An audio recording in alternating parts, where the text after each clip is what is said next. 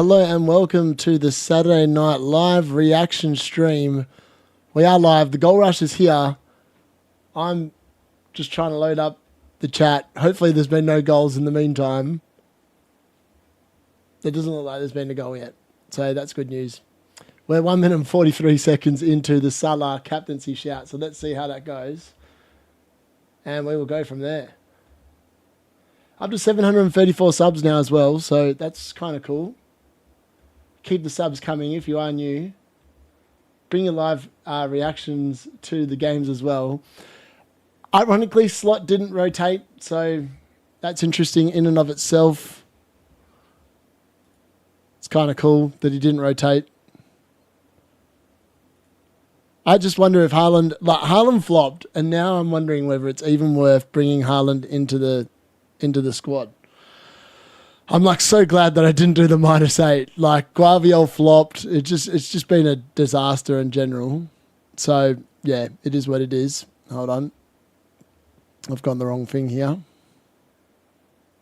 Just bear with me 1 second. I'm just mucking around with a few things while I get the stream up and running properly.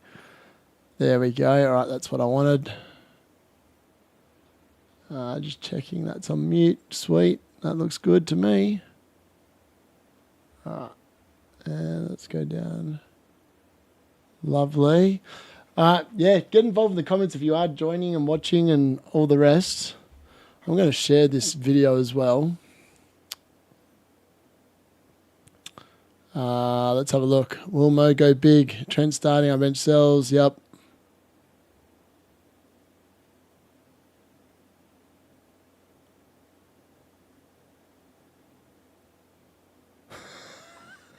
I'll share it in there.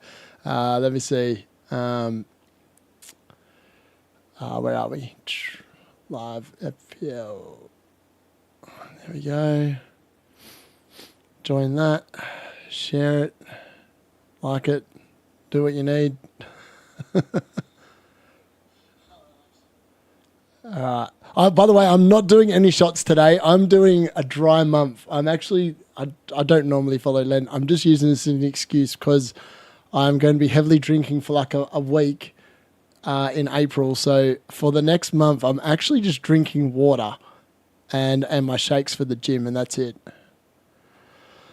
So yeah, we're going to see how that goes, see how long I can persist with it, see if I can actually be diligent enough to do it.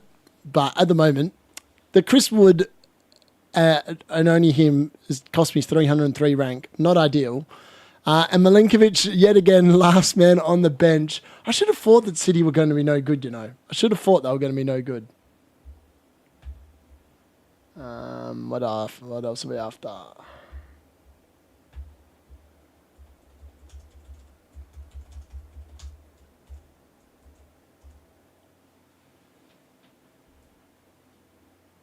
Good evening, Trevor. How are you, buddy?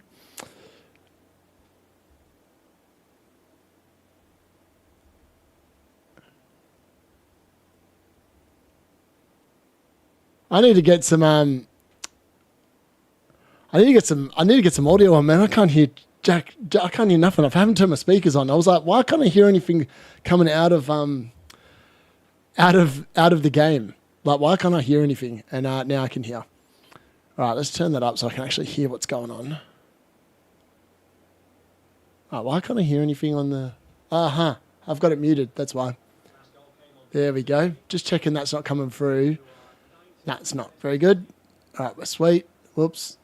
Oh, mate, I've lost the plot here. The Goal Rush, that's what I'm after. Mate, there's been chances for Palace and Ipswich in the first 5 minutes. Like, Ipswich had a really good chance. Nketiah's just had a good chance for Crystal Palace. Oh, that was such a good ball. I don't know who played that ball to Nketiah, but Nketiah probably made a bit of a meal of it, to be fair.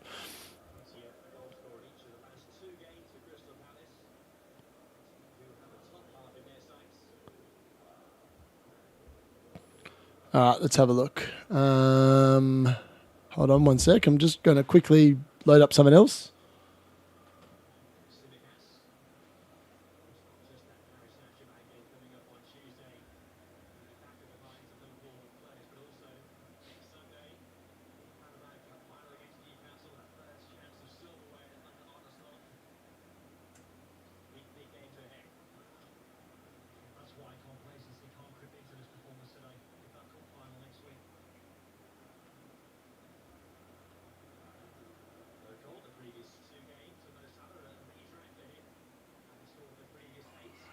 Here we go. Very good.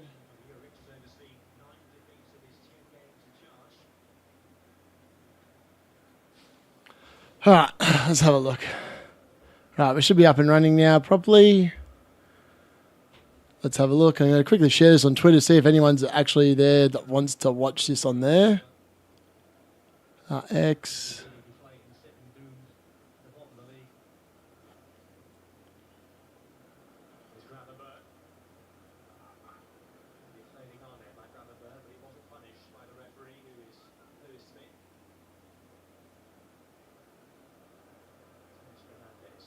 All right, there we go. That should do. Share that. Where are we? By the way, how manic was today's deadline day stream? Honestly, the last 10 minutes, I'm still like kind of fraught. Like, I feel like if I had actually been drinking a little bit, I probably would have made a -8, bought in Haaland, bought in Guaviol, and would have definitely regretted the decision.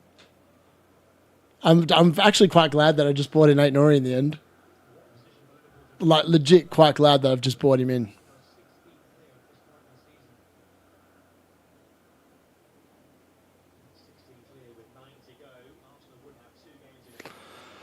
This is actually a really good game. Like, 8 minutes in, Southampton keeping a clean sheet. Who would have predicted that? I mean, this is quite a boring watch-along. There's only 3 games, and if Liverpool don't do much, it's going to be a pretty bloody boring game to, like, watch along. Like, are they going to play at half pace? Are they actually going to play quickly? I hope they do, because else it's going to be... It literally is just going to be a boring... Just going to be boring, really. But I suppose we'll have to wait and see. Oh, I've just put water all over my face. Be better off just pulling out a bottle of vodka. Is the honest answer. Mad. I need...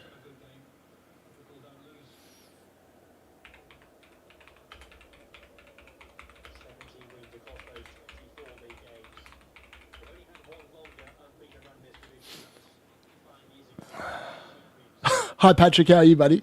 Honestly, I try to be entertaining, right? Like, that's my number one aim in life, is to be entertaining. And if I'm not entertaining, I'm quite disappointed with myself. Look at that, man. My rank has actually gone down in this game so far to 5,127. That's probably because a lot of the fact that people have probably Munoz playing, Henderson playing, João Pedro playing, Minte playing, Matoma playing, Robinson playing, and I've got Robinson and Milenkovic on my bench. I'm going to be filthy if both of them keep clean sheets and I've just called it horribly wrong. I mean, it's quite possible, right, that I've got this horribly wrong.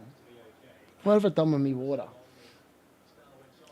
I wish this was... Oh, man, doing water for a month is going to be tough work. Honestly, tough work. This is so much better with like a drink of rum and Coke. And like the annoying thing is I know I've got the rum there and I've got the Coke there. And like part of me is like going, maybe I could sneak it and just pretend I didn't do it. But who am I cheating then? Myself or someone else? Probably myself and someone else.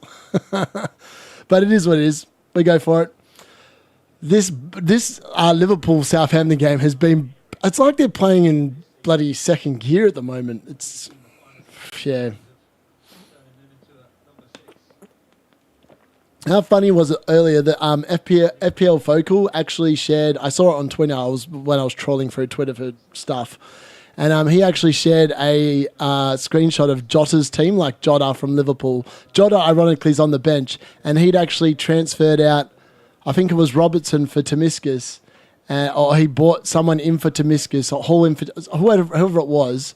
which basically said that Tomiskas was going to play, and sure enough, Tomiskas was playing. He'd also captained Salah, so he must have known that Salah was going to play. And obviously he has Trent, and Trent was playing in his team as well. So it's kind of interesting. Sometimes players inadvertently... It was like, I think it was like 3 years ago when Jack Grealish was still at Aston Villa, and who was it, Mings or someone took Grealish out of their squad. And everyone's like, why did you do that? And then it turned out that Grealish had actually hurt himself in training and was going to be missing like the next month or two. So like sometimes it's really handy if you know what a player's team is, just to look them up and then just follow what they're doing because they can sometimes let slip that there's an injury or someone's going to get benched or whatever. It's quite interesting. Very interesting.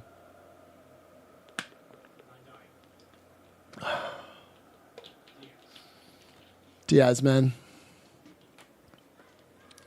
I can't believe Diaz is actually started. I thought Diaz is going to be on the bench. I think that's a sign that they don't want to risk Jota too much. Oh, so Bosley starts. So Jones is in for Jota. No, Jones is in for who? Or has Jones just been starting? No, Jones is in for McAllister. So Alex McAllister's missed out. I was like, who'd Jones come in for then? Okay, that makes a bit of sense. So Jones is in for McAllister. Nunes is in for Jota. And Tomiskas is in for Robertson. So it's only 3 changes. It's not actually that many changes, which is interesting in and of itself. Also, I think I'm going to make some transfers tonight on this stream. I know it's not often recommended to do early transfers, but I mean, I might not now. I'm actually in two minds whether Haaland's actually a good move anymore. After I watched that Forest game tonight, I know it's the early kickoff, but yeah, I don't know. I really don't know is the honest answer. It could be a good move. It could be a bad move. At some point, it's going to be some sort of a move, isn't it? Maybe I can do like a shot of just straight alcohol. If Salah gets a hat trick, I'm drinking tonight. So Salah, you got to deliver, mate. If Salah does not get a hat trick, I'm not drinking. If Salah gets a hat trick, I'm drinking during the Aston Villa Brentford game, and we'll have a bit of fun. But until then, we're just going to wait and see. Also, I'm just going to quickly check that what screen is getting shared on the stream. Oh, yeah, that's good. Yeah, we can see my team there. Actually, I might just go down a little bit, and you can see the bench. So my bench, 6 points and 1 point at the moment. Actually, that's not going to be any good. You're not going to be able to see that. So, yeah, I'll just leave it there. But at the moment, there's 6 points on my bench. Robinson could make it more. We're just going to have to wait and see, I suppose. But at the moment, kind of disappointed I benched Milinkovic. Like my line of reasoning was that Man City were going to score goals. I was pretty confident City were going to score goals. But City, outside of Chris Wood trying to set up, what do you call it, Haaland, they barely had a chance, City. Like, it was a pretty easy game for Forest, I thought, on the whole. Also, I need to change that, turn that off. Bedtime mode is not here. Turn that off. What game's going to have the first goal? That's the question. Is it going to be Liverpool versus Southampton? Is that going to be the first goal in this game? Or is it going to be Brighton, Fulham? Or is it going to be Crystal Palace, Ipswich? Let us know what you think in the comments. Which game's going to have the first goal?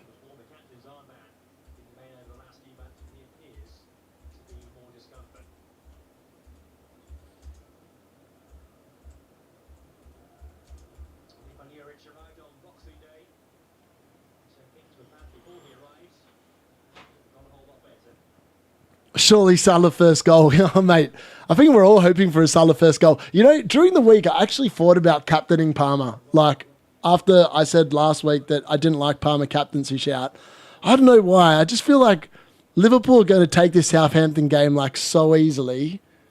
They're not going to have to, well, you would think they're not going to have to try that much to get the game over and done with pretty early on, I would have thought. But we'll see. We'll see.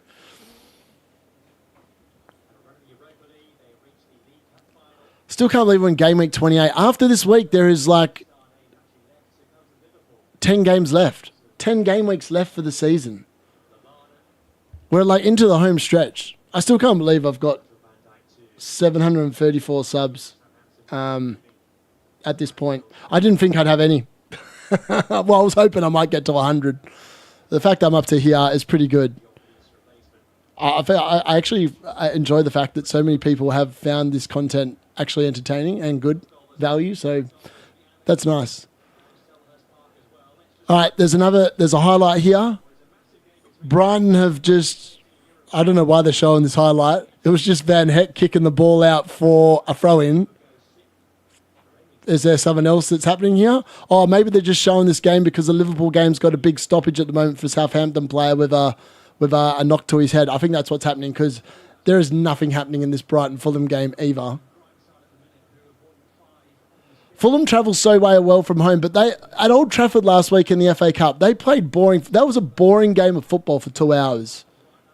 And Fulham look like they're playing very similar. I wouldn't be surprised if that game finishes 0-0. I feel like there's not going to be many goals in this goal rush tonight. I feel like there's going to be lots of goals in the Brentford versus Villa game, though. I just got a feeling that game's going to have a lot of goals, so I'm really keen. I don't know if I can do 4 hours, but we'll try. But I'm definitely going to be watching the game, and we'll see how we go.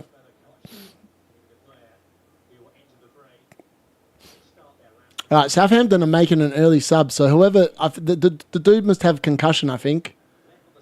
Yeah, I think it's Bednarak has concussion. He definitely doesn't look right. He looks a bit wobbly. And he's getting subbed. So there's going to be some injury time at the end of this first half.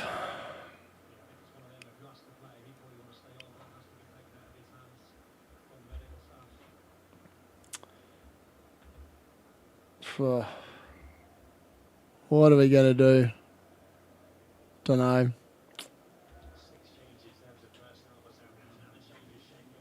Still waiting for a goal in the goal rush. I mean, 2 weeks ago, it was game week 26. Game week 26, there was like 15 goals in the first half. I did 5 shots in the first half. Thank God I'm not drinking today because I wouldn't be having any shots at all at the moment. No goals in the first 18 minutes of the goal rush. I mean, there's only 3 games going on. In that other week, game week 26, I think there was 6. There was 5 or 6, so there was more chances for goals to go in. But like literally every game in that goal rush had goals. All right, we're off to Crystal Palace Ipswich again. And Greaves has pulled someone down and he's been given a yellow. Let's have a look at... Will VAR get involved in that? He's definitely the last man, right? But it's a pretty small shirt pug thing. Oh, mate, Peter Gaskin. Hello, buddy. How are you? I ended up with Milinkovic third sub again. That's the 3rd week in a row Milinkovic has returned as my 3rd sub. 2 weeks ago, he scored. Then he got 5 points clean sheet last week. 6 points again this week. Forest players hate me when I put him on my bench. I'm almost guaranteed. I think every time I've benched a Forest player this season, Milinkovic or... what do you call his name? Milinkovic or Wood, they score points on the bench. It's so frustrating. Allison's actually made the first save of this game. Taint header was if that had beaten him, it'd be pretty embarrassing. But Liverpool haven't really been at the races. They're playing a bit like how they played against PSG, to be fair. Not creating a hell of a lot. I thought that this was going to be like one of them games. They put the game to bed early, but at the moment, nothing to shout at home about. They need to try and get the ball to Salah, man. Let him run it. Let him run at it.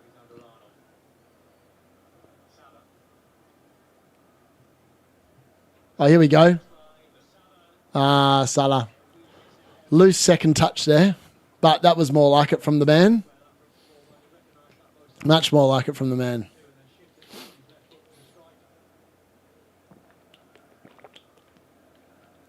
Still can't believe I'm on the water. This is a disgusting effort.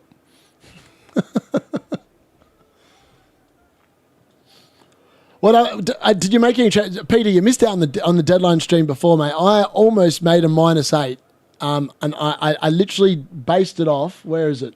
Hold on. I based it off the card. In the end, I said, if it landed on this, I'm not taking the -8. And I'm just going to make one defensive transfer, and that was Hall out for Aït-Nouri. And if it got landed on this, I was going to get rid of Trent for Guardiol, Palmer for Bowen, and Isaac for Haaland. And at the moment, 2 of that 3 combo has done absolutely nothing. So I'm quite glad that the card landed like that. Yeah, exactly. I need my 2 Liverpool clean sheets to make up for it as well. So I'm going to be absolutely filthy if they give away a goal to the Southampton team. Ideally, I want Trent to come off 67 minutes in after he scores a goal. That would be ideal, but we'll just have to wait and see how it goes, I suppose. Also, I've got Robinson on the bench. I bought 8 Nori and put Robinson on the bench. At the moment, Fulham Brighton also 0-0. It could it be that I end up with like 12 points from my 2 defenders on the bench? It could be like one of them weird ones, say, like, where I always get my benchings wrong. I should have just dropped 8 Nori. Instead of getting 8 Nori, I should have got like Creswell from West Ham, who was like 3.9 mil, and I would always bench him. Like, that's what I needed, because I keep getting these benchings wrong on the defence. Even though on paper, the decision making makes a lot of sense, it just doesn't work out that way.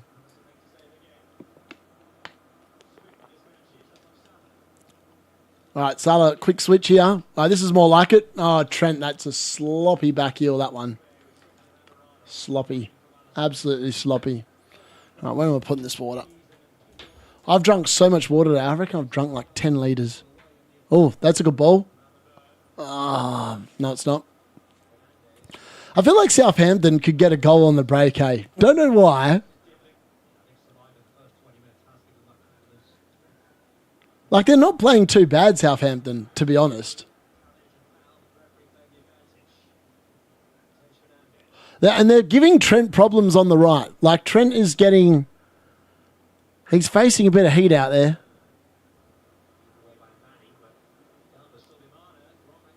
Whew.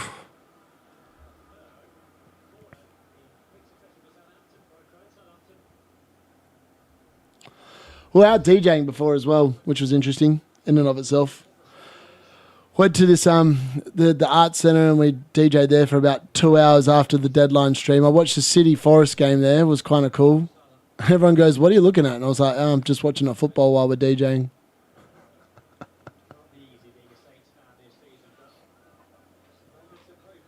Southampton had 3 corners to 1. What is going on? How do Liverpool keep conceding corners?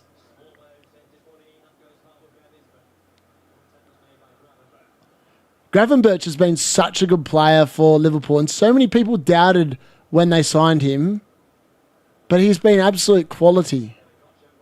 Like, proper quality. Which is annoying, because Man United were linked with Gravenberch as well, and we probably signed bloody... Who did we sign instead? Probably... We signed Mason Mount instead. That's been a great signing. What an asset he has been for Man United. Brilliant player. Always in the injury ward.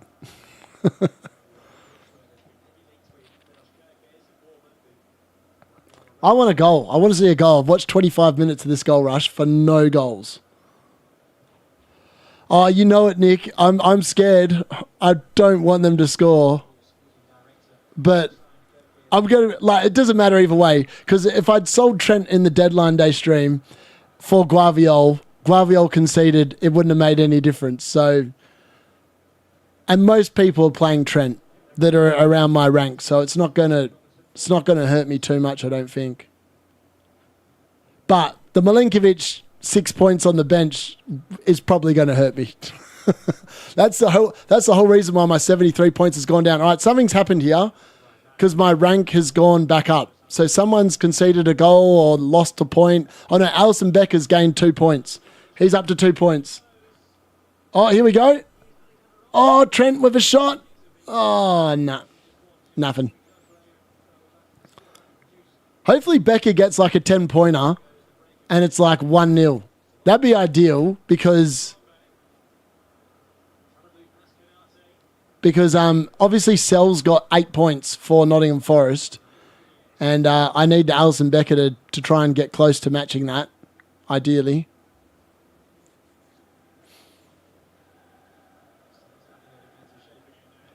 Yeah, Van Dijk. Yeah, exactly. It's like such a hard week for benchings, especially in defence. Like the big ones you had to play. The fixtures are amazing on paper. But then like Milinkovic against City, like I always thought he was like the worst pick of the lot because I just didn't think he'd score against Man City from a corner. And I just expected City to score a goal. Like just one goal I expected them to score, but they didn't. Forest defence comes up trumps again. They're definitely better at home, Forest. They're much more better defensively there. So I think if you're, like next week against Ipswich, he'll probably blank when I play him. It'll just be my lot in life.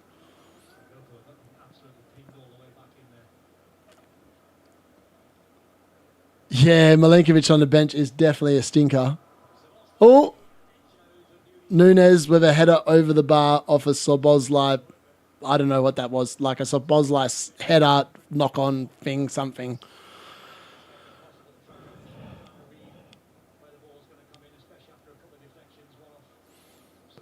I love how, like, you just watch, like, the bonus points get, like, racked up on your team and then taken away during the game. Alison Becker's now gone up to 4 points and my rank's gone up 142.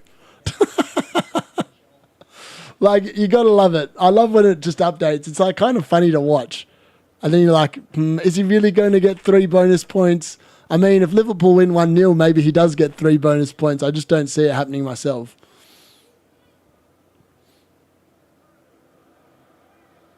But Southampton have done well. 27 minutes in, they haven't really looked like conceding, if I'm being honest.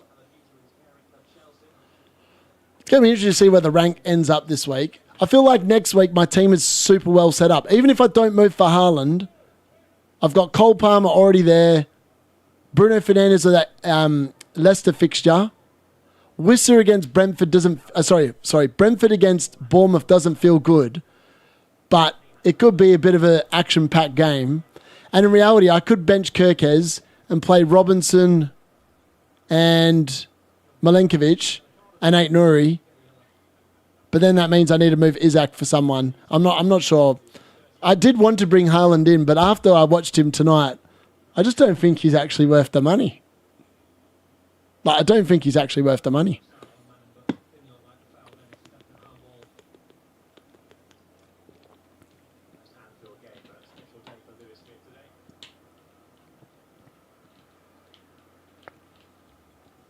I'm going to drink all this water and I'm just going to need to keep weeing, aren't I?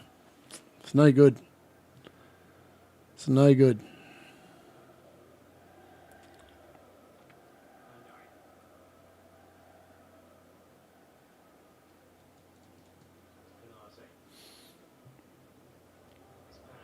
Doesn't even move around much. Oh. Darwin Núñez. Imagine if Darwin Núñez gets a hat-trick today. Who would have... Like, that would just suck. Yeah, it doesn't even move around much. You're right. His fin air shot today. Yeah, he did. I know. I don't know what's going on with Haaland, eh? I don't know if it's just a natural City, like, funk. Like, they're just having one of those seasons where they just suck ass. Like, that might actually be what it is. Because, like, I just don't remember Haaland looking that bad. Like, earlier in the season when he got those back-to-back hat-tricks, he looks so much different to how he looks at the moment. It's like he's almost carrying some sort of a niggle or something. I'm not sure. I'm not really too sure what it is. FYI, Trent's now gone up to 2 bonus points, according to FPL Fantasy Football Hub. Yeah, I mean, I did have a really good... Like, I'm lucky my squad value is so big, right? Like, 108 point whatever. Ait Nouri is going to go up in value tonight as well, so it's going to go up again. Like, I'm closing in on 109 million team value, which means that buying Haaland basically means I'm just buying like a... Like, I only have to afford like a Jared Bowen extra in my team because I've literally just got 7 million I've accrued through team value throughout the course of the season. So it is a bit of a weird one. Oh, yeah, I agree. Stay humble. He needs to stay humble. I tell you what, Salah's destroying him in the Golden Boot race. Actually, he's like, if it wasn't for the penalties, Salah's not actually that far in front of Haaland. I think he's only about 2 goals in front without the penalties. And like, if you take out all the penalties combined, but yeah.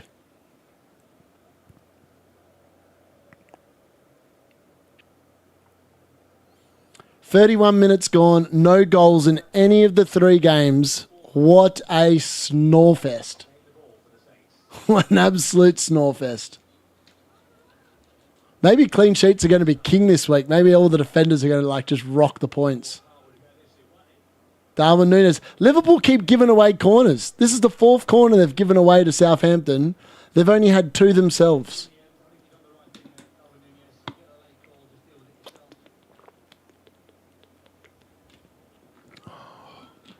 I suppose at least he's defending. He can't complain about Núñez's work rate at the moment, that's for sure. Yeah, I agree, Nick. It's definitely looking like Liverpool being a bit sloppy for sure. I wish there was better games on tonight. Like, I wish the Brentford Aston Villa game was on now as well, and Wolves versus Everton was the late kickoff. I don't know why Everton Wolves is on at bloody 4 o'clock in the morning for me. Like, why is there an 8 p.m. game on a Saturday night? Oh, here we go. Salah's away. Go, Salah. There's no one there to pass it to.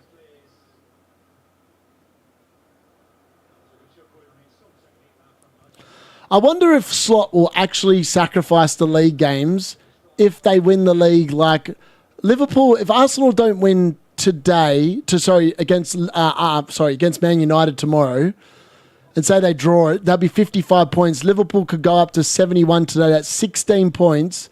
That's 5 games clear in the last 10. They could literally win the league by game week 33, like quite comfortably. The last 5 games, you could actively look to play your assistant manager against teams versus Liverpool, and they might already be on the beach, like because they know they've won the league. It's going to be interesting to see how it plays out. Yeah, they were bad against PSG. I was surprised how PSG did not win that game by like 3 or 4-0. I've got no idea. Like 10 shots on target to 1. Like Liverpool had 2 attempts the whole game and 1 went in. It was just, I don't understand what happened in that game. I can't. Hey, Darren, tell the story. Tell the story. So Darren's just come in here and said, why didn't you choose Doherty? So last night, this week, I've been telling him these are the options. There's Doherty, there's Ait-Nouri, there's Wan-Bissaka. I said those were the 3 options. So you know what he did?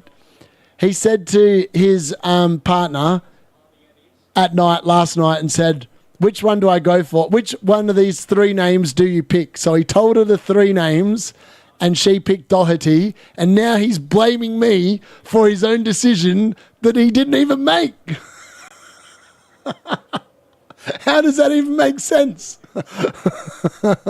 Watch him score a goal off the yellow flag, Darren, and you'll be like, my God, that man is a genius. And I'll be like, that's okay. I know.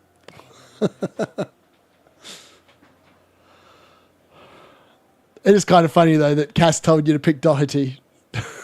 It's pretty damn funny, actually. Becker's lost a bonus point. Trent's lost 2 bonus points. It's probably Southampton defenders picked them up instead. Everyone loved it. Oh, Jesus.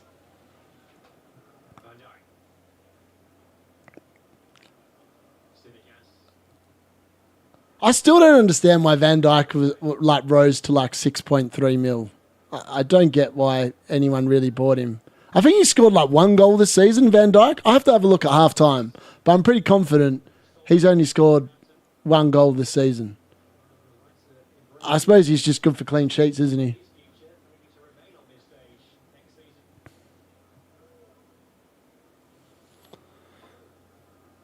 I just want a goal. At this point, I just want a goal. I want to see some action. Oh, there's a goal. There's a goal. I said it. I said it, and there's a goal.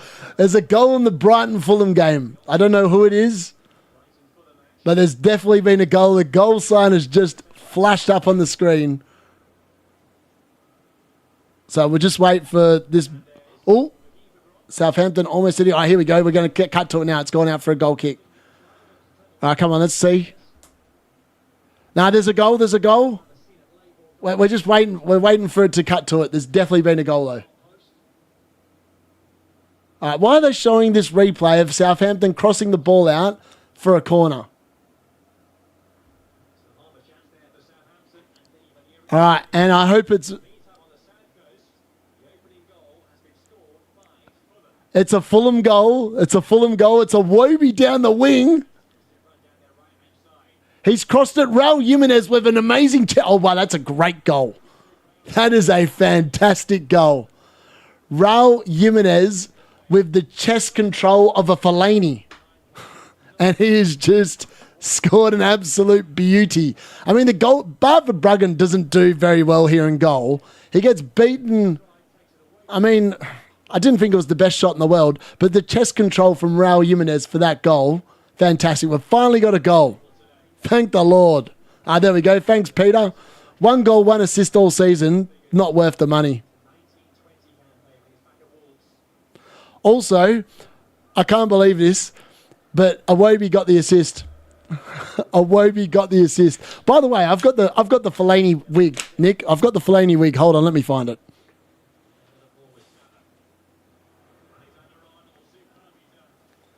We've got the Fellaini wig. It's a good look. It's a good look. It's nice and warm as well. Raul, and oh no way, you've got Raul on the bench as well. Oh Peter, that's disappointing. So yeah, the Fellaini is out. He's out and about. We'll just pay tribute to the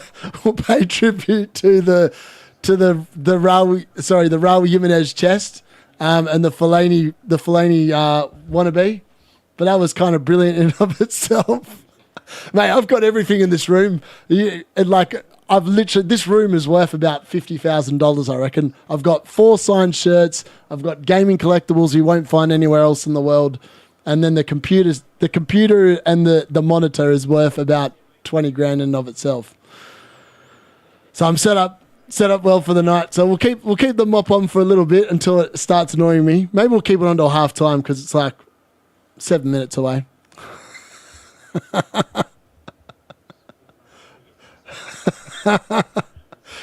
You just need to destroy your desk to get in character. 100%. My desk is actually it's like one of them gaming hide cable desks with like a mat on the top, and it's like a sit to stand one. So if I wanted to, I could stand up, but I'd probably knock everything off because I don't know how well I'd put the cables together when I put everything in. So probably everything will fall out and the stream will stop and die. Salah's been well underwhelming. Maybe Palmer was the right shout. That's all right. Salah just needs a D-unit rocket up his ass, and he'll pull out a hat-trick in the second half. I'll get him on the blower at half time. I'll send Tom his number, and Tom will get onto him. He'll make a call from Papua New Guinea. I wonder if Tom's remembered to do his team. I haven't heard from him in a while. The man's gone missing in action. Maybe the bloke riding the bike that kept the internet going decided to go and strike. Also, what's this on the top? Oh, that's the tag.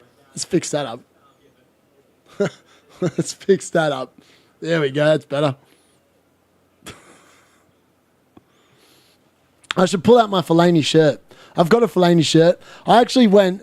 Darren will be able to tell you this. We went to when Man United came over to Perth like years ago, and Fellaini was still playing for Manchester United. I actually rolled up to the game as Fellaini. It was brilliant. Mate, I tell you what, Luis Diaz, anyone that has him since like the first 5 weeks of the season, he's been poor. By the way, Slot is not on the touchline. Slot is in the stands. I forgot about that. So he's actually... Remember when he got sent off against Everton? Well, he's now serving his touchline ban. He served it in the last game, which was against... Who'd they play last? Someone. Where Salah got an assist. And he's now serving his next one in this game. Maybe that's why they're playing so poorly. No Slot on the touchline. At least we've got a goal. Could be worse. Raul Jimenez only affected my rank by about 100 spots with that goal. And Iwobi. So that's pretty good. Not many people own him at my rank, which is kind of cool. So there's another goal. Another goal in the Fulham Brighton game. All right, let's see what's happening. Is it another goal for Fulham or is it a goal for Brighton? We wait to find out. We're waiting for the ball to go out in this game, this boring-ass Liverpool-Southampton game. There's been another goal in the Brighton-Fulham game. We're waiting to go there. Should be like Chris Cavagna. What is his name? The bloke on Sky Sports that did the watch-along. What was his name? It was Chris... Is it Chris Kavanagh? The guy that just sat there and he's like, there's been a goal? What goal? There's one of the best lines of TV you've ever seen in your life. Tomiskas. No, Southampton have won the ball back again. Oh, Gravenberch. Trent. Oh. All right, we're going to go there surely. Kamara. Who's that? Oh, mate, I'm still waiting for this game to show the goal.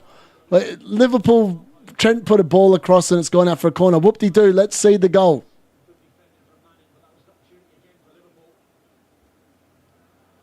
All right, we're still waiting. That's ridiculous. There's been plenty of time to show the goal. Show the goal. Kamara Kami. Chris Kamara. Oh, Chris Kamara, yes. Kamara, yes. Chris Kamara, that was his name. Yeah, that's me. Just, we're waiting to cross to the game. Don't know why we haven't gone there yet. Oh, and Nunes has just fluffed his lines again. Chris Kamara, man, what a man. I love that guy. They brought him back for the Amazon games at Christmas time, and it was brilliant. He just cracks me up. I just love listening to that.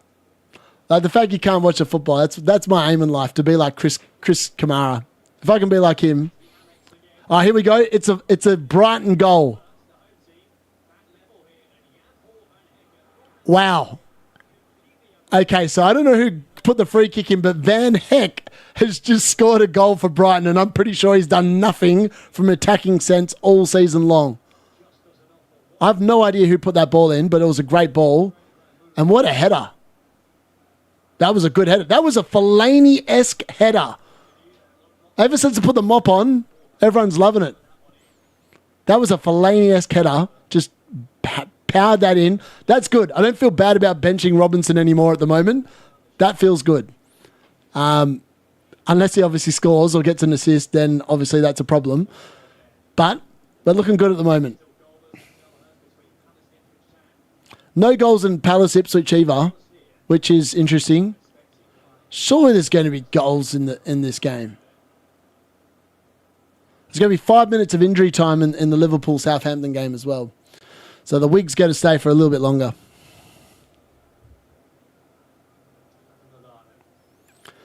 Chris Kamara. They should definitely bring him back, man. The man. The man, the myth, the legend. He's brilliant. They have over here, the commentary is just no good. Yes, the Fellaini is out, mate. There's been a goal, chest control. It's all Fellaini magic tonight. I mean, the Callum Hudson-Odoi goal was not Fellaini magic, but the other two goals that we've seen in that Brighton-Fulham game, that was the big man at his absolute best. He's probably still kicking around somewhere. He's probably tearing it up. He went to the Chinese league and dominated. Yeah. I mean, Munoz, I was tempted to bring in Munoz this week. I just looked at the fixtures and thought, I really only want him for 28 and 30. And I've gone without him for this long. Maybe I just continue to go without him. So that was my line of thinking there. I obviously had the money to bring him in instead of Eight Nori, but in the end I've just gone with Eight Nori. And that was based purely off the fact that I was going to bring in Haaland next week.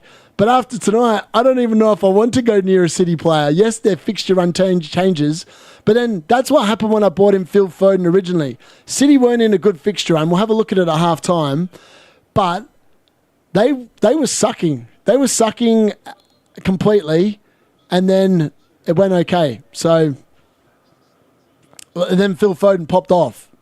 Oh my God, what is Becca doing? What are they doing? Southampton have scored. Unbelievable. Will Smallbone, who the hell is that, has just scored against Liverpool. Southampton are doing it, baby. I can't believe. What is Alisson doing? Alisson actually makes an absolute meal of that. Virgil van Dijk should have dealt with it. I don't know what they were doing. It was a throw-in. Virgil van Dijk sits there, and then I don't know what he's doing. I don't know who's more at fault there, Virgil van Dijk, or should have just sold Alisson for Areola. Oh, mate, that hurts. Alisson in goal, that's just disgusting. What is that? I mean, it's just horrible defending. Horrible defending. Will Smallbone, what a name, man. What an absolute name. Southampton, they always score against the big teams. Like they just get one goal and then it wakes up the other team. Yeah, I agree. Virgil van Dijk, I don't know what he's doing. He should have more experience there. He's getting pressed by two players. Just clear the ball, mate. Put it out for a corner. I mean, Liverpool have not been at the races in this game. I think they've literally rolled into this game thinking, yeah, we'll win this. Easy as. Now they're just... Oh, mate, Nunes is going to go in the book there. Yeah, Nunes is going into the book.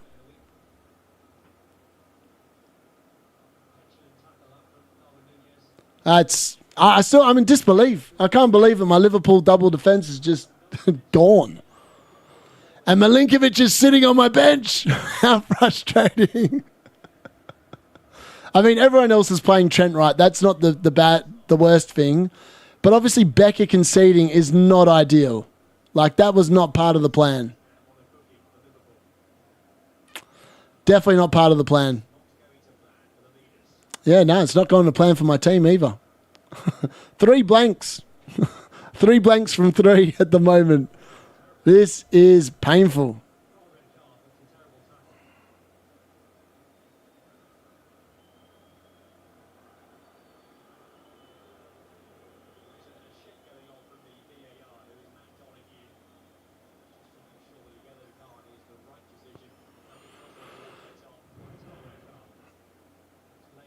Yeah, mad. I still can't believe that we've conceded.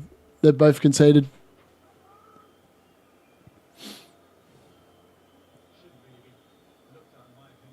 What are they looking at? They're checking now for a Darwin red card.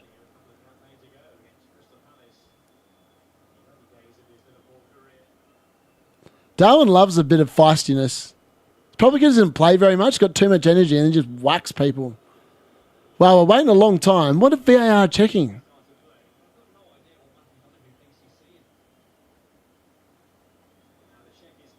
Oh, wow. What? That is pathetic. Why VAR got involved there? Yeah, Nunes being checked. There was never a red card. It was definitely a yellow all day long. I don't even know why VAR checked that. That dude must have been... I mean, he must have been trying to work out his fantasy points or something.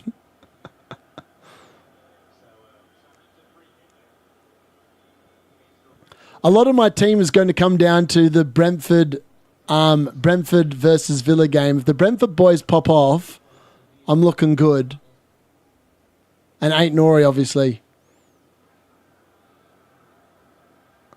Oh, mate, it's 12 on the bench. I've got, well, it's going to be less than 9. I'm going to be the same, 6, and I'm going to have 7 points on the bench at the moment. I think it's going to be a low-scoring week at the rate this is going. Everyone expected Southampton to get absolutely destroyed. The fact that a lot of people probably do have double Liverpool defence as well is no good. And realistically, I need a Trent goal now and a Salah goal. Surely at halftime they're going to come out fired up for the second half, right? Surely.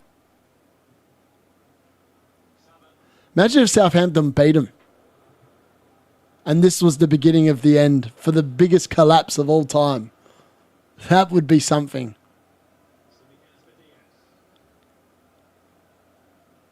I'm just waiting for a Liverpool player to fall down in the box and a penalty to be given.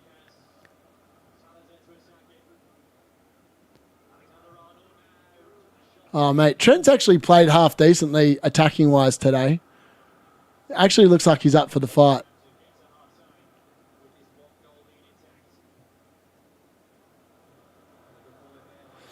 I just got a feeling that Southampton are going to win this. Don't know why. Man, I benched Milinkovic. Milinkovic hates being in my team. Whenever I bench him, he scores points. That's 3 weeks in a row on the bench, scores points, and every week I've thought there's no chance of points here. Oh, yes, Salah! Oh, no, he's not there. Didn't get there. Salah just gave away a free kick then as well. Wow, that's half time. The week's coming off. I'm going to reassess things. There we go. I don't even know what the wig's in here, to be honest. I've got all sorts in here. I've got a Chewbacca mask. I hope that Dingo Dango don't play. He'll probably come off the bench. It's going to be one of them weird weeks, isn't it? Where just everyone sucks. It's going to be like a high score. Like the average is going to be like bloody 30 points or something stupid. Probably.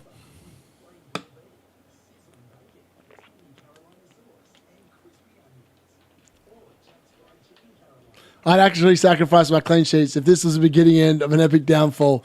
For us, mate, could you imagine the scenes? I think the whole bloody country outside of Liverpool would be just dancing in the street. I reckon. Is my honest answer to that. I know I would be.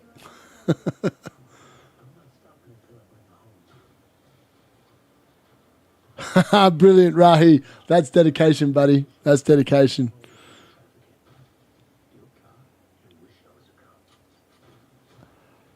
I'm looking back now, looking back at the moves I was going to make. So let's have a look. So at halftime, let's recap what I was going to do originally. And originally, I was going to do... Okay, it's not going to load. Load for me. Okay, the Fantasy Premier League site's having a whinge on my computer. Let's go there. All right. Doesn't want to let me make a transfer. That's just bloody rude, that is. I know. Here we go. All right, so originally what I was going to do is I was going to get rid of Trent and I was going to be Fardiol. And then Aitnori was always there. Bowen was going to be there. Bowen was going to be there. And then Isaac was going to be gone for Haaland. Which, ironically, I can still do, right? It's only going to cost me 4 points this week and I play with no goalkeeper. But realistically, I'm not too fussed whether I have a goalkeeper in 29 or not. I think 10 players is perfectly fine. It's just a matter of whether I think City are actually going to start showing up. I mean, let's have a look at the XG in that game. Haaland had 0.16 XG against Forest, and that was the Chris Wood through ball to him. Pretty much. That was his XG in that game. Like, it hasn't been good for quite a while when you look at it. 0.16, 1.38 against Spurs was good. 0.17 against Newcastle, 0.36 against Arsenal, 0.33 against Chelsea, 1.3 against Ipswich. They're not ideal. Like, he's just been massively underperforming pretty much all season. I still don't think he's worth 14.7. If he somehow dropped to 14.6 this week, then I might be tempted. I could be tempted then, right? 100%. I still like Jared Bowen, though, so I don't mind...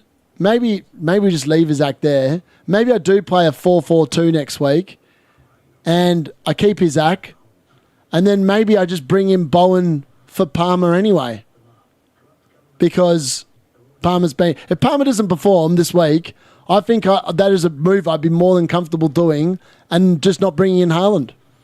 But then I suppose what the hell am I going to do with 5.8 million in my bank? Like, where am I going to spend that, right? Maybe I get rid of Kluivert for Foden. Maybe that's the move instead. So, but I don't obviously get rid of Guardiola next week. I just leave Trent and I'd play Aitnori, Milenkovic, Robinson, Kirkes. Don't take a points hit. Move out and just make 2 luxury transfers. Bowen and Foden in for Kluivert and... But then Foden's also a risk as well. So it's like one of them weird ones. Potentially I could do that next week. Or maybe I just use a free transfer on a goalkeeper, which just feels bad. Maybe, I don't know. Like, I don't even know who I'd move Becker to be honest with you. Like, I like Becker post... Like Everton at home, Fulham away, West Ham at home, Leicester away. The next 4 games up until 34 look really good for Becker. And that's probably when they're going to try and win the league. So like the next 4 games is probably when I want to just keep him. But maybe there's a better keeper out there. I mean, keepers don't make many points anyway. It's just... But it has to be said that Sells does look pretty bloody good. Like, maybe I just bring in Matt Sells next week. 5 mil. The dude is elite. Just keeps on keeping clean sheets. 3 saves again, so that's why he's getting a bonus point as well. And, like, Forest defence is pretty elite. 0.85 expected goals conceded, 0.99. I mean, the fixture run from here on in for Forest as well, it has to be said, is pretty bloody good. Like, it's pretty good. I quite like the Forest run. It just feels nice. Just feels very nice. I still can't believe Liverpool conceded in this game. That makes you just want to sell Trent and Becker so much more. But, like, I don't need the money if I'm not buying Haaland. So, like, what the hell am I doing with the money? I mean, if I sold Trent to a 5 million defender, I can keep Palmer. Foden comes in for Kluivert. Fernandes, Salah, Palmer, Mbeumo, Foden. And then I could piss off Fernandes for Bowen in a few weeks' time. Mate, there's so many permutations. I love it. I love the fact I want to be different as well. I want to chase some. I want to chase inside the top. If I can get anywhere near the top 1,000, I'll be pretty bloody happy.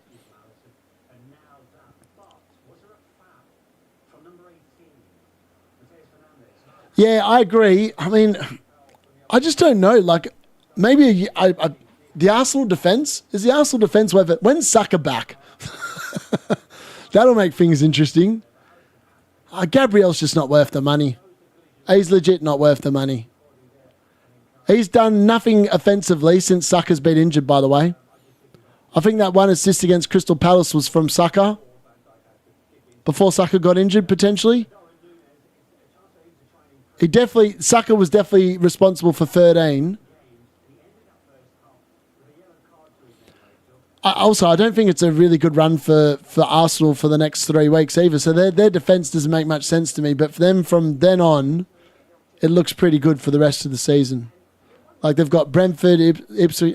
Brentford's not an easy game. I don't know why Brentford keeps showing up as a green rated fixture when they travel away from home. Like, they've actually become so much better offensively away from home. I don't know why they're still a green fixture. Doesn't make no sense to me. It's very odd. Very odd business. So tempted to get a can. So tempted. This water is killing me. I'm dying from H2O.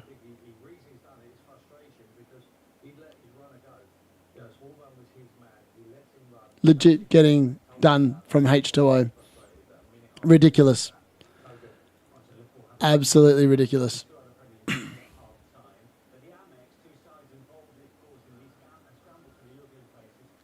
Yeah, Saka is due back game week 30, yeah. Yeah.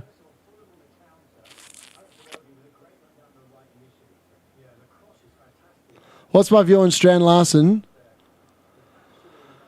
I actually thought he was a pretty good shout this week, to be honest with you, McNaff.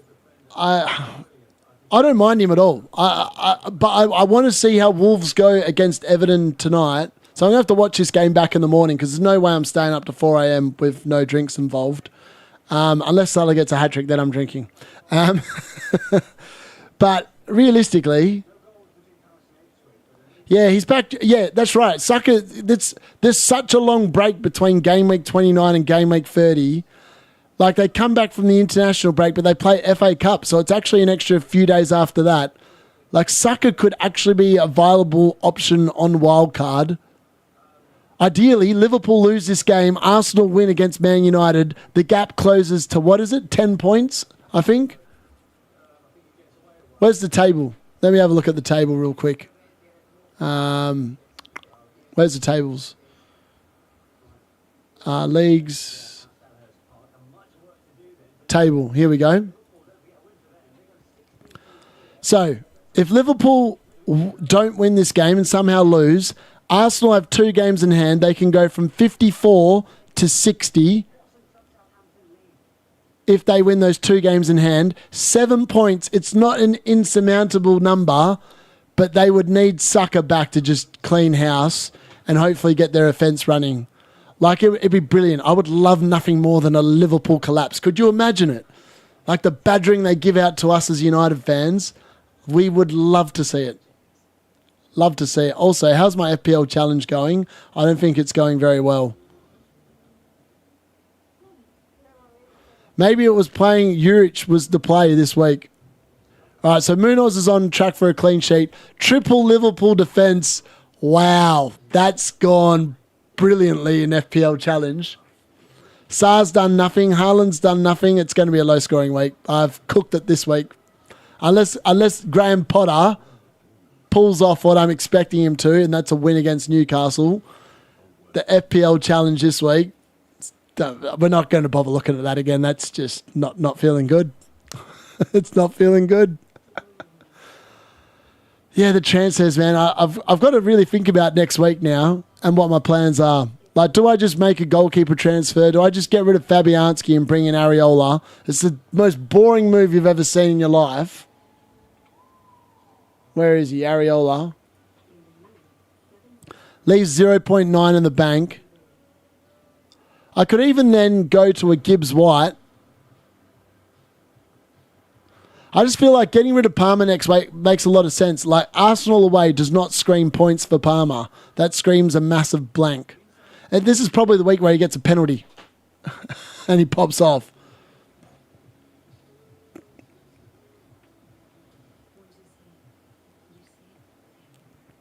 Yeah, I love that. That's such a good plan, Peter. Like, I want to get Mateta back in. I actually want to own Mateta and Munoz for the Crystal Palace double. If Crystal Palace double, I will actively transfer Munoz and Mateta into my proper team. If they don't double, there is a world where I wildcard in 31 to set up my team for 33 and 34, and I play my free hit in 32 and transfer Newcastle and Palace assets in for that week. Because Crystal Palace's fixtures after 33 aren't that flash. For Palmer and Dango, for Bruno and Saka. Yeah, decent moves for sure. I feel like there's going to be a lot of points hits being taken over the next few weeks. I feel like a lot of people probably took them this week, which is probably why my rank at the moment is not down too much, considering that Trent and Becca are blanking. And I'm going up against Forest Defence, which I have one on my bench, and Munoz, who's on track for points as well. I mean, we'll soon find out. When it hits 60 minutes, the rank will definitely get affected more, because obviously Munoz, if he's still on track for a clean sheet, will get points. So yeah, it's just going to be one of them weird ones. Have to wait and see. Ipswich, by the way, have scored in each of their last 6 games, so there's nothing to say they won't score. They did have a couple of chances that I saw in that half as well. And I actually think that I may need to go to the toilet really quickly. So I'll be back very shortly. All right, I'll be back.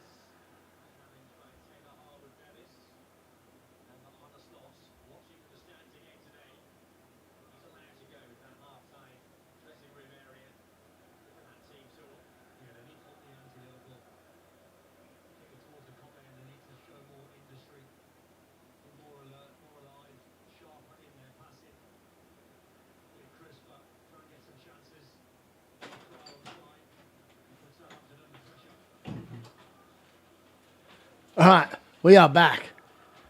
And the goal rush is back. And we're still 1-0 Southampton versus Liverpool.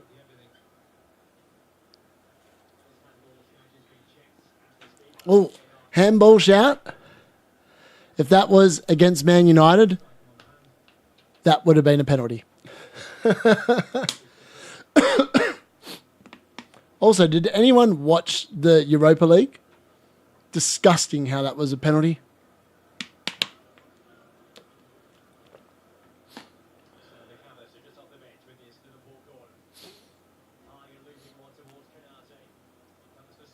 What, Mo Salah? Ooh! Wow, that was almost a Mo Salah assist. Harvey Elliott's come on at half-time. Who did Elliott come on for?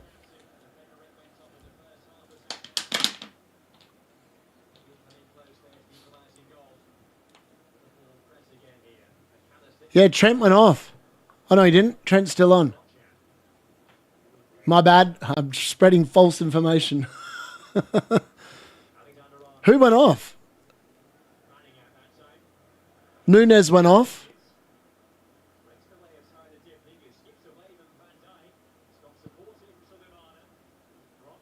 I'm just trying to work out who else went off.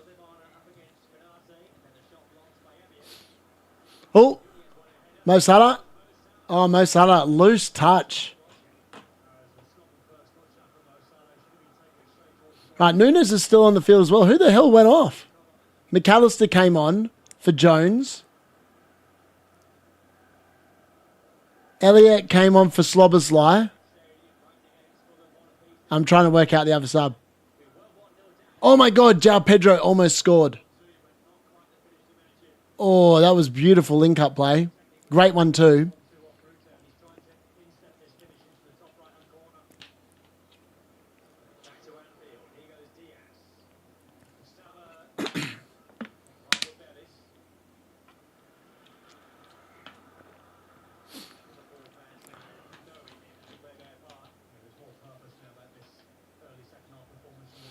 Liverpool definitely up the tempo at half-time, though. That's definitely evident here.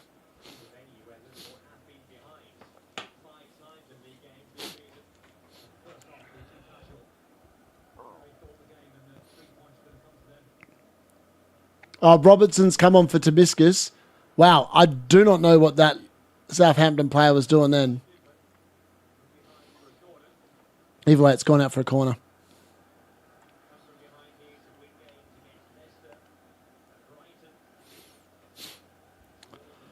Wonder what I'd be happy with this week. As long as I'm inside the top 10,000, I think I'll be pretty happy this week. Just judging from the way that the week's gone so far. It's been bad. Trent! Oof. Yeah, McAllister, yeah.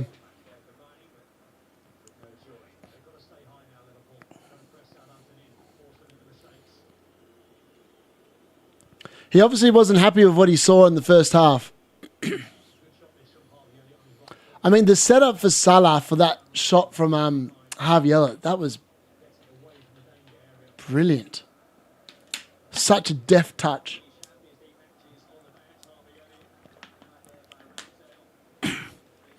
Oh, we're over to the Crystal Palace Ipswich game. Eze with a loop shot. Oh, that's hit the bar and come out, I think.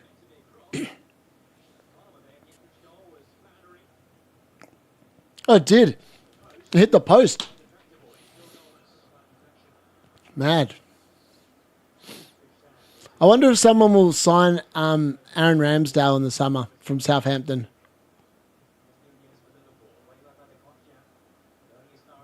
Oh, Elliott should have given it to Trent, mate. He was away.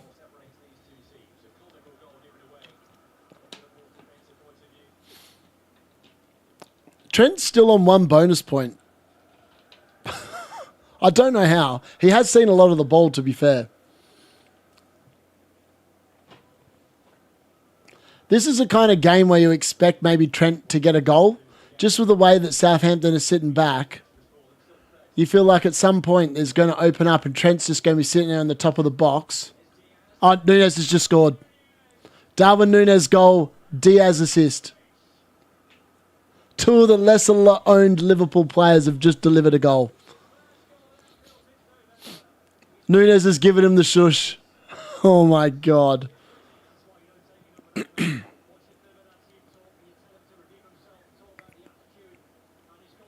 Who's he giving the shush to? Arnie Slot? Shush, mate. Shush.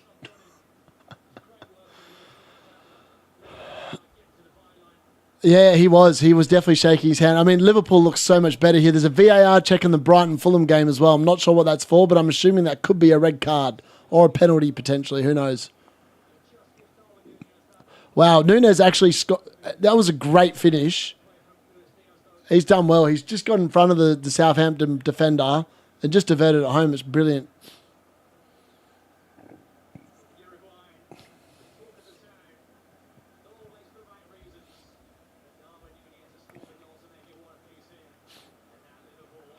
I feel like Liverpool are going to batter him this half. Oh, almost a Salah assist.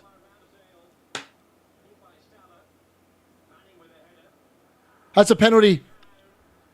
It's a penalty for Liverpool. It's a Salah goal coming up. Salah goal coming up.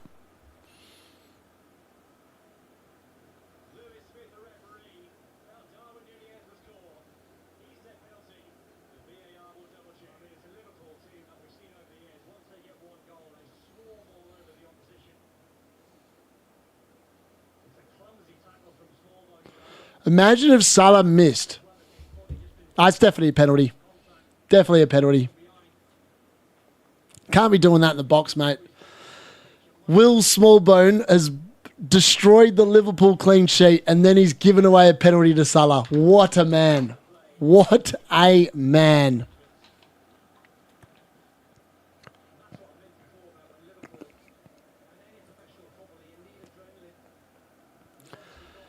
The salad. Where is the salad? Maybe Trent's going to take the penalty.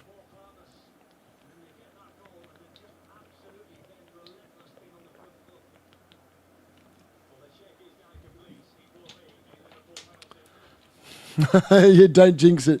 Bring on the Trent. Bring on the Trent.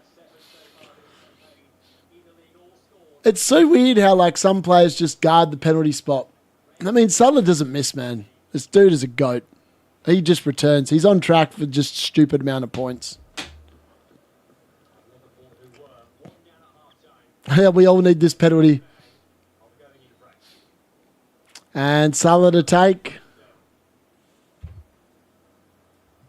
Oh, Ramsdale almost got there. He went the right way, but Salah just hit that beautifully. That is a great penalty. Absolute great penalty. And they've turned it around within the space of 2 minutes. Or 3 minutes, whatever it is.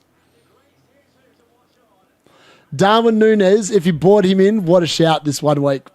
What a shout this 1 week, Darwin Nunes.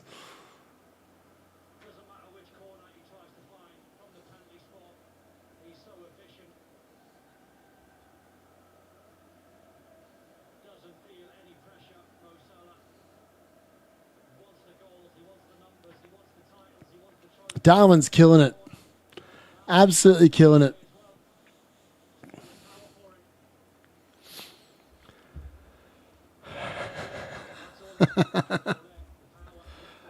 I mean, it'd be a mad play. Everyone would have thought that he would have not done anything. But hey, Salah returns. Salah captaincy choice is always king, right?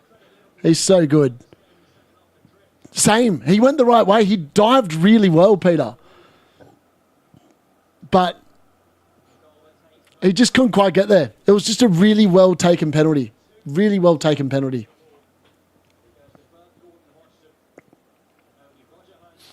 Yeah, I can't believe how well he just dives so well.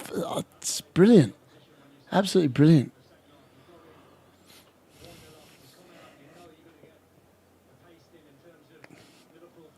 All right, what are we waiting for now? Mo Salah, man, he's having the GOAT season. If he doesn't win the Ballon d'Or this season, Like, I know I'm not someone that likes Liverpool players. I really wish he didn't play for Liverpool. But you've got to admit that this man probably deserves to win the Ballon d'Or. And if he doesn't, it'll be a robbery. Because he's been unbelievably good. What are we waiting for?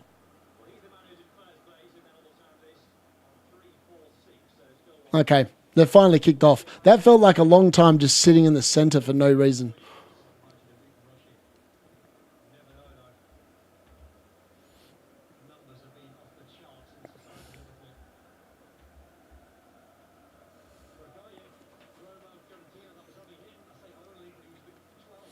I should schedule the live reaction stream so people have a bit more warning. I wasn't sure if I was going to do it today. Oh, Salah with a ball. Oh, no, it's a little bit too far. Diaz. Mate, Diaz is jokes. All right, let's see what it does to the rank when Mo Salah scores.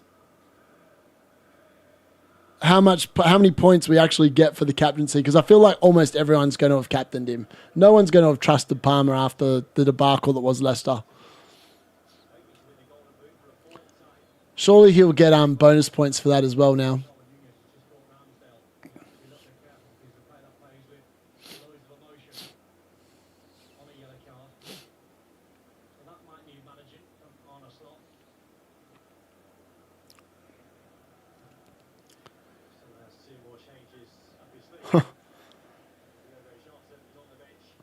Ideally, it'd be really good if Alisson just kicked the ball massively forward and it ended up in a goal. But they don't really play that way, Liverpool. Liverpool never kick the ball long. Yeah, I know. It'll be a controversy. They just don't like giving it to players that play in the English league. It was a miracle when Ronaldo won it that year. I still don't know how he managed to win it when, like, Real Madrid were like, oh, man, my player. Like, Real Madrid just... It's like they think they deserve to own the trophy and they get to pick which one of their players gets it. Yeah, politics, mate. Just don't like the English. No one likes the English. I love the English, though. Only because of the fact that they pretty much gave us a game of football. I want to know who actually came up with the idea of just let's play 11 players against 11. Let's kick a ball around, score a goal.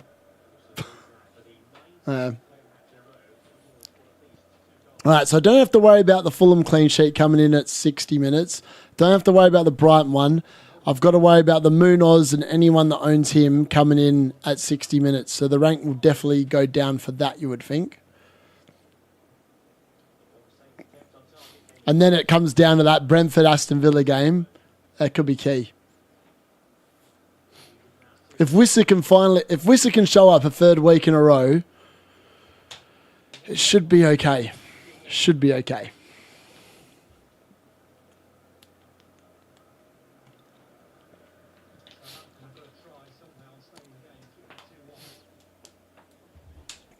I'll have a look at the live price changes later as well. See what's going to happen there. Yeah, Salah is Egyptian. That's political in and of itself. Unfortunately.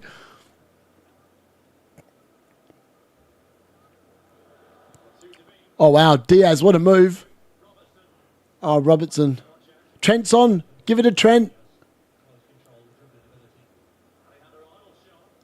Trent, that's sloppy. All right, Salah's gone up to 16 points now, and my rank has actually gone up a little bit for him being on as the captain, which basically means that people, my rank, have also picked Palmer as captain. So Salah, another goal would be beautiful. Yeah, I know. I feel like it's one of them weird ones when you get to this point in the game, you're like, going, don't concede, don't concede, don't concede. That Forest game, I was definitely hoping for a City goal because the longer it went on, I was like, I can't believe I've left Milinkovic on the bench. Oh my God, Ipswich have almost scored. How did that not go in? Desperate defending on the line from number 7. Is that Ismail Assar that just cleared it off the line? Yeah, it was. Ismail Assar has just saved Crystal Palace's clean sheet. He's just cleared it off the line. What a man. So Salah's on 8 points. That basically means he's got the goal, 6 points, and the 2 appearance. Oh, he might go up 1 more point. So he's essentially getting 1 bonus point at the moment, I think. I know, City, man. City are an enigma this year. They are an enigma. I don't know what to make of him. Like, I picked the Phil Foden decision correct, and he's probably been the only really good shout from City all season long. And I bought him for the good patch, and I sold him the week that he actually started blanking again.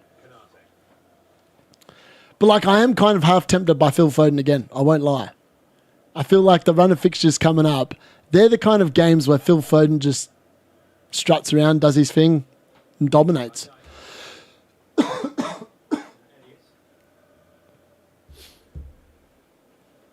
This is comfortable for Liverpool now. They could easily win this 2-1. Like, it looks like Southampton have given up the ghost.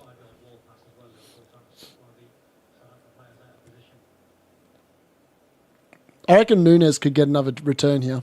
All right, there we go. Crystal Palace clean sheet has come in. Rank has dropped down to 6,076. It's not too bad. Could be worse.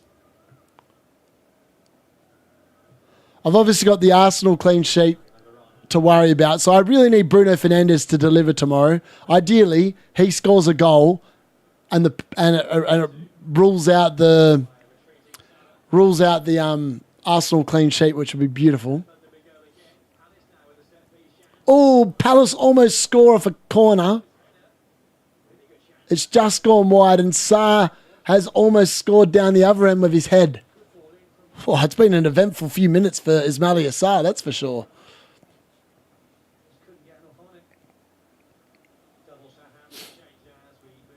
All right, Southampton are making a couple of changes, hoping to change the game. What are the stats in that Ipswich Crystal Palace game? I'm going to have a quick look. Let's have a look. Stats. So Crystal Palace versus Ipswich, it's 12 shots with 2 on target for Palace. Ipswich have had 8 shots with 3 on target. So there's not too much in that game, you know. Without Mateta, I feel like Palace are not going to be anywhere near as good. So they really need him back.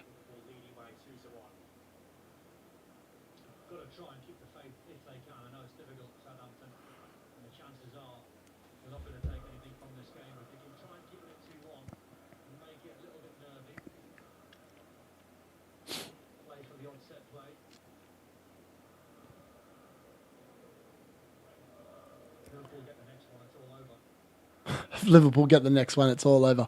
I think it's all over anyway. They're now in front. It'll be interesting to see if they make any more subs. Obviously, Trent, Becker have gone up 2 points each.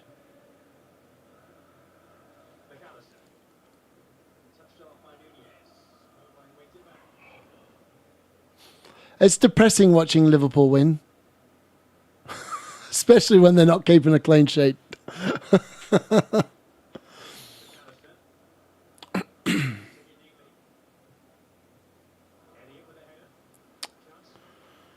Was it a chance? I don't know if it was a chance. The commentator reckons that was a chance. I don't think so.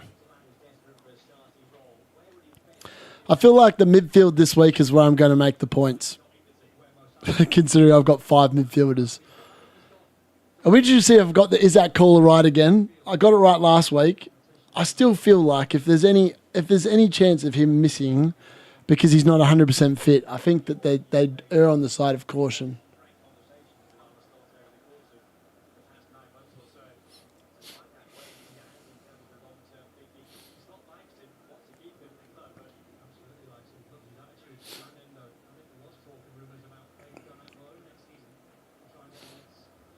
Trent's actually looked decent, but that's probably because it's Southampton.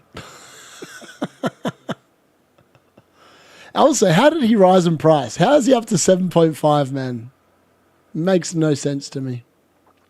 He's not that good. And if he comes up against someone that can actually attack, he gets found out defensively so bad. Also, it's kind of cold in here, so I'm going to turn the aircon off for a little bit.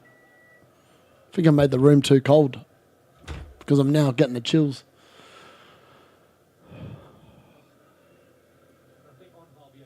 This has been a really boring watch along though. Like quite often it's good to get excited, but like the fact that Crystal Palace Ipswich is 0-0, Brighton Fulham's been 1-0 for God knows how long, and Liverpool Southampton has sadly gone the way it all got scripted in the second half.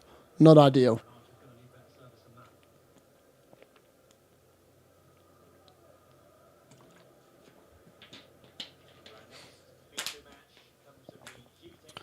All right, team users coming in for Brentford and Aston Villa. Fleckett in goal. Ayer, Collins, Pinnock, Lewis Potter in defence. Norgard and Janelt in the 2. And then it's Mbeumo, Damsgaard and Shade. And up front is Wissa. My man Wissa. That's good. And on the bench is Vadlimison, Jensen, Ben Mee, Maghoma, Kim, Morgan and Frederick. Nunes is going off at 67 minutes. That's interesting. And then for Aston Villa, it's Diarcy, Konsa, Mings, Dean, McGinn, Tillemans, Bailey, Rogers, Ramsey. That's interesting. And Ollie Watkins up front. So Asensio and Rashford both on the bench for Villa. That's interesting. I wonder when they're actually going to start going. Oh no. Becca's got that one. I've actually gained some rank here from something. Not sure what from. Maybe someone picked up a yellow card or lost a bonus in one of the other games. Oh, Alexander Arnold, that was nice.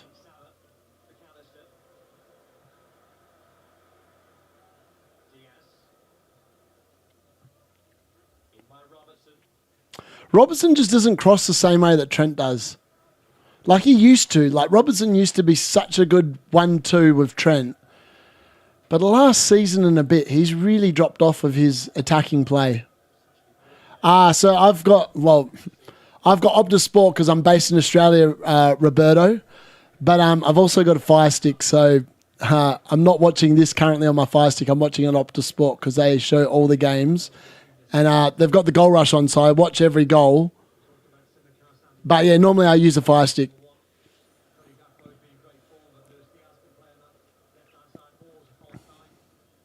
Oh, mate, that's a sloppy ball. Trent's crossed it. Oh, wow, Trent's dug out a really good cross from a horrible play in.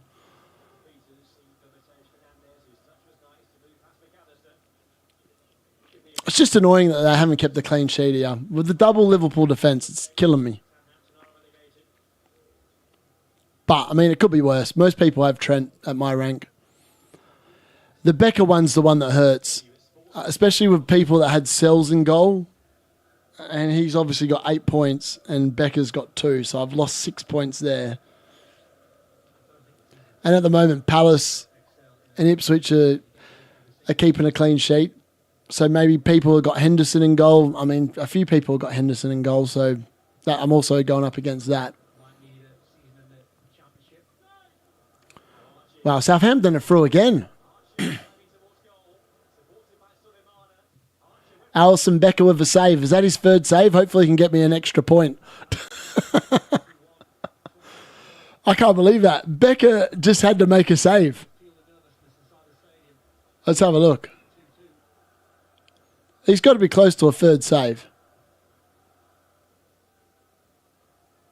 He's made 2 saves. I think that might have been his third. I hope that was his third. He get a big 3 points.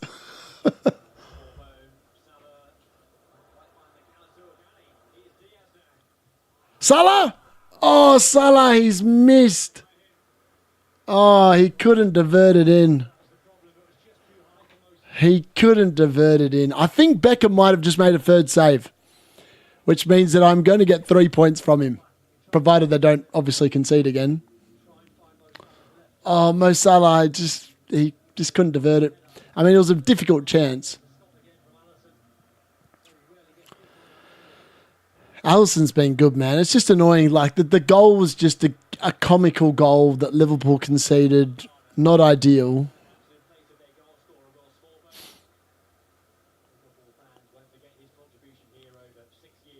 He's definitely got to be... Let's have a look.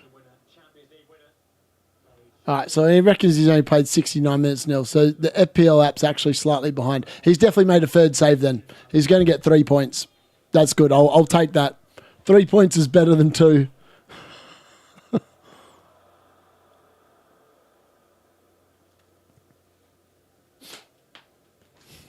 Who are Liverpool going to sub off for their 5th sub? That is the question. Is it going to be Salah? Is it going to be Trent?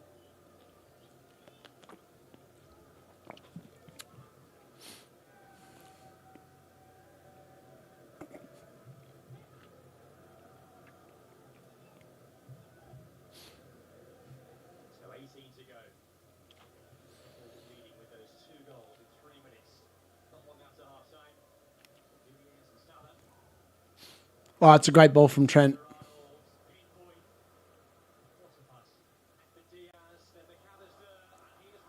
Oh, just can't quite get there.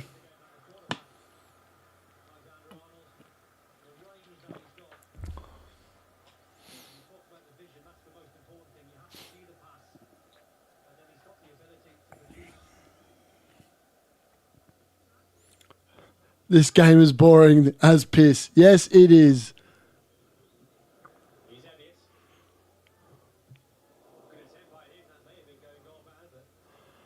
It is a pile of absolute piss. Just been invaded by nieces and nephews, and I have so many devices that my stream has gone, oh no, Peter. That's disappointing, that is. You got to love family though, right?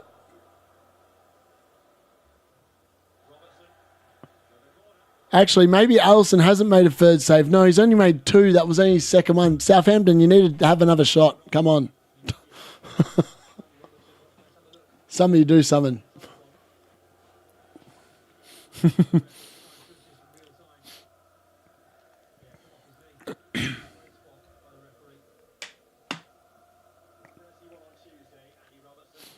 Oh, Andy Robertson's 31. I did not realise he was that old. I thought he was like late 20s. The dude, in fairness, the dude feels like he's been around forever, hasn't he?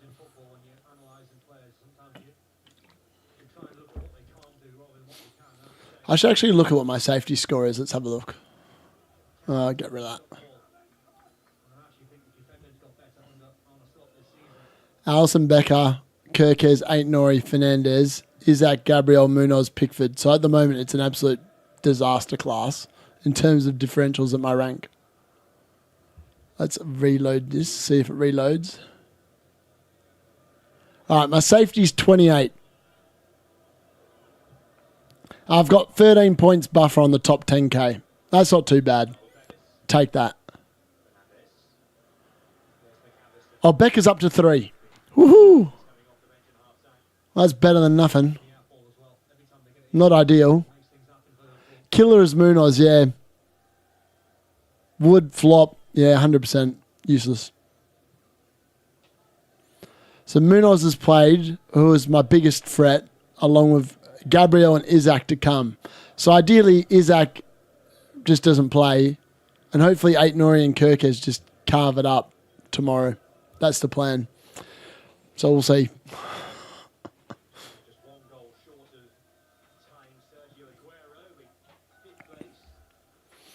It's weird how they've got, FPL's got Alisson with 3, and FPL Live has got Alisson with 3. Oh no, he's on 3 now in the app as well. Just hasn't just took a while to update.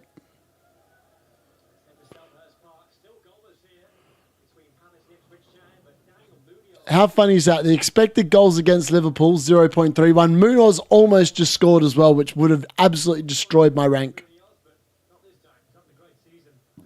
He just had a great chance. keepers smothered him. All because the Ipswich defender just sort of like pulled up lame.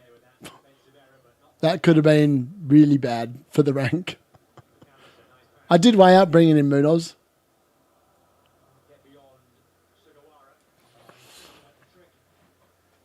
Come on, Ipswich. Get a goal. Get a goal.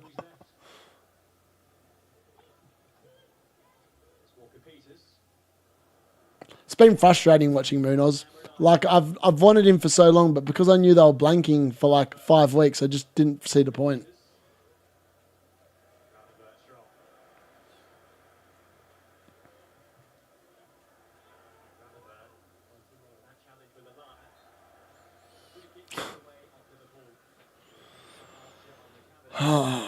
Is there going to be another goal before the end of this game? It's definitely been one of the more boring watch-alongs I've ever done. 5 goals across 3 games.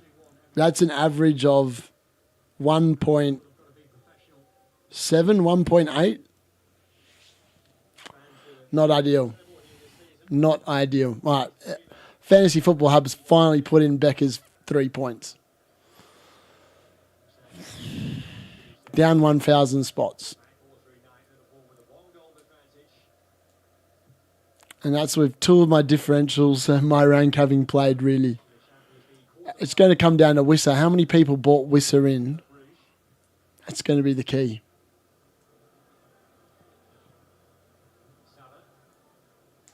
Another Salah goal would be nice, like late on here. Salah goal, Trent assist. That would be ideal.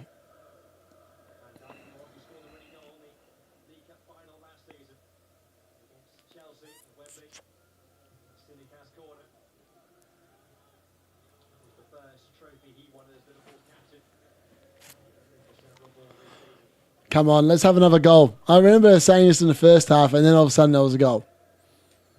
So, let's hope there is. Oh, there's a goal! Crystal Palace Ipswich has a goal in the game. I just said it. Did I not just say that? I was like, I did this in the first half, and there was a goal. Did it in the second half. Bang, bang. Goal. We don't know who it's for yet. Gonna have to wait to see, but there's definitely been a goal.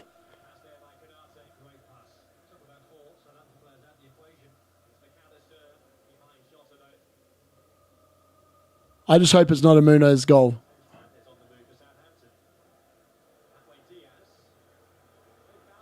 It's a Sarr goal. Ismaila Sarr has scored for Crystal Palace. He backs it up. I don't know who's got the assist. I haven't seen the goal. I've just checked, and Ismaila Sarr's definitely scored. As if that man has scored again.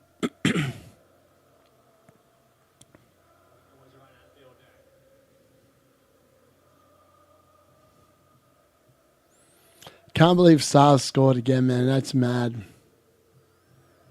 All right, they're going to show the goal. I want to see the goal. I want to see how Sarr scored.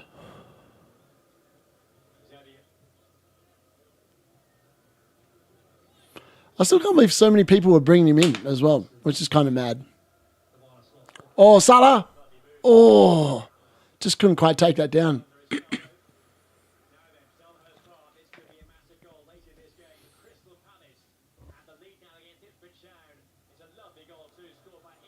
Oh, wow. That is such a good goal from Ismaila Sarr. What a goal.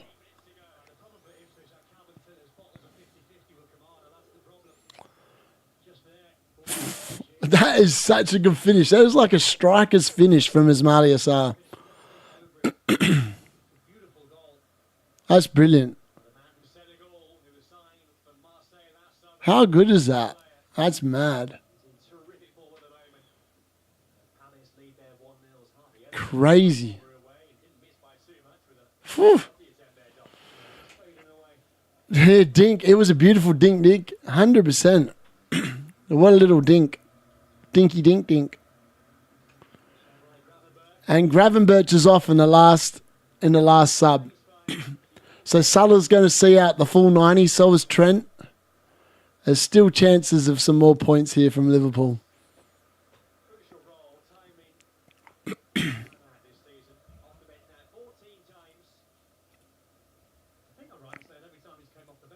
Oh, what? That was weird. Don't know what happened there. Just exiting Steam because it kept on flashing up with updates.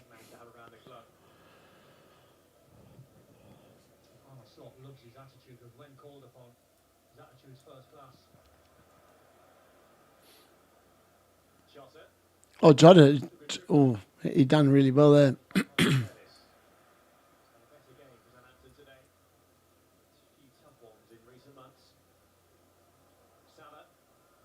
Oh, Salah.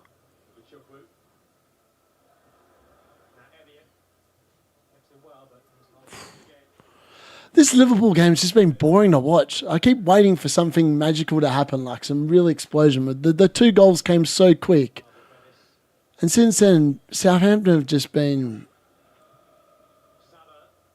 They've just been meh to watch.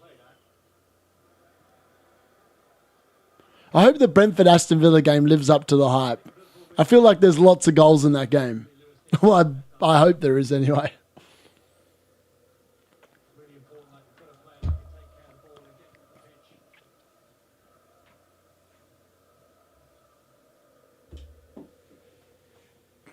What was that? Don't know.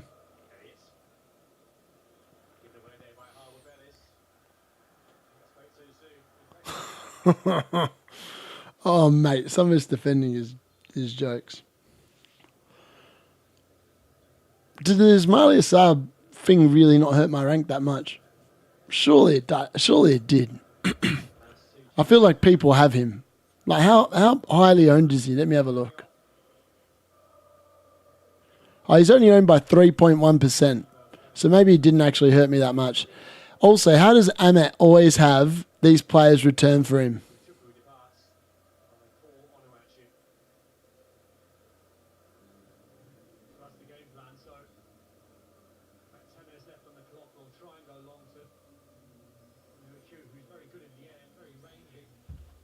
Still can't believe, yeah. Yeah, that's it. I agree. It's just... Most times there's at least a couple of games that go like multiple goals, like 3, 4 goals. Tonight it's been very meh. Yeah, I mean, like I've got 8 Nori, so I'm kind of hoping he doesn't, but who knows? Honestly, who knows? Everton have been in such good form as well, but most of their good form has come at home. But they did beat Crystal Palace away, so in reality, potentially there's a chance where they actually do pretty well. Definitely. I mean, my FPL week outside of Salah has been pathetic so far. Milinkovic has scored 6 points on the bench. Oh.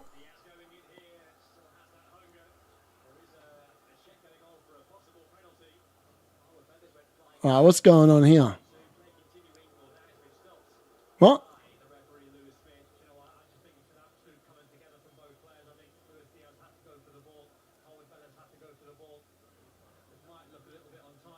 Let's have a look. There's no way that's a penalty, surely. Oh. Oh.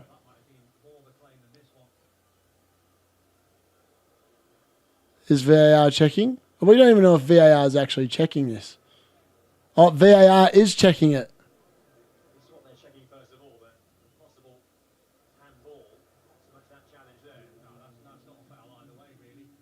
Yeah, I know. No one would have.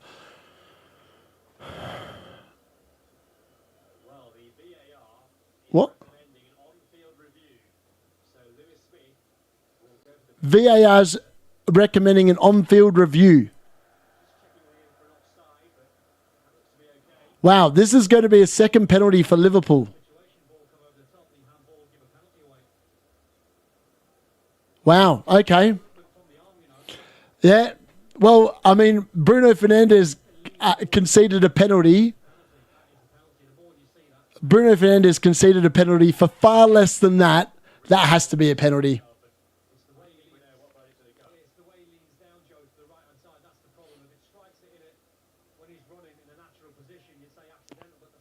That looks like a pen. That has to be a penalty, surely.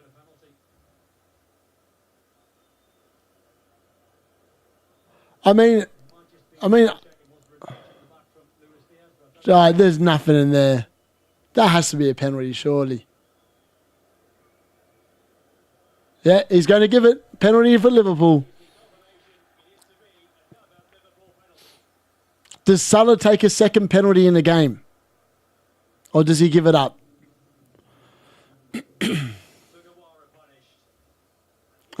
is going to be Salah.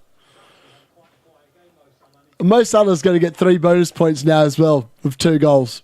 Unbelievably good.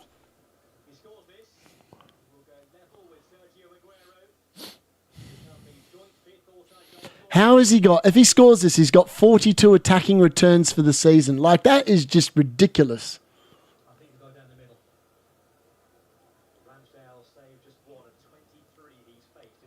1 of 23. Whenever a commentator says that, it means they're going to save it.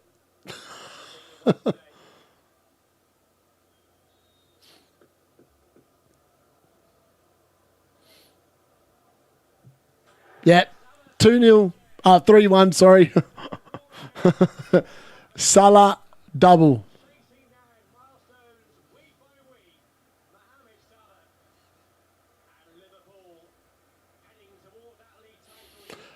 Liverpool just love a penalty, don't they? Salah loves a penalty, man. He's got to be getting 3 bonus points after that as well, you would think. I mean, the good news is anyone that went the Palmer captain over Salah now has probably lost. Because that means Palmer has to score twice against Leicester. I just can't see that happening. With the form that he's been in. He'd need to get a hat-trick to make it worthwhile now.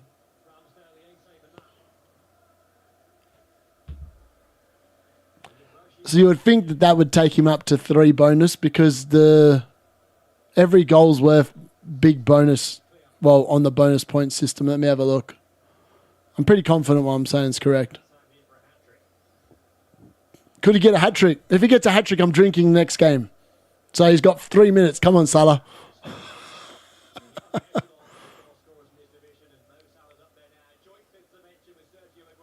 Can he do it? No, he's on 30 bonus point system at the moment, so that'll go up to 50. He's probably on track for 3 bonus now, I'd say.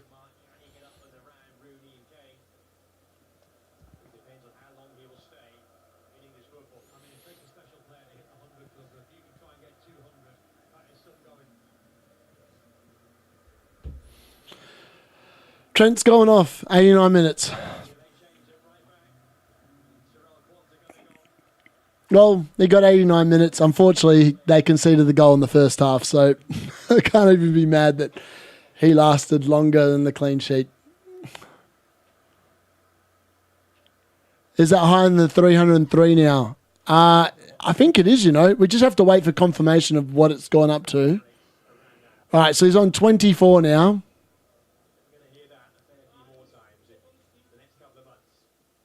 He's gone up to 50 on the bonus point system. So I'm guessing Darwin and Diaz are going to be the next closest. Let me just see what they are on. Actually, sorry. Go back here. Go there. View match information. Bonus point system, yeah. Mo Salah's going to be getting the 3 bonus now. He overtakes Darwin, who's on 35. Diaz on 34. Salah with the 2 goals. Yep. He's got it. There you go. The dude is a GOAT, right? He's just... The GOAT of fantasy is Mo Salah. Like, I don't think anyone will ever match this season. I can't imagine anyone's going to match this season. I'd be shocked if they do. But I suppose we'll just have to wait and see, really. But that's good. Captaincy, got that right. Tick. One of the few things that's gone right so far.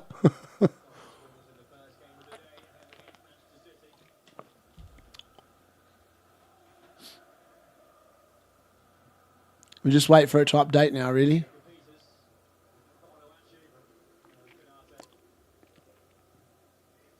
Ideally, Liverpool concede a penalty here. Well, that was all. I'm surprised that was a massive pull down. And then Alisson saves the penalty, and then all of a sudden I'm laughing. That would be the dream scenario. Realistically, that's not going to happen.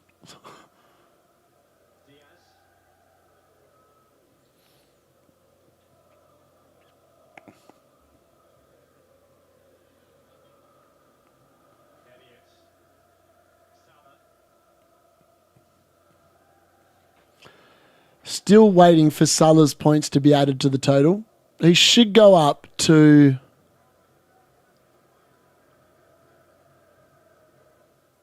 30. I think Crystal Palace have won 1-0, so Munoz has got the clean sheet. And Ismaila Sarr has won the game and probably getting the full bonus. So Munoz is probably getting bonus in that game as well. I don't have him, so I can't tell. But I'd imagine he probably is. Let me have a look. See if I can look that up for everyone.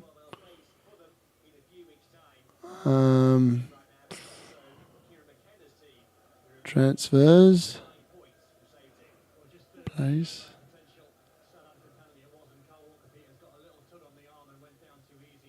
Let's have a look. View match information.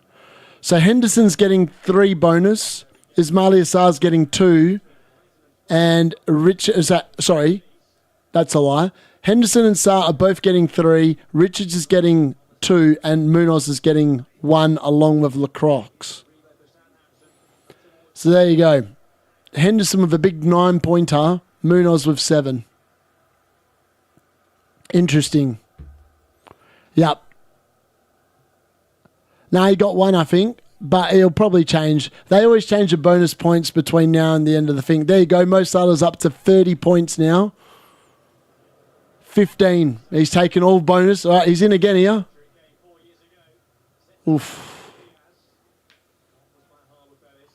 I mean, I barely made any rank from the Salah captaincy. So basically, everyone has Salah captain. It did go up a little bit. Not by much. But it went up a little bit, like maybe 100 spots, 200, something like that. So obviously there are a few Palmer captainers, but there's a penalty in the Brighton-Fulham game. I think. Hold on, that makes no sense. It's saying penalty on the screen, but it looks like the full-time logo. Oh, João Pedro pen. Oh, there you go. Fantastic. It is a penalty then. Man, as if João Pedro's getting a goal as well. That's disappointing for the rank.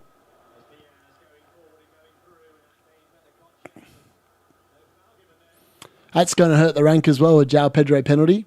Unless he misses, of course.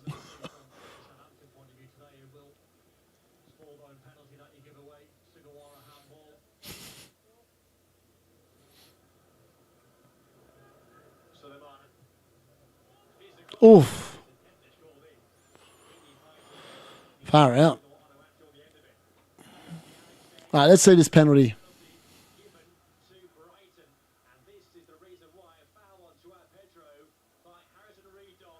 What?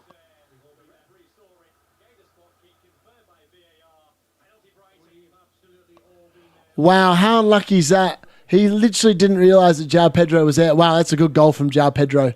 That's a great penalty. Wow, Brighton are going to beat Fulham. That's big. So Brighton are up to 6th. Where did they come from?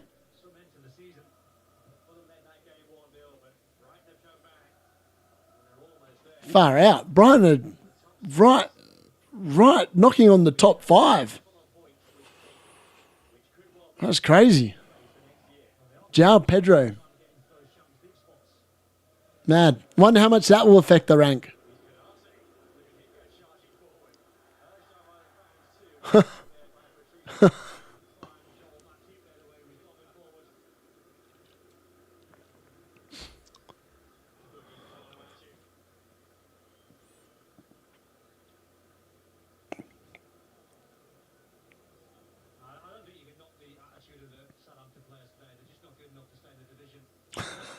They're not. Southampton are going to beat the Derby record. They have to. I can't see them getting enough points to not beat it. To beat it.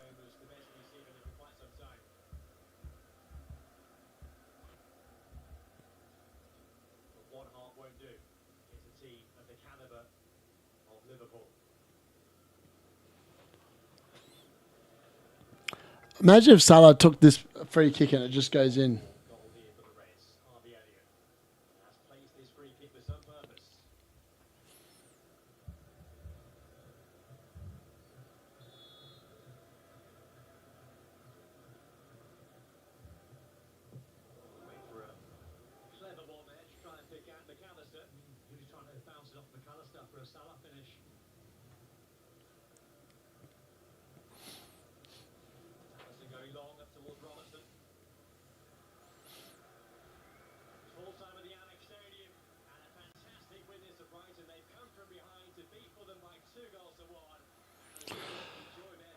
Blessed by the Munoz transfer, cheeky clean sheet. Yeah, he's on track, I think, to get one bonus as well, potentially.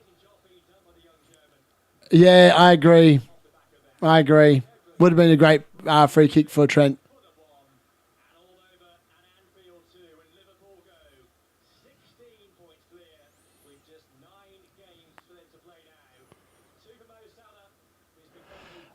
I don't know how Liverpool made 6 substitutes. I thought they'd made 5, but unless they only made 2 at half time.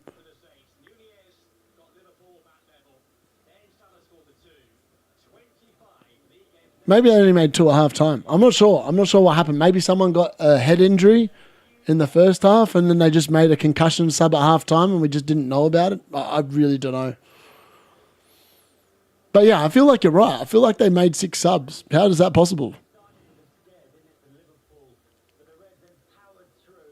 Let's have a look. Where's that game?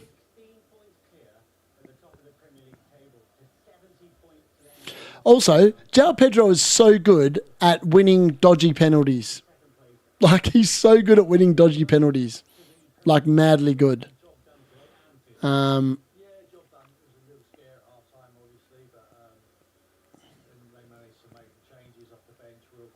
Yeah, how did they make 6 subs? Who went off with a concussion? It must have been Jones, Slobbersley, or Tomiskas went off at half time with a concussion sub.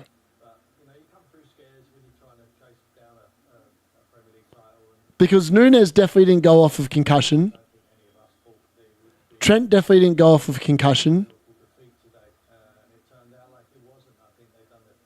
And I don't think Gravenberch went off with concussion, so that's weird. That's really weird.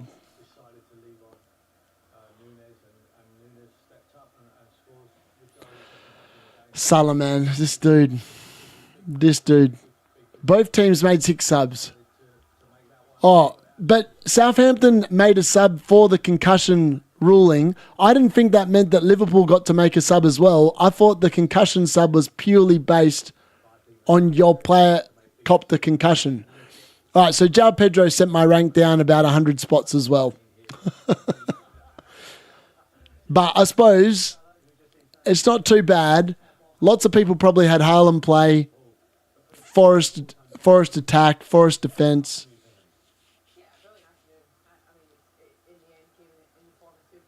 Still got 6 players to play. 37 points, not ideal. Milenkovic, I feel a lot better about it. Robinson got another yellow card, by the way, so Robinson got 0 points. So at least I got that decision correct. Great reaction from Liverpool, and that's the start of a very important week as far as the football club is concerned. And it's got off to the best possible way, really. 3-1 winners over bottom club Southampton. Then it come from behind, of course, but Darwin Núñez got them up and running. And he had a point through before Mo Salah's... Yeah, I have to look into that, like the thing. I'm going to take a little bit of a break for about 15 minutes, give or take, maybe a little bit shorter. And then I'm going to come back for the Aston Villa Brentford game because I've got Mbuemo and Wissa, so I've got a lot riding in that game. And I'm hoping it goes a bit better than my first double up where one of them was on the bench.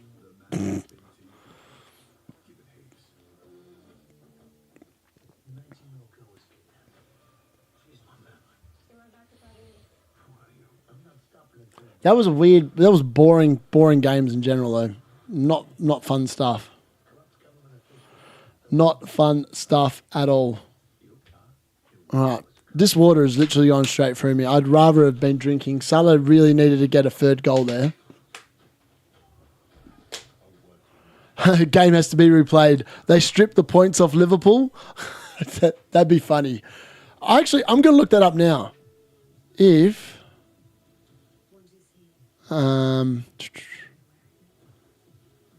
a player in the EPL goes off,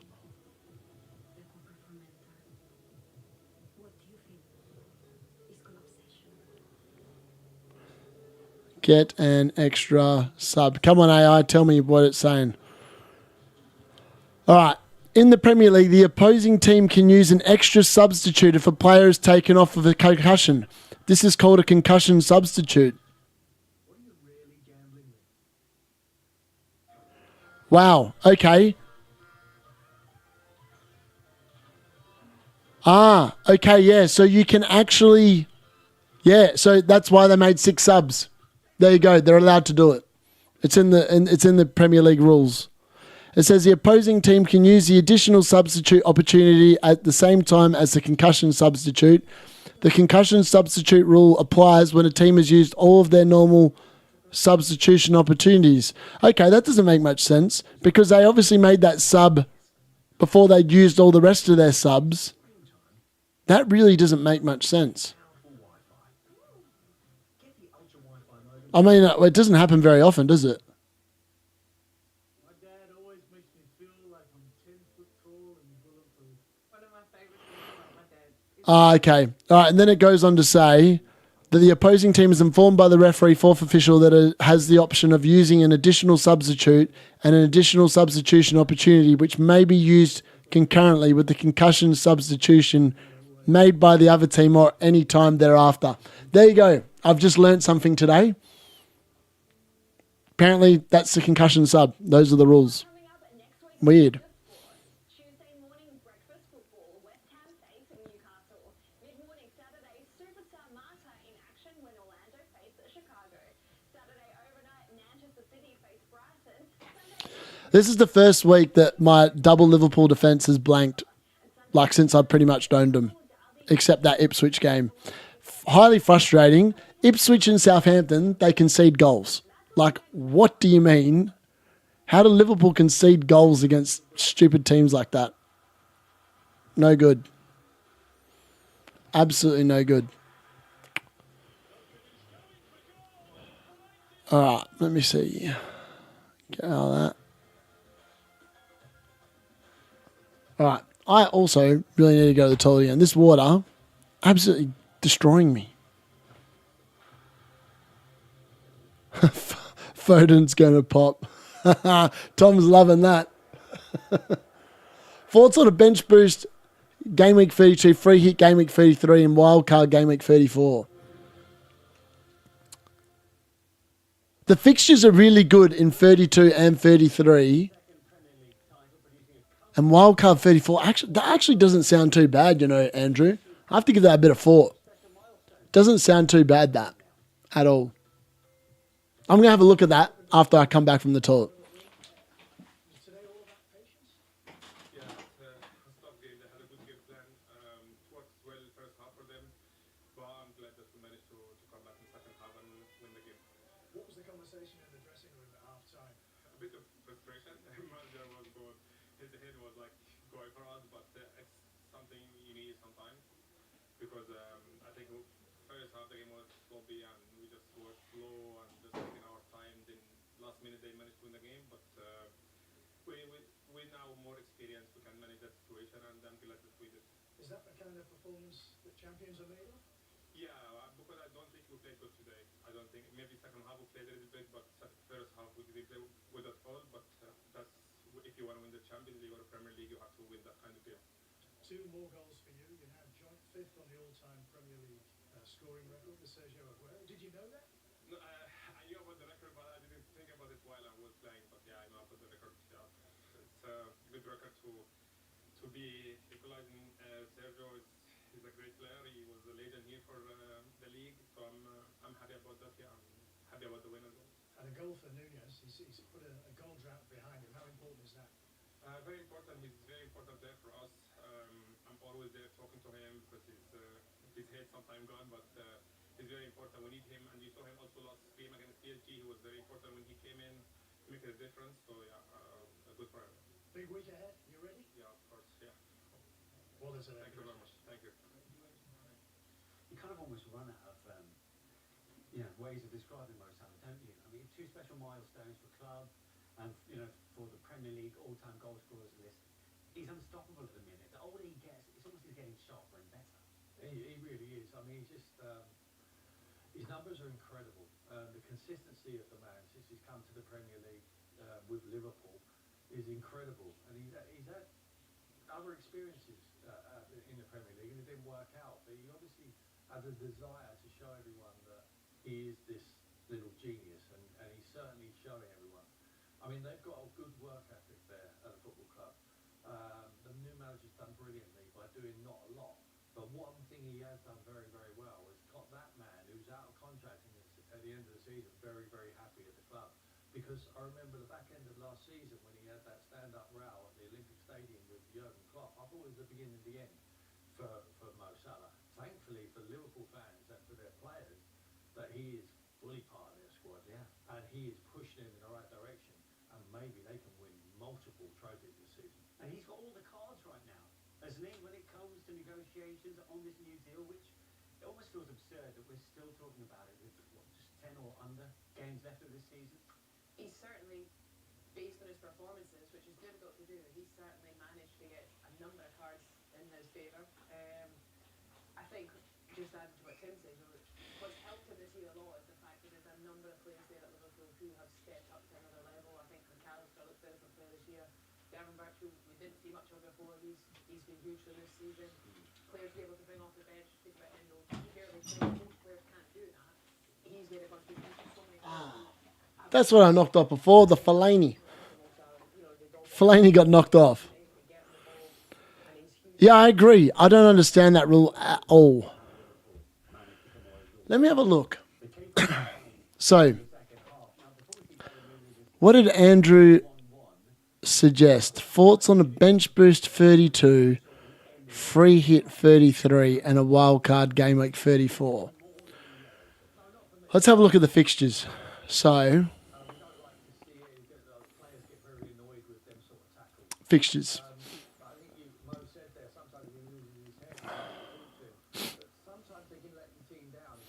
Right, so this is game week. Right, so we're currently looking Sunday, Monday. That's game week, and Tuesday. That's game week 28. Game week 29. Game week 30 is the Wednesday, 2nd of April. So 30.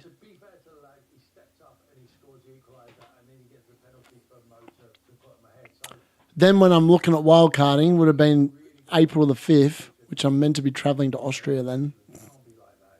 Don't think that's going to happen. All right, so that's 31. 31. So 32, Man City against Crystal Palace and Crystal Palace against Newcastle. Brighton against Leicester. Chelsea against Ipswich. I mean, holding Cole Palmer for that actually looks all right. Nottingham Forest against Everton. That's pretty good. Southampton against Villa. Wolves against Spurs. Arsenal against Brentford. Liverpool against West Ham. Newcastle against United. Bournemouth against Fulham. I mean, the fixtures aren't as good as 33. If we have a look at the fixtures in 33, it's Brentford versus Brighton, Crystal Palace versus Bournemouth, Everton versus Man City, Fulham versus Chelsea, Man United versus Wolves, West Ham versus Southampton, Aston Villa, Newcastle, Ipswich, Arsenal, Leicester, Liverpool, plus the doubles in 33 as well. I still feel like bench boost in 33 is better than 32, is my honest answer to that. Yeah, do that. Do that. I'm intrigued to see what it would look like.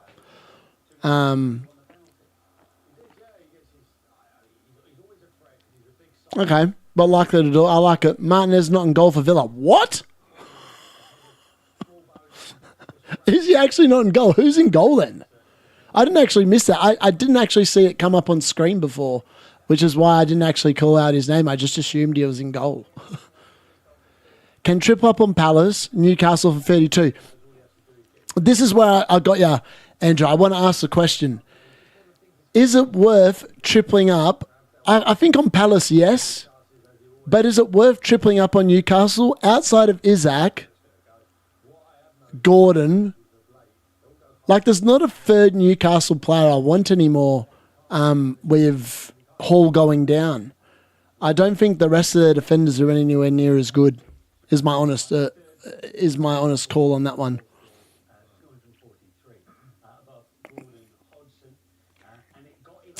Yeah, full strength team in 34 does sound nice. I really like the wild card in 34 because it's highly likely that not all the games that blank in 34 will get moved to 33, if that makes sense. There's a good chance that some of them might actually get moved to 35 or 36. Yeah, I really love Bowen. I love the Bowen pick, man. The Bowen, it's a pick I really want. I really want him in my team. Was going to go Murphy. Yeah, that's fair. I could see that. Let me see what that looks like. I haven't really thought about what I want to do yet because I really want to see if Palace get a double-double. Because if Palace get a double-double, it will change my thinking completely about what I want to do. All right, let's have a look.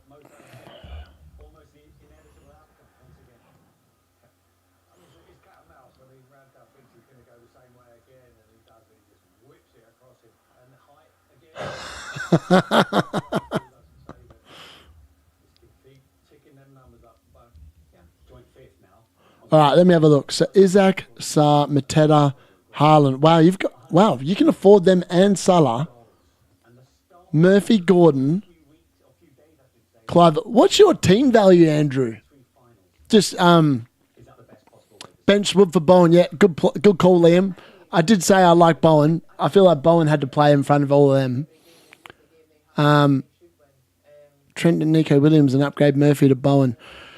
What's your team value? Like, what's your squad value? It looks like it's quite high. If you've got Alexander-Arnold, Aït-Nouri, Milinkovic, Munoz, Kirkez, Vladimir and Pickford, I feel like your team value must be very similar to mine. It looks really good. I mean, you've got three kind of cheaper midfielders, but it looks pretty damn good to me. Or this if no Murphy. Man, they all look good, don't they?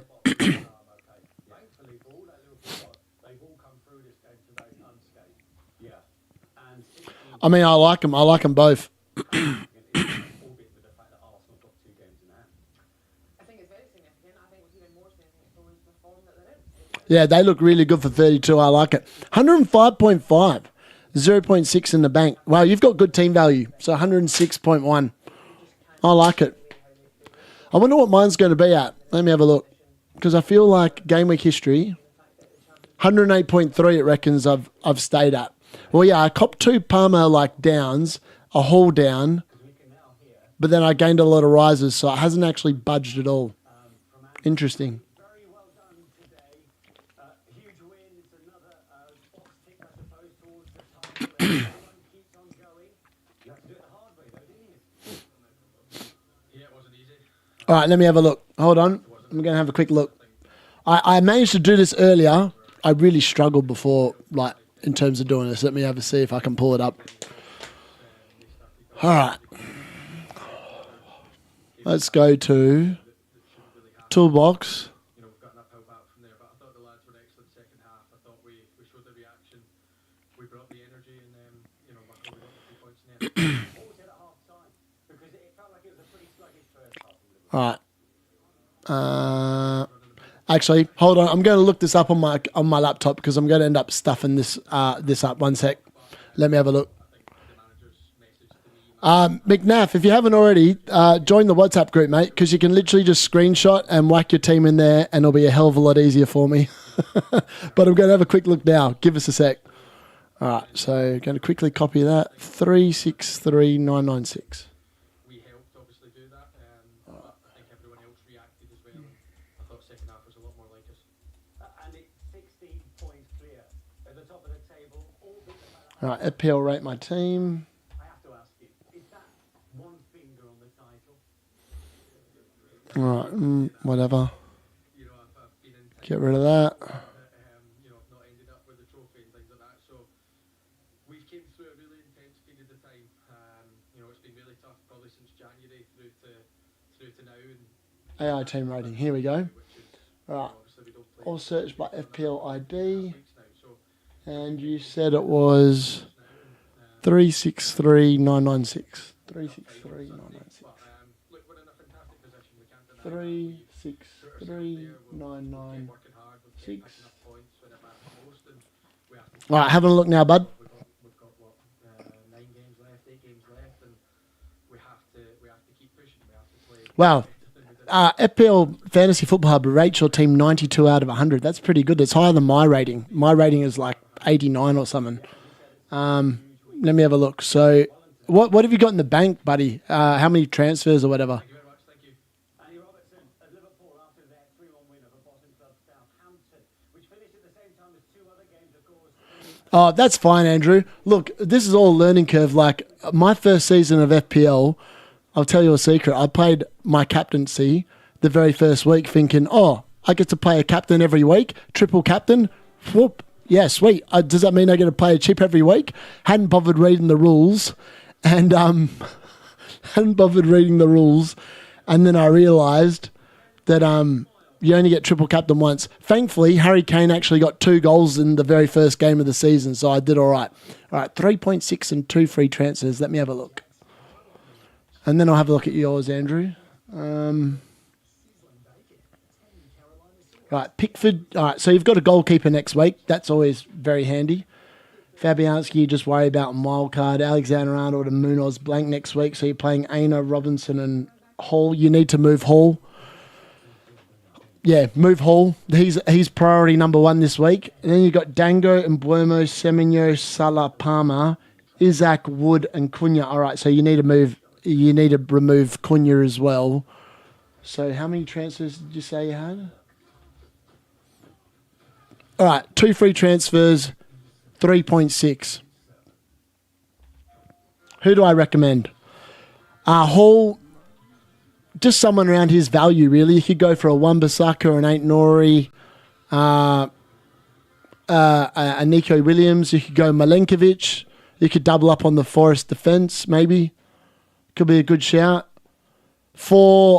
Actually, you know what you should do? You should make 3 transfers because you have... Oh, no, if you've got 2, do you have a third one for game week 29? Because if you do, I'd get rid of Cunha for... Mate, who would I get rid of Cunha for? Hold on, let me have a look. Let's have a look. Transfers, forwards. You've already got Wood. You're going to hold Isaac. Who's playing next week? Maybe it's Raul. Oh, that doesn't look good. Nah, don't go there. That's a dumb move. Maybe it's João Pedro, you know. He's hit form 12, 8, 6. He's got Man City away, though. That doesn't feel great. Delap's blank the last few. No good. Strand Larson. Right, hear me out. If Strand Larson and Wolves do well tonight, I think I'd recommend Strand Larson for Cunha. And then I would recommend, one of those defenders I talked about for Hall. And then I'd probably move Dango to Morgan Gibbs-White. I think that's what I would do. Oh, okay. No, I'll have to take a hit to get to 11. Okay. Do you? Hold on. Oh, yeah, that's right, because you've got Munoz, Trent, and Hall. So you need to move both Isaac and Cunha or Hall and one of your defenders. Okay, what you could do, you've got 3. Oh, hold on. You've got, what did you say in the bank again? 3.6 6. I will get to yours in a second, Andrew. I promise. All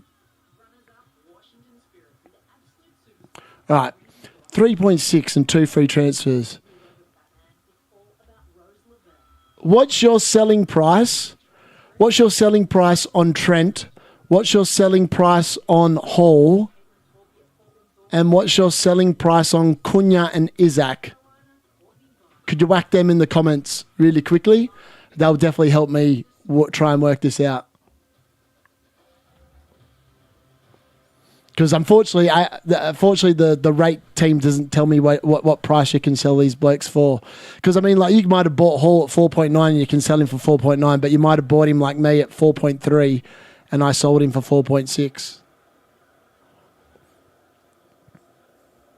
So, yeah, if you could just whack in the selling prices of Trent, Hall, Cunha, and Isaac, that'd be lovely. And then I'll do some maths and I'll come up with some actual half-decent ideas, hopefully.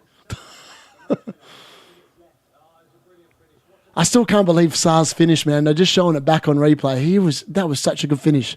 All right, Trent 7.3, Hall 4.6. All right, so the same with me for Hall, and Cunha 6.9. All right, let me do some quick math. I'm just going to pull out my calculator. All right, calculator. Isaac 8.9, sweet. So 8.9, 7.3,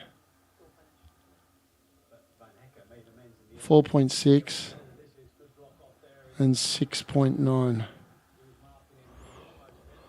All right, let's have a look. Equals 27.7. All right, hold on to that number. I'm just going to whack that in the chat. 1 sec. 27.7. No one will know what the hell I'm talking about, but I'll know what I'm talking about. All right. 27.7. All right. Let me do some math. All right. So if we bought in, hold on, I'm just going to pull these players up. So Strand Larson is going to cost you 5.2. Get rid of that. All right, 5.2 plus 14.7. I had 27.7. All right, 4 is 8, which would mean... okay, it's not possible. You'd have to take a second hit. All right, that's not an option. I was going to say you could probably afford Haaland, Strand Larson, and then 2 4 million defenders, but that's not a good move. That's actually not a good move. I can't recommend that. Who else is good? I mean, Strand. Realistically, I think you just want to move 2 of your defenders. Really, I feel like you want to keep Isaac for 30 onwards. So I think Cunha for Strand Larson feels good. I feel like he's the best pick. Maybe Evanlinson. If Bournemouth start Evanlinson tomorrow, I'd almost say Evanlinson's your best pick for Cunha. Because you've already got Dango, you've already got Semenyo, and Dango and Evanlinson maybe share the minutes, I'm not sure. Actually, no, that's a dumb move. I'd still go Strand Larson. Then you can get out Hall for Kirkes, and if Munoz is like 5 mil, how much did you buy Munoz for? Hold on, let me check what you said. What did you buy Munoz for? Sorry, I'm jumping all over the place, but I'm like trying to work out what the best move is to preserve team value.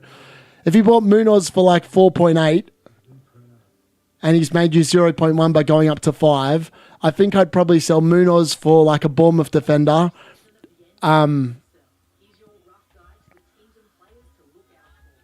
Hall for someone else, like one of those other ones I said, Wan-Bissaka, 8 Nori, Nico Williams, Milenkovic. I think in your team you could easily double up on the Forest defence quite comfortably. Because really you want to field 11 players, don't you? So I think that's what I would do. Go for a Forest defender against that Ipswich team and double up.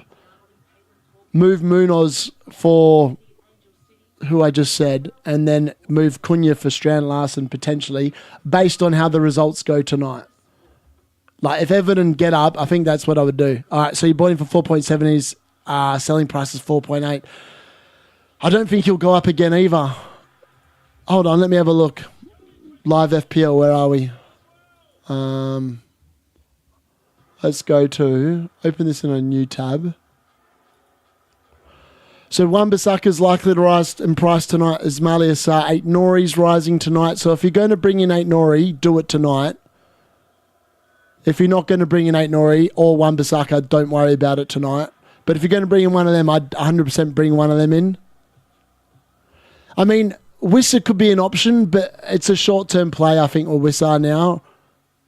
I mean, Munoz could rise tonight, but I doubt it. I don't think he's going to rise that much between now and then, especially with the blank coming up. I mean, it depends on who you want post the game. Do you want Munoz or do you want Trent? Because if you want one of either of them or you want to keep both, it might be better just to play with 10 players. I mean, I'm actively probably going to play with 10 players next week and just forego a goalkeeper. I know. I thought he was going to score again, man. Imagine if he'd scored that, he would have been on for a 15-pointer again. Crazy. 5. Come on, Wissa. Yeah, baby.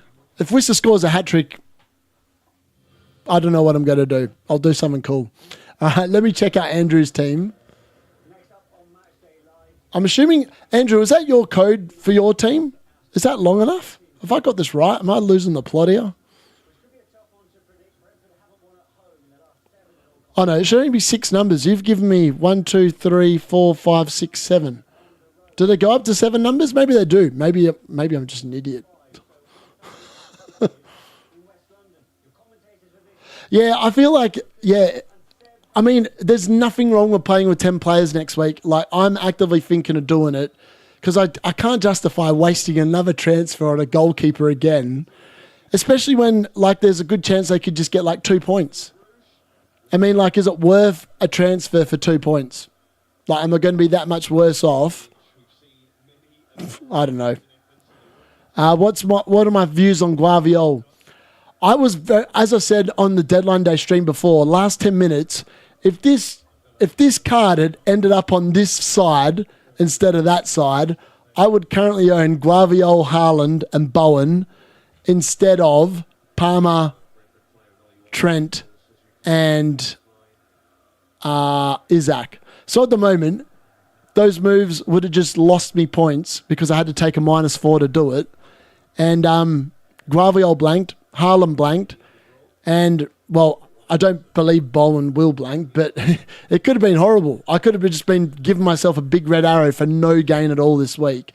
But in reality, it was more for next week.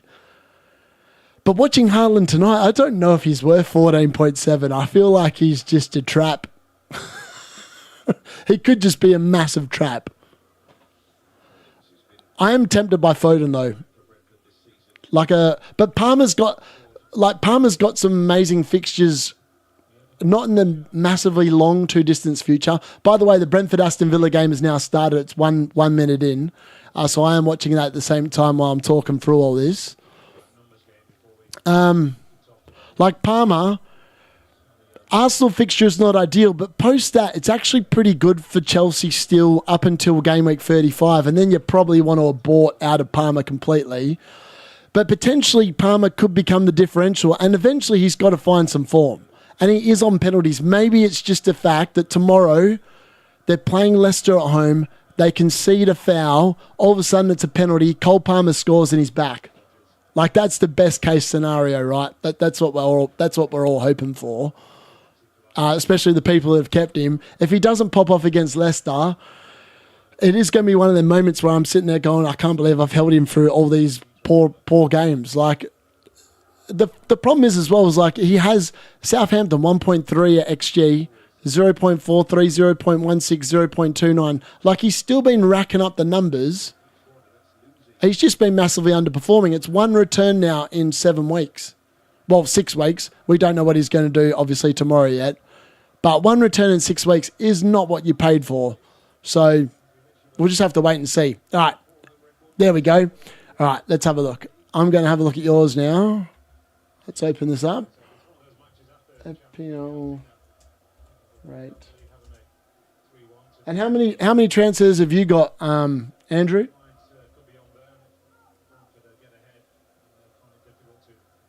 That's the one I'm after. AI team rating. Search by ID. And your ID is 9210. Right, 9. I would bring this up on my screen, but it's just going to stuff up my thing that's up there. So I'm just going to pull it up on my laptop, which I've got open. Right, 9210-183.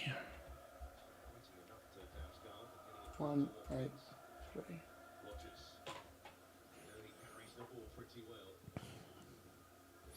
Right, we're loading.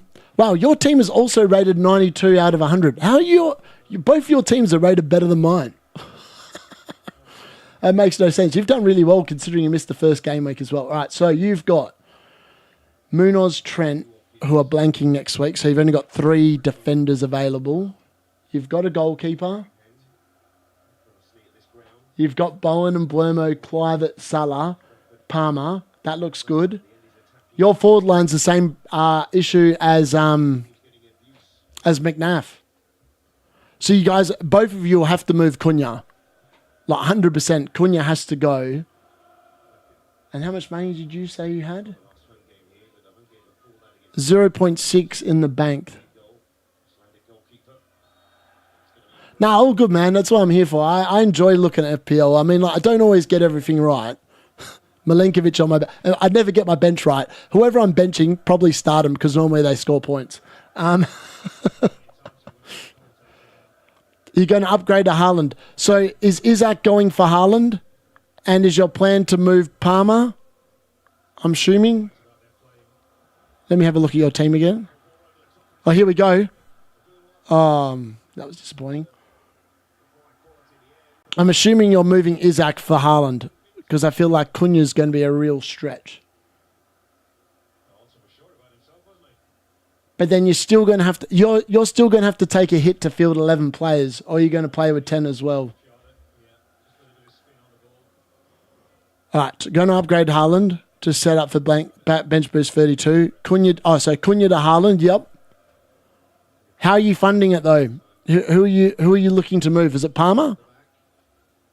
And you'd have to drop Palmer all the way down to like Murphy, which would make sense. Wissa! Oh, mate, Wissa. Oh, that was so close to a Wissa early goal. Whew. I'll play with 10. Okay. Yeah, playing with 10's fine. In that case, yeah. So, Palmer and... Okay. Yeah, Palmer out. Yeah, that makes sense. And hold on, what did you say in the chat again? Let me have a quick look at who you were looking to... Oh, mate, Jimbo the daddy. I benched Milinkovic as well, mate. It's a painful... Milinkovic, last man on the bench again this week. He's now got 17 points the last 3 weeks on the bench. Oh, mate, I wish I had a Henderson in goal this week. Alisson Becker, 5.5. Him and Virgil van Dijk with an absolute mare. Killed me. Absolutely killed me. But it is what it is. We roll again. We're only down a couple of ranks at the moment. What are we down to? Hold on. Go back there quickly. Only down 1,256 spots at the moment, so it could be worse. It could definitely be better. But, I mean, it's hard to maintain this rank. You've got to have a lot of things go right. But it's just nice to be up kind of near the top, I suppose. All right, so, okay. Let me have a look at that team again. So I'm assuming it's... You're going to bring in Sarr? No. Hold on. Who are you going to bring in for Palmer? Oh, Clivert. Can you get Clivert in for Palmer and then Cunha to Haaland? Does that work? Is that the 2 moves that you're thinking of doing? Oh, that's all right. Fabianski's not going to play, so you're sweet. Sells on the bench is going to come on 8 points. Thanks for coming, Nicky.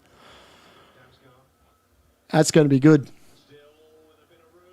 Give it to Wissa. Wissa. Oh, mate. Oh, Wissa. Oh. How did that not go in?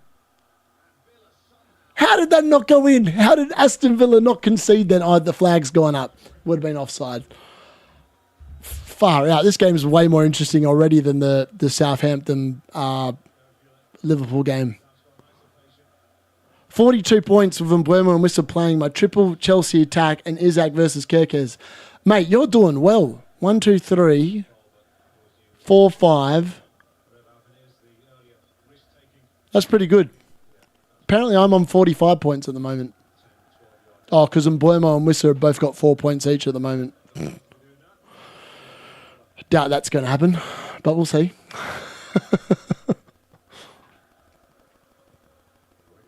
Yeah, I agree. I like this fixture. I wasn't scared about this fixture, so I'm hoping that Wissa and Mbeumo can deliver again. Because honestly, I need them to. If they both deliver again, then I'm looking, I think, okay for this week. It shouldn't be a massive red arrow if they both return, or if one of them returns at least, preferably Wissa.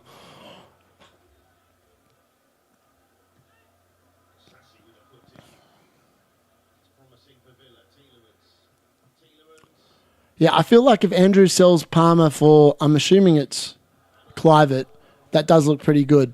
And then Cunha to Haaland, it's definitely a nice play. I don't mind that one. And then just roll with 10. I think I'm definitely just going to roll with 10 players next week. I can't justify another goalkeeper transfer. It doesn't make any sense to me. Even though it would be nice to have a full team. I feel like if I'd had my time again, would I have not bought in Becker and bought in someone else instead? But I'm not sure if I would have. I feel like I potentially could have bought in Sells, but like that was yonks ago that I made that transfer. I think Peter, the reason why Haaland is appealing is if you think back to last season, he had that injury, right? He came back, and I remember everyone going, "Oh, you need Haaland, you need Haaland, you need Haaland," like amongst my own friends. And I was like, no, I don't. And then he just went absolutely ham. Like the end of the season, I just feel like he scored so many points at the end of the season. It was just crazy. He just kept on scoring. So, and I feel like there was a tail off in Harry Kane potentially last season. And obviously Haaland cost a lot less last year as well. So obviously it didn't, and Cole Palmer, who was killing it, cost nothing. So it was like one of them weird ones where you could actually afford to have Haaland and Salah quite easily because there was the cheap midfielders were just dominant. Wow, Morgan Rogers then almost with a curler. Oh no, it wasn't Morgan Rogers, it was Jacob Ramsey.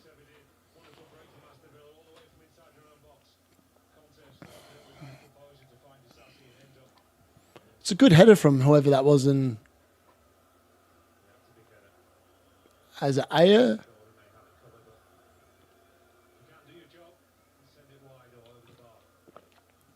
All right, so Mbeumo and Wissa are both playing now. I'm down to 39 points. Not ideal. Milinkovic on the bench, definitely hurting.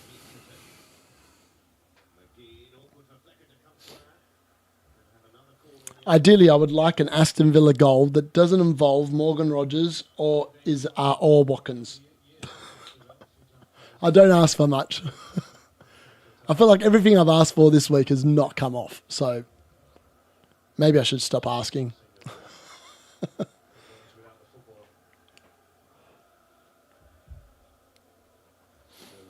I have hope for Ait-Nouri against Everton. Maybe he can get a goal. If he gets a goal and gets a 15-pointer, that would be the ultimate reward for going with him. Like, that was just, it was pure clutch what I did then, because I had no idea who I really wanted. And I ended up on Ait-Nouri. Ironically, people that I bought into my team for a second time this season have actually worked pretty well. So I've owned Trent twice. I've owned Salah twice. I've owned Wood twice. I've now owned Ait-Nouri twice, and I've owned Mbeumo twice as well. So that's quite a lot of players I've owned 2 times, selling them once and then bringing them back. And almost every single time I've made bulk money on them. So That's been pretty cool. So we'll see if that continues.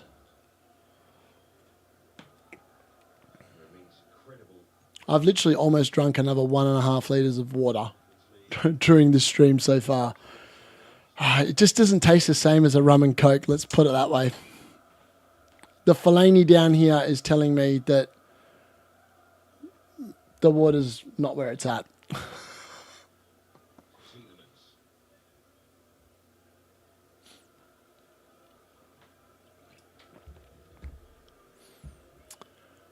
Yeah, so I feel like McNaff's team is, playing with 10. Oh, can I do a poll in here? Can I whack a poll in this chat? Hold on. What is going on in this game? Offside there. City aren't the team they were, and it seems to me that people are sacrificing too much. I've even seen content creators talking about getting rid of Salah. There is no way I'm getting rid of Salah. No way. That man is too good. Like, legit, he's too good. We saw today they get a penalty. Liverpool get 2 penalties. He scores them both, and he gets 30 points as captain. Anyone that's even thinking about selling Salah until Liverpool have won the league is an idiot. This match is crazy. This match should already be at least 1-1 at the minimum. Oh, what was I checking? Oh, here we go. Can I whack a poll in here? Let's have a look.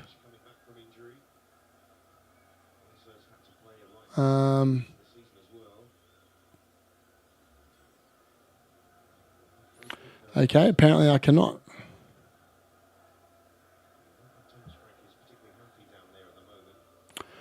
That's weird. Maybe I can do it from my actual PC. Let's have a look. Can I? Hold on. Let me have a look. Bear with us 1 sec. That's weird. There should be a way of... I'm sure there's a way of putting a poll in. I've got literally no clues though.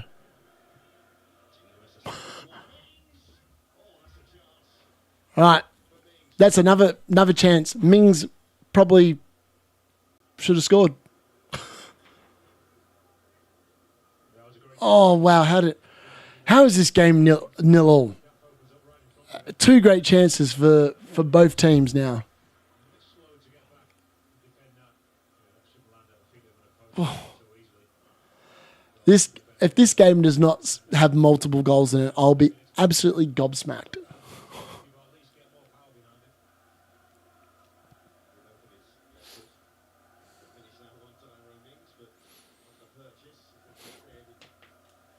We wait and we go again.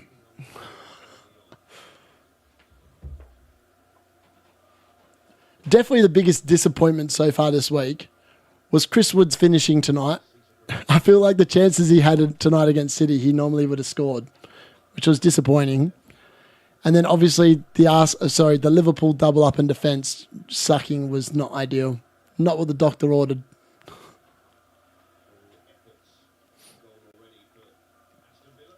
So Aston Villa have had 4 shots in 16 minutes. So Flecken's going to be on track for some bonus points here at the moment. Yeah, I agree. It's going to be like one of them weird games. So Brentford actually haven't had a shot, but they've definitely had chances. Only 1 shot on target from Villa so far from the 4 attempts. Oh. It's because the offside flag went up, so they don't actually count them as shots. I've just heard from the commentator. Because he was just saying how even it's been as well. If anyone's watching this in the UK, who's actually commentating this game? Just out of curiosity. And is it on Sky Sports or is it on BT? Oh, sorry, not BT, TNT.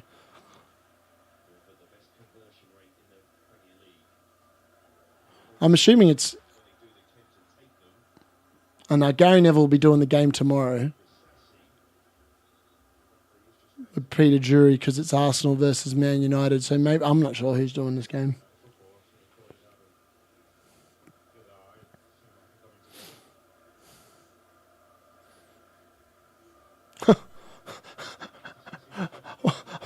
What happened there? The Shade just ran into Diassi and just literally fell over like a sack of potatoes. Next game week, Vandenberg to Guaviol and Canade to Nico Williams probably. Yeah, not bad moves. Don't mind them, Liam. They're pretty good, to be fair. I feel like Guaviol should start returning. I feel like City looked way better defensively in that game against Forest until they took off Nico Gonzalez. Now, I'm not sure why he came off, but as soon as he went off, City started getting opened up. So I feel like he's going to be very paramount to the way they defend. So if he does look like he's starting to fill the Rodri hole, but it was noticeable that once he went off, I felt like City just looked like they were going to concede, right? Like they looked like they were going to concede a goal.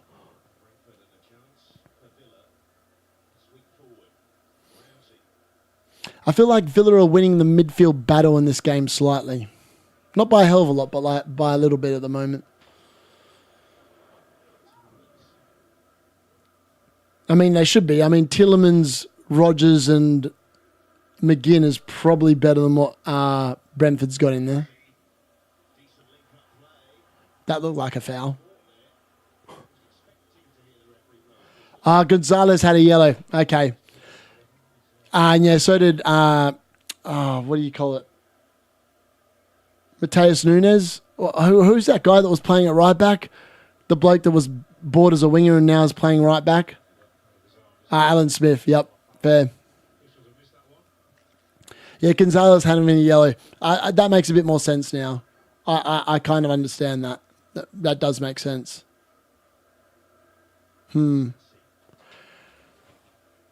I just think that once City did that, they just changed. They just who's right wing for Villa? It is. Well, Ramsey looks like he's on the left. Who's the other bloke that's out? It's a Leon Bailey. Leon Bailey's on the right. Yeah, that's who's on the right. Sorry, Liam. Yeah. Liam Bailey's on the right. Or Leon Bailey, sorry. Should I say not Liam? Leon. Villa are definitely owning the ball now. Yeah, Bailey. Yeah, Bailey. When I saw that Nunes was playing right back for City, I actually got very excited because he actually makes Phil Foden play much better when he's playing in that position. And the fact that Marmoush wasn't starting, I was actually excited to see what Phil Foden showed up today. But I feel like Phil Foden got kicked a fair bit in the first half, and I feel like it really impacted his game.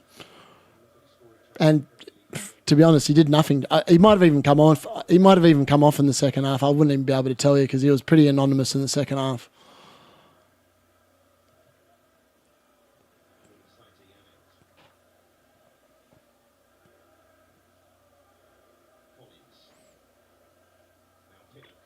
Is Asensio injured? Not in the lineup. Is he in the squad? Hold on, let me have a look. I didn't actually look at the subs before. Lineups. Aston Villa. Yeah, he must be, or he's... That's weird, because he scored in the Champions League. Maybe he's ill? See if I can find something.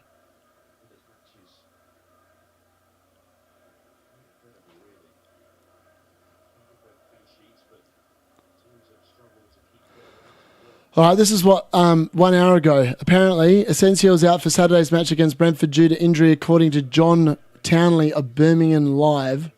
Asensio looks to have possibly picked up an injury in Tuesday's UCL match, as he is not an option on Tuesday. He is back. Okay, it doesn't say why though. It just says he's picked up an injury. So yeah, apparently, yeah, potentially, yeah. I mean, like, Asensio's actually been class since he's joined. 100%. It's safe to say Rashford is doing Rashfordy things. Right, and Bumo's won a corner? No, he's won a throw-in. Asensio's been class, though. I've been very impressed. I didn't think that was actually a good signing from Villa, but he's actually looked pretty good.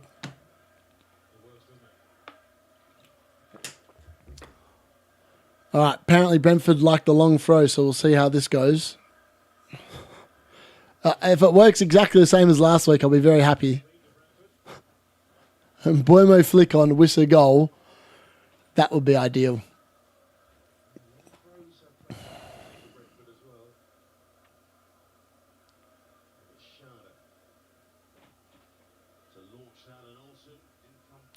I tell you what, that is a good long throw. Like, whatever his name is, has a really decent long throw. Forced a corner. Forced a corner.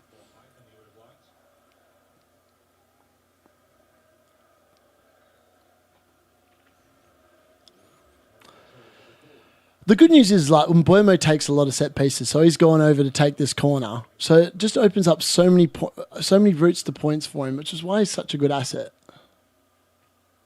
I just feel like most people at my rank probably own him because of this very reason. It's like Justin Clivett. So many people own him now as well. That was a decent corner. Oh, Villa away. Wow, Ramsey's got some speed, eh? Decent ball.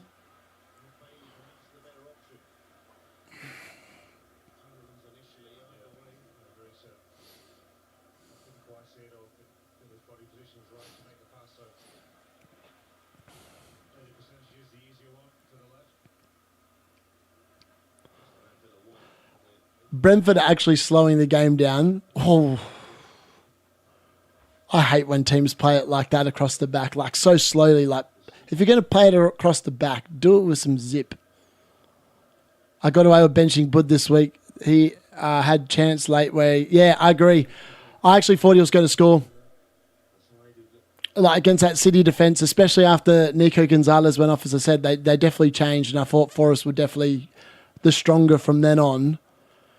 Yeah, disappointing that Wood didn't score. I feel like next week everyone's going to be playing him. Actually, next week probably he's actually a half-decent captaincy shout. Like everyone's talking about Haaland being the best captain in 29. Well, is he? The dude didn't score again today. We'll pull up Haaland's stats actually because they are interesting to look at. So outside of the West Ham and Chelsea games, he hasn't really done a hell of a lot since game week 4, where he got that brace against Brentford. There's been no hat-tricks. It's been really weird. He's just massive. Him and City have just been massively off the boil. 2, 8, 0, 5, 6, 12, 6, 2, 13. They need more of those West Ham. I mean, he's played West Ham twice, and he's got 30 points for his season against West Ham. So he's no longer got West Ham. Is Isaac likely to play? I'm not sure, to be honest with you. I benched him because I just think that he's too much of a minutes risk. And I just think that Newcastle without Gordon, without Lewis Hall, they are big outs for Newcastle. And I feel like if Isaac was... And there's been reports all over the place. Isaac's available, he's not available, Eddie Howe's a liar, etc., etc. But if Isaac's been pictured in training with a bandage on his leg, I wouldn't be playing him. If I knew that I had a Carabao Cup final and my club hadn't won anything in ages and they're coming up against Liverpool, who are probably going to be slightly tired, I think I'd just be resting him, give him a good week of training. He's that kind of a quality player. You want him at 100% if you're going to be any chance of winning the game. And realistically, that's why I benched Isaac, because I just feel like there's more of a chance of him not playing this week than playing, but that's just my personal opinion. I might have got this one horribly wrong, but I suppose we'll find out on Tuesday morning after the game, right? And he scores a brace and I look like an idiot, or he doesn't play and I look like a genius. It's going to be one or the other. There's not going to be any middle ground. I think that's pretty safe to say.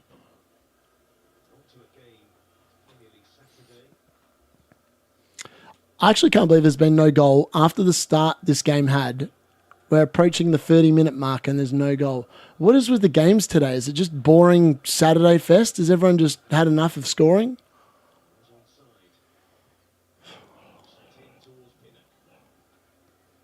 That free kick just made 0 sense what Brentford just did then.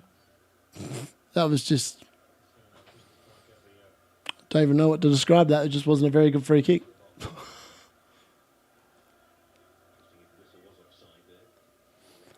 Mate, Wissa loves an offside. That's the most frustrating thing about him. I feel like he would have got so many more goals if he could just play the offside line slightly better. Just have to wait and see. Really needs to up his game, though. If he's subbed on late, that's best for you. Oh, 100%. If he gets subbed on and he gets 1 point, mate, I'll be loving life. Because then Chris Wood and the others are probably going to beat him by 1 point.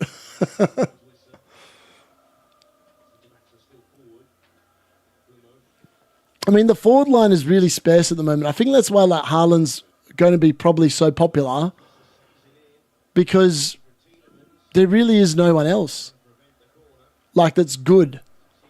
Like there's Chris Wood, there's Isaac, there was Mateta, but Mateta and Isaac are both not available next week. Like the Haaland and Wood are probably the only two strikers that are really good for next week's fixture.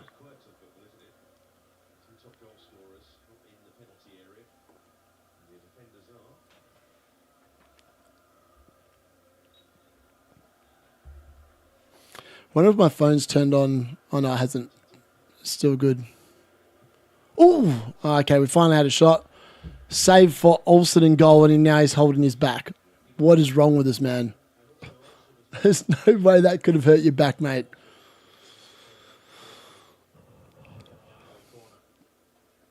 It's a good shot, but far too far out to... If that had gone in, it would have been an absolute howler.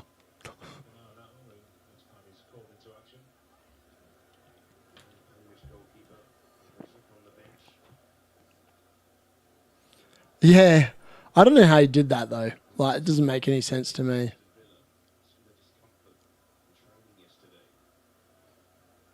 Oh, training discomfort. Apparently that's why Martinez is not playing in goal for Villa. That's interesting. Here we go. Oh, Wissa, where are you, mate? Oh, get him! Go, Wissa! Oh, run, mate! Oh, trying to barrack for Wissa is painful. I feel like whenever I watch Wissa live, he doesn't do anything. So I'd rather this game not be being shown like by itself.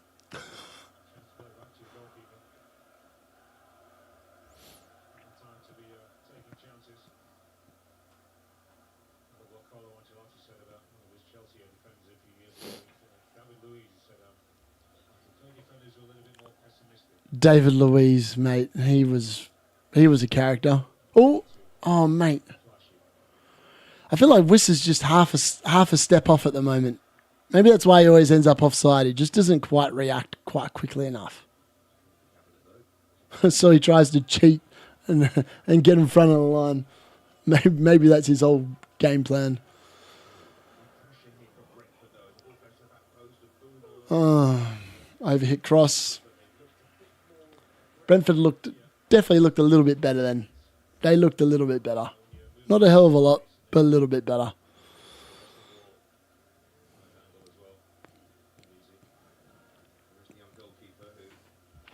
Young goalkeeper on the bench for Villa. Very nice.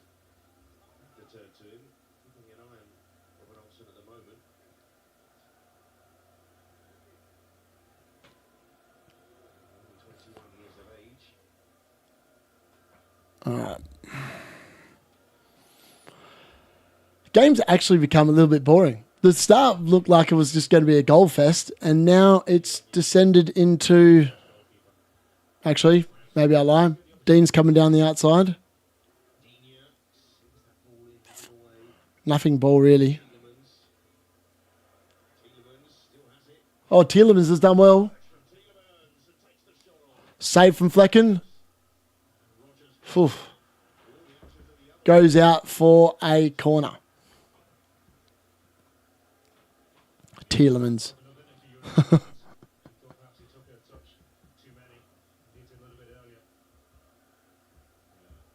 I think it's probably going to be a red arrow this week.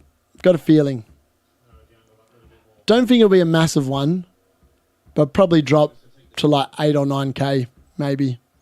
I think once you get into this realm of like rank, it doesn't actually go up and down that much. Unless you have an absolute shocker. Oh, is it an own goal? No, it's just gone over the bar. Jesus. Yeah, it might be a little bit behind potentially. Might be a little bit behind. I won't lie. Could be. Let me have a look. I'll refresh.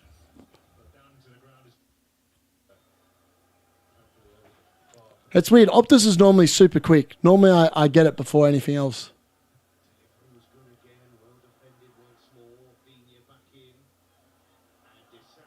Well, what is going on? Oh, yeah. I'll have a look. I'll refresh it and see what happens.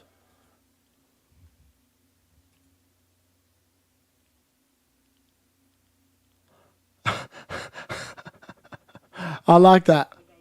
Hold on. That's the one I'm after. All right, Brentford versus Villa. I'm now up to 34-29. Probably when you get that, though, and you hear it, it'll probably be 35.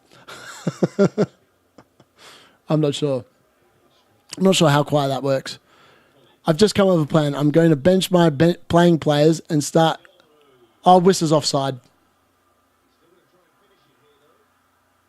He would have scored as well.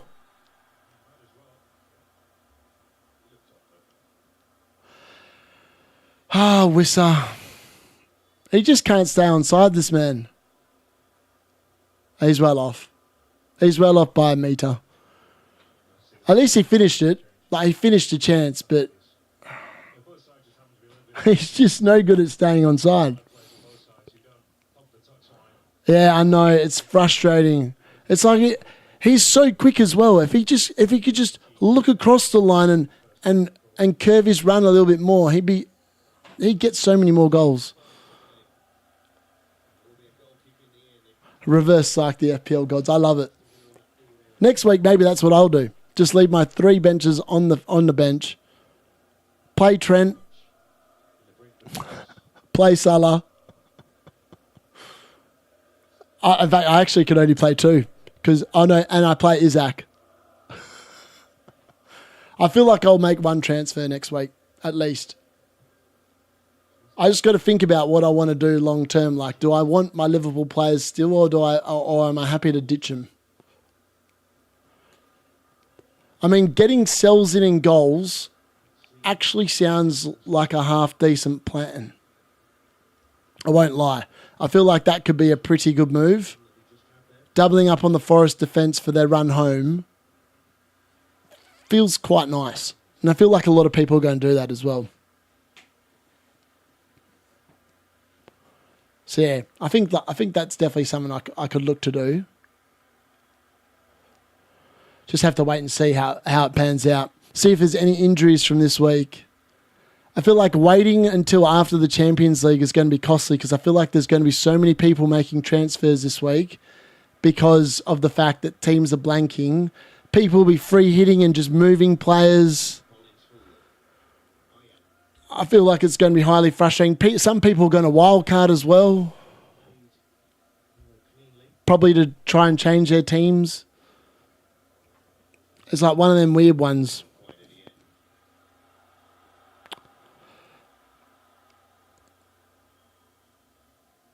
Yeah, well, I've got Fabianski in my team, so I've got to get rid of Fabianski. I actually thought about transferring him straight to Areola. Jose Sarr's got Southampton, but Southampton scare me, man. They just find ways of getting goals when you expect them not to, and it just ruins your week. And like the fact I've already got 8 Nori, I don't know if I want to go double there. I feel like Sells and Milenkovic could be a really good shout against Ipswich for a clean sheet. Like that game, I would expect more of a chance of a clean sheet than probably Sarr against Southampton, if I'm being honest. Yeah, well, I could still bring Sells in for Fabianski, right? I've got the money for it. I think. Let me check. But then I don't want 9.5 sitting in my goalkeeper department. Yeah, I do. I've definitely got the money for it. And then that means I'd have to wildcard shortly in order to make it happen. So I don't know. I just don't know if playing a goalkeeper for a transfer rather than just playing none is worth it. I mean, like this week I'd just be 3 points worse off if I didn't have Becker in the team. So yeah, I don't know. I'm just not sure is the honest answer. So I suppose, yeah, it's like one of them ones I'll think about it. I've got a week to think about it. Unless there's a player I really like to look up. Like, I really love Wan-Bissaka. He's going to rise in price tonight. But like I can't justify spending another transfer on a defender when I've got 4 playing next week. Like Robertson's playing, Milinkovic is playing, Ait-Nouri's playing, Kirkes is playing. I don't need to be getting rid of Trent. And then it's just a matter of, like, do I want to play 3 forwards instead of 2? And the rate we're going in this game, Wissa doesn't look as good for next week as he did last week when he scored, obviously. But look, there's plenty of time left in this game, so we don't know which way it's going to go yet.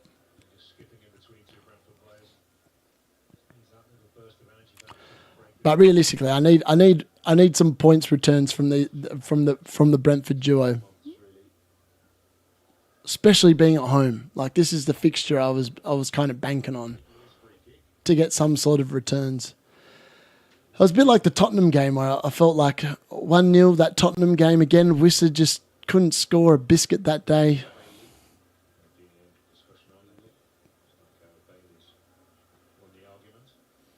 Does Leon Bailey actually take free kicks? Apparently so. We're about to see one.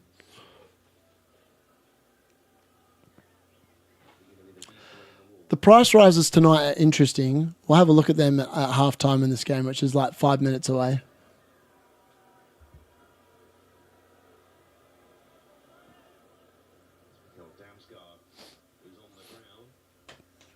Damsgaard. If there's a cheap midfielder I wished I'd owned this season that I haven't owned, it's Damsgaard. That guy has returned so many times at 5 mil. Actually crazy how good he's been, like for Brentford. Such an attacking threat as well. I think he's got like 7 assists or something. It's quite insane.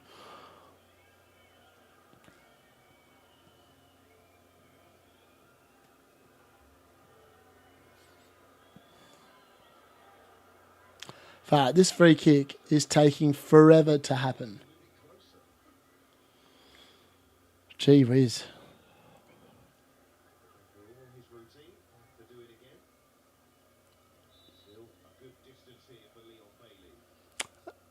There's no way this just doesn't go straight into the wall. And it went straight into the wall. Oh, this is away. That's got to be a yellow. Yeah, I was going to say that had to be a yellow. This has just won a foul. Literally clocked him in the head, mate.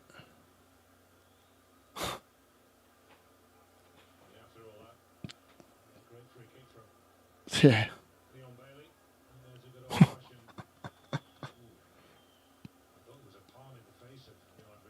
I feel like,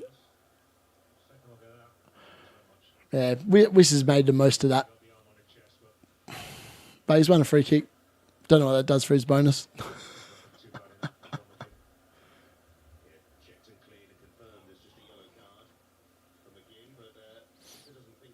Come on, Wissa. Repay the faith, mate.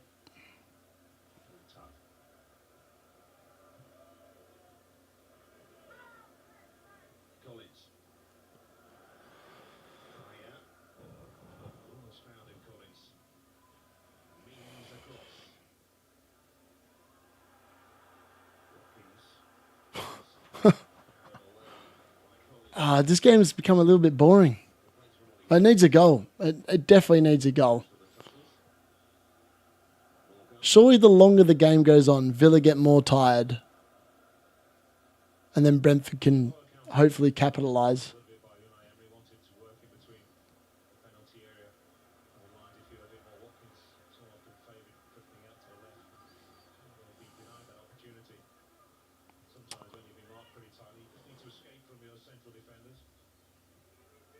Get the ball in the box.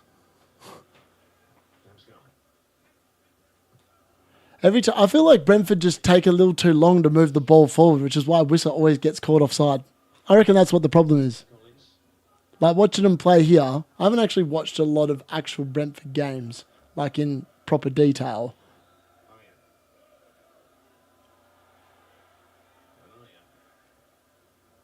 Oof. Okay. That looked like a foul.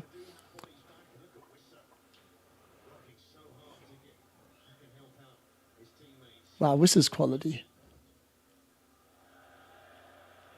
It does. Right, this is when you play Wissa. This game definitely needs some shots, Peter. 100%.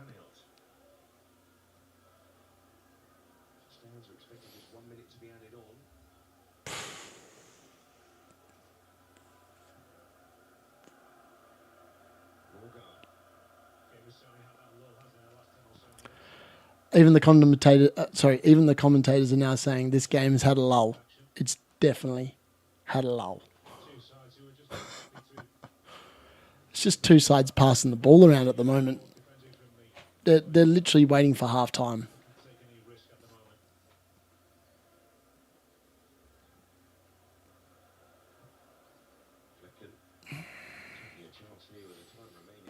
I reckon Flecken's going to keep a clean sheet. Henderson's obviously kept a clean sheet. Sells has kept a clean sheet, and I've got Alison Becker who didn't keep a clean sheet. It's going to happen. I can feel it already. Definitely feel it already.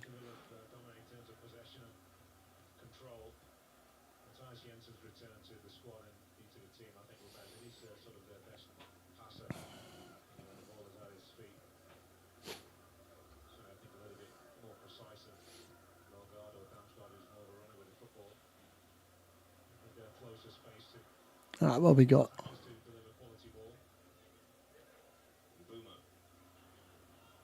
And Burmo, anything?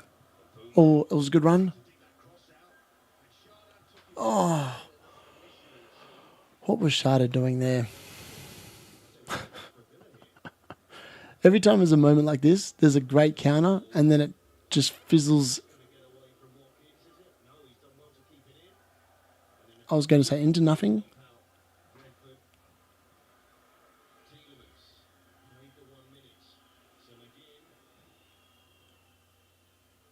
All right, here we go. Oh, I thought Tillemans was going to get that. All right, that's half time. Another boring half.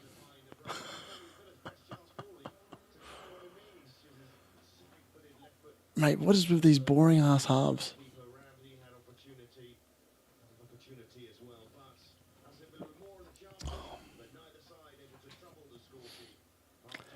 It's been really disappointing. The lack of goals tonight has been massively disappointing in these games. I feel like the last stream I did for the reaction had so many, and this is just a snooze fest. It's a lot harder to do when you're just drinking water as well, might I tell you.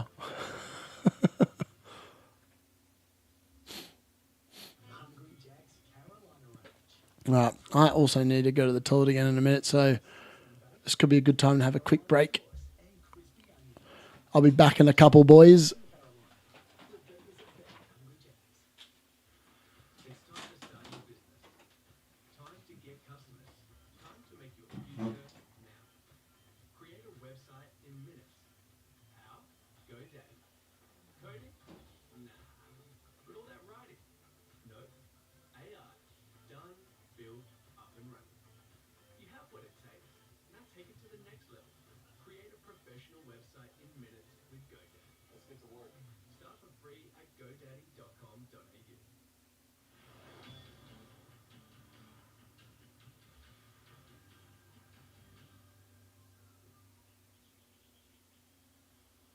Nice spot.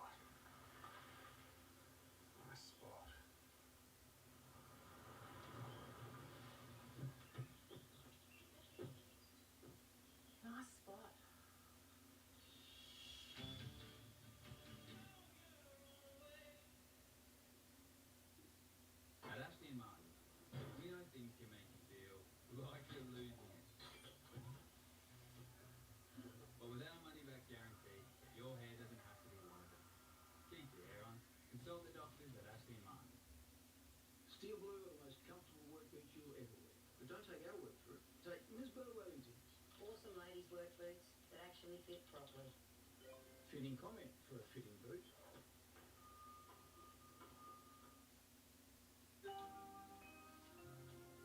Magnets? You always look like a fridge. I'm a tradie, so grow my business. Why not start with hot pages? Is it better than magnets? Smoke signals will be better than magnets. Oh, don't you want more jobs?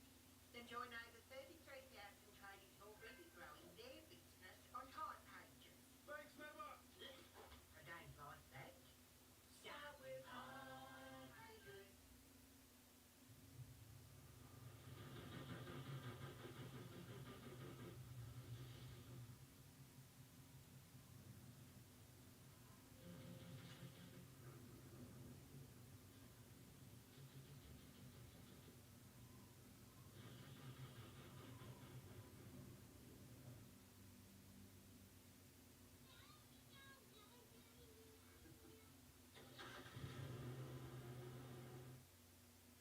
Here's what's coming up next week on Optus Sport. Tuesday morning breakfast football. West Ham face Newcastle. Mid-morning Saturday, superstar Marta in action when Orlando face Chicago. Saturday overnight, Manchester City face Brighton. Sunday afternoon, more easy watching when Yokohama FM play Denver. And Sunday overnight, it's a double derby day in London. Fulham face Spurs. And game of the weekend, Arsenal take on Chelsea. That's all next week on Optus. All right, we're back. Let's have a look. What was we saying? What did I miss? I'm just realised if Isaac doesn't play, I have Milenkovic coming on. I hope he doesn't play. Just for you, Nick. I hope he doesn't play. Also, I think that it also means that you'll enjoy the game a lot more on Monday night as well, because I feel like there's a lot more chance of a West Ham win. I still think Graham Potter's a great shout. Like people on assistant manager this week, I think like Graham Potter's a really good shout. Better than Ange. I feel like Ange tomorrow is going to cock that Bournemouth game up. I bloody well hope so. I could go another Kirkes assist for a Clivert goal tomorrow. Definitely need it. Oh, 100%. I feel like this season I've been so unlucky with the jams. Let's just have a look at my bench this season. Have a look at this. Imagine where I would be if I got my benchings right this year. Look at the bench points left on my bench. So 6 last week. It's going to be guaranteed 6 this week. The week before that, 24. I'll just blow this up so people can actually see how many points I've left on the bench. 24, 4, 22, 11, 12, 12, 10, 13. This is the problem when you have a squad value like mine. You always get the bench wrong. 9, 17, 23, 4, 3, 13, 20, 11, 15, 9. I've left points almost on my bench every single week. Like, I would probably be close to winning if I'd got these benchings right every week. It's like the one thing I get wrong. I can't pick who I should bench every week. Yeah, so I've had 24, 22, 23, 20. I've left over 20 points on my bench 4 times this season.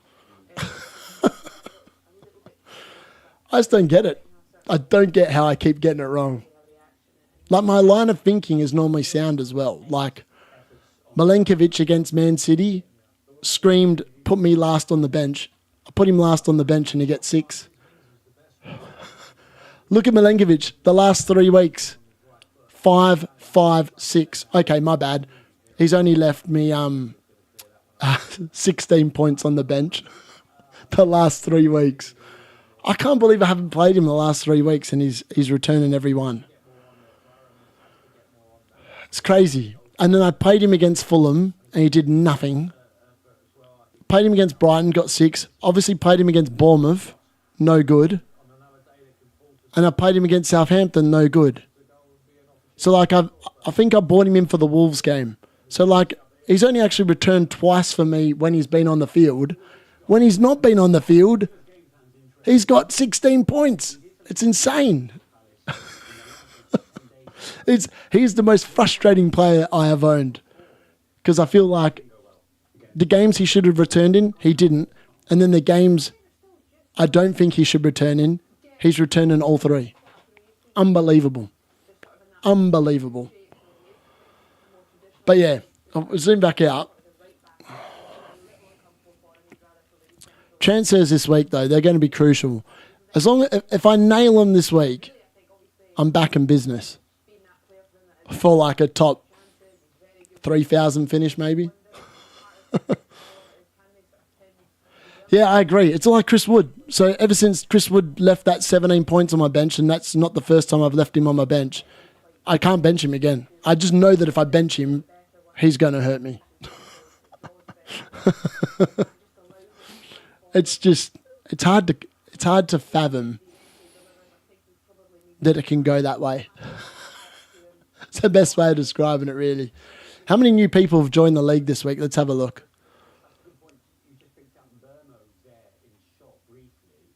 New entries, Button Wanderers. What's he ranked? Wow. Okay, so he's 81k. Let's go down the bottom. Cabello, 524. I think that's the guy that's just joined, actually. K, 986. And George. Oh, sorry. What is he? 1 million. Okay. Not going to be any red arrows from them. Let's have a look at what everyone else has done. Skinner's winners, 29. So he had Trent, he had Anderson. That's unfortunate. No points there. Scar Cash from me. He's on 36. So he had Munoz, of course. Go figure. He had Marmouche, though. So Wiss is on track to beat Marmouche at the moment. He's on track to beat Marmouche. So he's got Isaac, Bowen, Aitnori, Pickford, Palmer to play. Essentially the same as me. I've got 5 players still to go as well. Aitnori's going to be key this week. What's Ahmet? Ahmet's having a great week. He had Ismail Assar, who's got 11 points. He had Marmouche, though, so that's disappointing. Wood.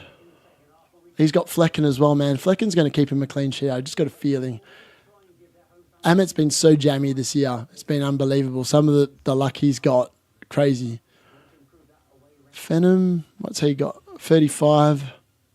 He's got Rogers and Buemo. Oh, he also had Munoz, man. All these people had Munoz. Munoz absolutely killed me. Especially with Milenkovic on the bench. Frustrating. All right, so he's got Watkins. He's got Cunha, so Wood's coming on for Cunha. That's 2 points. And Bob Janunkel. He's got Rogers. He had Foden. Oh, so Foden got taken off before Forrest scored. That's interesting. And he's got Watkins and Rogers. He's got Murphy and Isaac. He's got Mateta on the bench, so Kirkes is going to come on for him probably. I'm surprised he started Kirkes on the bench over Mikalenko, but it is what it is.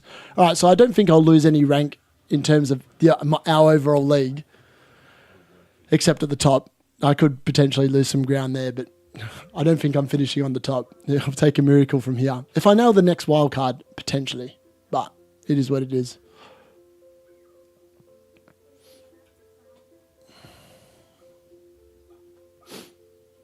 Man, I'm so tired now. I've been up since like 7 o'clock. We've got roofers. I'm actually getting my roof replaced at the moment because it was leaking. And yeah, they've been out here. They came at 7 o'clock this morning, woke me up, literally. I was actually catching up on some much-needed sleep because obviously I watched Man United in the Europa League. And my God, can they please not draw anyone from Spain? Because what was it? It would have been Spain's an hour behind England. No, an hour in front, right? It's an hour in front. Oh, it's the same time. I can't remember. Maybe someone in the comments can let me know. Hey, buddy. How's it going on? I'm going well. Yes, Ramadan greetings to all of you guys as well that are observing it. I have so much respect. We've got a lady at work, and I felt like I basically said I'm not sending you out on duty because like I know that I know what you have to observe during it, and it's quite hot where we are still. It was like 36 degrees on Friday. I was like, just stay indoors. I'll get someone else to cover your duty outside because if you can't drink or whatever, you just need a little bit of like awareness in that. So yeah, hopefully I'm actually during this time of the thing, I thought that it'd be good. So I've actually given up drinking anything except water and my shakes for the gym. So I know that doesn't sound like much, but I love having a drink watching the football on the weekends. So for me, it's actually been really hard tonight, sitting here with a bottle of water. Like part of me really wanted to do a shot, but just it is what it is. I need to watch Nick. I need to see whether Wissa and Mbuemo need to stay. Yeah, I know. So Spain's an hour ahead. So the kickoff for Spain was like, it would have been 6:45, I think, when they played on Thursday night, and it was horrible. It was 1:45 in the morning for us, like in Australia. It was the worst time. I went to bed at 9 p.m. I woke up at like 1:30, watched the game, and for 70 minutes I was pretty happy. And then, of course, Manchester United concede a penalty that no one even calls for or appealed for a handball. Of course we do, because it's Man United. And then the game ended 1-1, and I was like, oh, I would have taken 1-0 before the game started. And then I literally sat there on the couch thinking I have to wake up for the gym at 5:15, and it's currently 3:50. I've got about an hour's sleep if I can do it. And I was just like in and out. Like my team selection video, I'm surprised it actually sounded that good when I did it because I was dead. And I had a shocking day at work as well. Oh, nice. Good. Get that food and drink into you, buddy. Get that food and drink into you for sure. Yeah, all right, so it's 2:30 here, so it's 6:30 in the UK. So the sunset, what time's the sun setting there now? Because it gets towards 8 o'clock by Easter, I believe, or like around that time. And that must be so hard because the sun rises so early as well. Much respect, man. Much respect.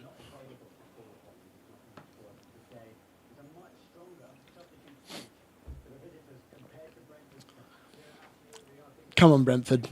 Pull a rabbit out of you. Make it worth me staying up. I still can't believe there's another game on after this. Like, that's insane. But I'm definitely not staying up for that one. I'm going to bed. Around 6-ish here in the UK. That's not too bad. That's pretty good. It gets worse. The sun sets later the longer during the Ramadan, right? I think I've got that right.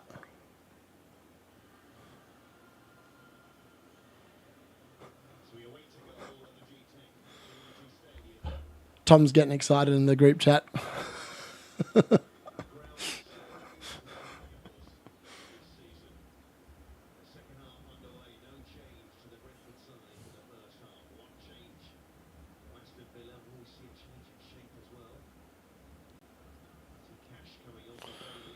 All right, so Wissa? Oh. Mate, Wissa, come on, mate. Got to lift your game. Yeah, that makes sense. Yeah. They did that the other night as well when I was watching. It's good how they do that. I think it's good of the Premier League to do that because, my God, I don't know how you play with no energy going in. Like, legit. It must be so difficult. I mean, I used to play games when I was younger on a Sunday at like 11 a.m. or like 1 p.m. and I'd eat nothing because I don't eat breakfast at all anyway. And normally I'd eat like my food around midday. So like I didn't mind that, but I couldn't imagine like doing it and then playing this late. Oh, it's just insane. I actually don't know how they do it.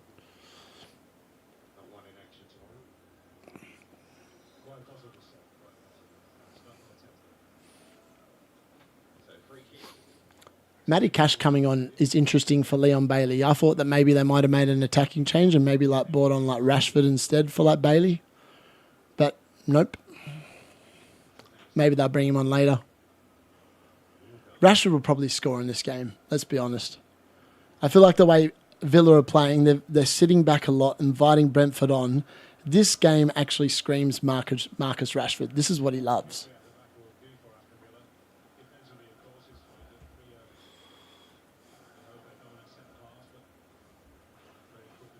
All right, yeah, sorry. Let's get back to the actual rank. Forgotten the game had actually recommenced. Very briefly. Oh, I know. Yeah, I agree. It was just frustrating for me, obviously. I had double Liverpool defence and it was just a gimme. An absolute gimme. Like Virgil van Dijk should know better than to defend like that. It was Southampton have a habit of actually scoring against the big teams. Like they scored against United, which is no mean feat because we're crap. But they've also scored against some of the other teams as well, like just one consolation type goal. Not ideal. Oh yeah, 100%. I agree, 100%, Peter. I mean, the EPL is such like a multinational, like type of a league that I think that does have to be observed 100%.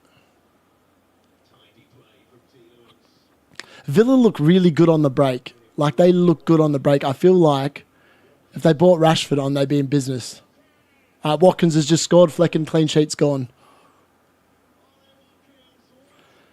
Watkins literally just strolled straight through. That's really good. Someone in our league has Watkins, so they're pretty happy right now.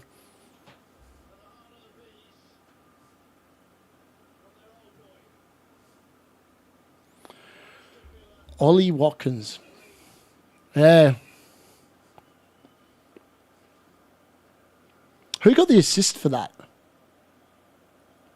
I feel like it was a type of like a Morgan Rogers ball, but maybe it wasn't. Let's have a look.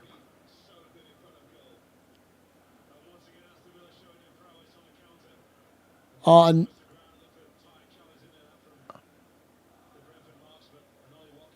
it was Rogers. Was it a Rogers assist? What number is Rogers? 40. Oh, no. I think it was a Ramsey assist. It's poor goalkeeping, to be honest.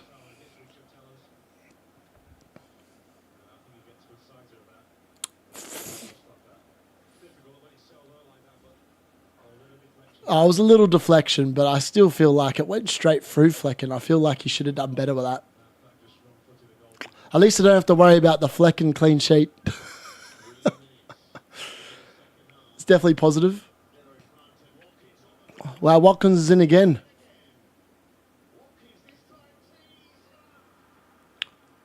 Rogers has just scored. Wow. Anyone that hold him for this week, love and life. Watkins and Rogers both goal.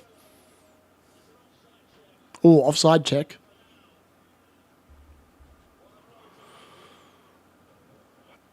I feel like this game might be over. All right, they're checking for offside. They're checking for offside.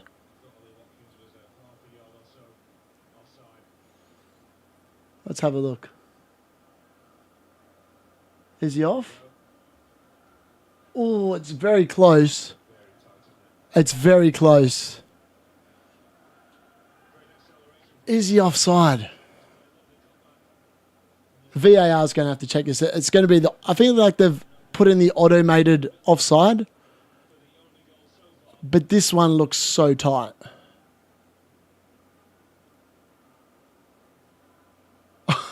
Went straight through Flecken again. Flecken actually hit it with his foot. He just couldn't do nothing about it.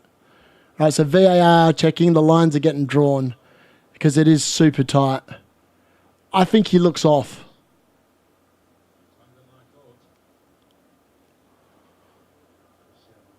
He's definitely past the bloke on the near. It's just the one behind him. This is definitely going to hurt the rank if this is a goal.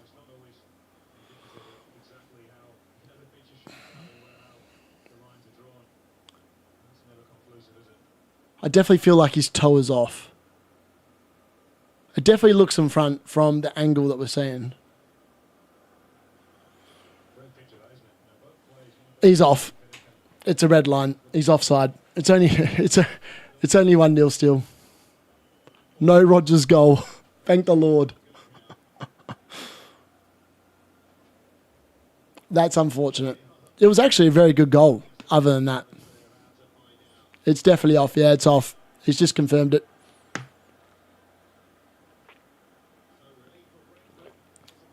Whew. That could have been bad.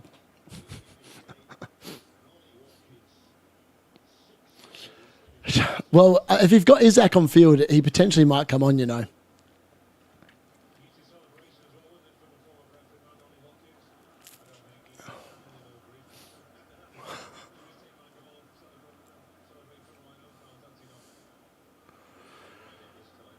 All right.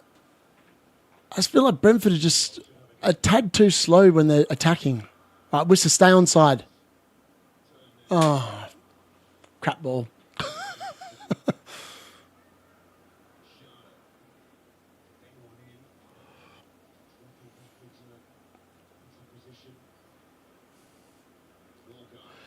Wissa just goes too early all the time. All right, what's the corner? It's better than nothing.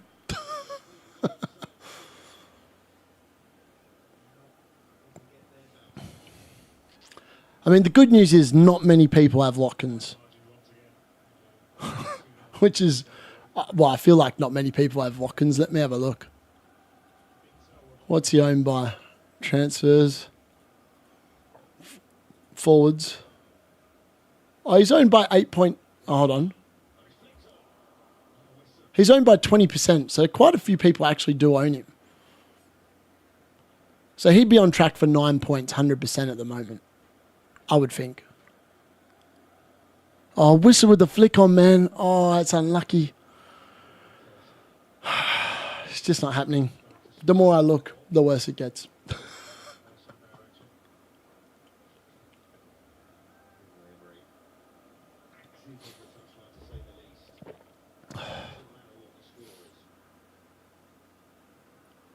I know. Come on, Wissa. I feel like a lot of people that own Watkins are not effective ownership, though. But I could be wrong. Go on, Boemo.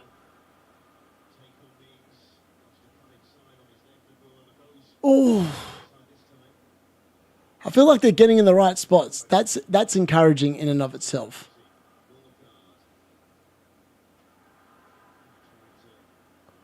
Just need, like, Wissa to get involved.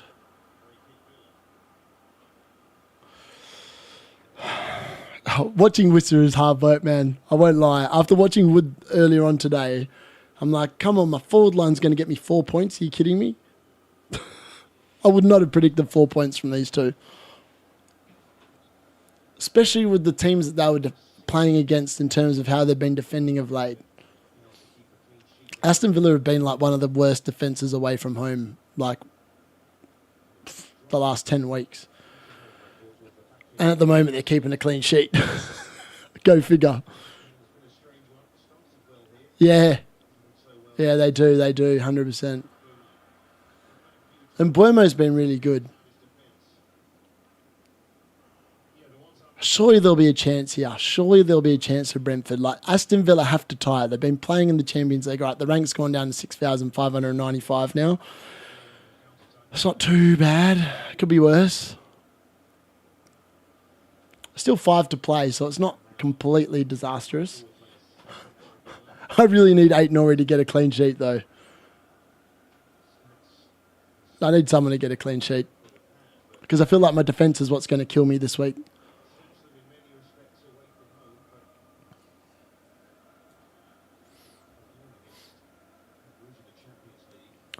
Aston Villa in the Champions League, I wonder how far they can go. I feel like they've got, after the Club Bruges game, I feel like they play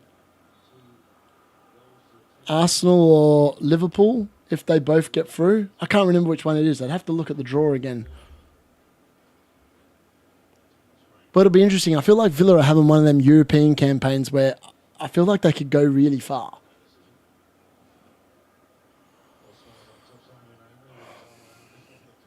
Come on, Frank. Inspire some brilliance here. Got 34 minutes.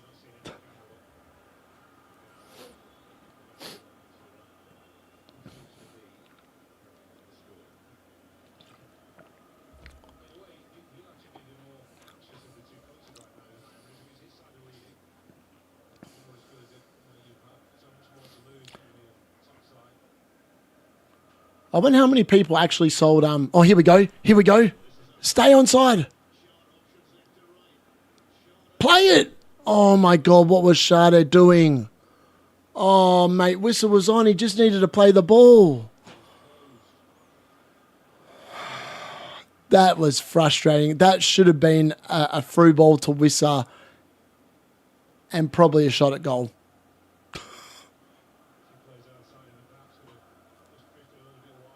Shade he just couldn't make up his mind. In the end, when he played the ball, the opportunity was completely gone. Also, Wissa just, unfortunately, I think Wissa's super quick and he doesn't realise how quick he is, and then he just runs offside. It's so frustrating to watch. I can't get over this man. He might have to go. I don't know who for, but he might have to go. Oh, that's a nice ball. All right, now get in the box.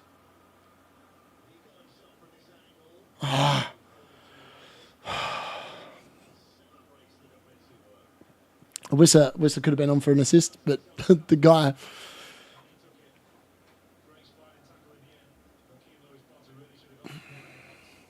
Yeah, he should have put that ball in the box, man. Got my assistant manager chip. When do you reckon is the best week to use?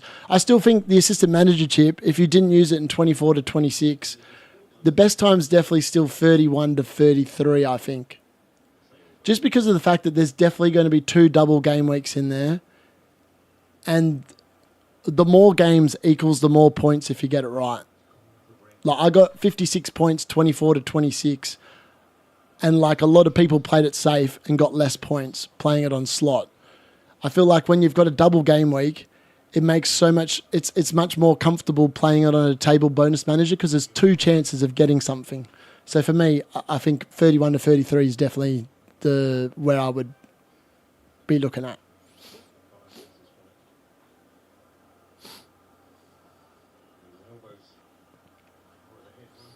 All right, into the last half an hour. Come on. Somebody do something.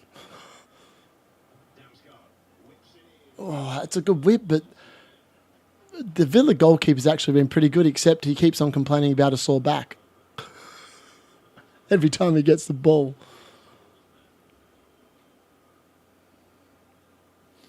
How did he get a sore back in the first place? It was like the most tame shot ever. Oh, I suppose you could have a bit more of a sore back from that one. But not much. I wonder if anyone's actually got any Aston Villa defence playing.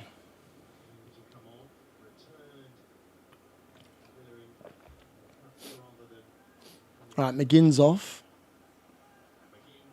I think Kamara's coming on.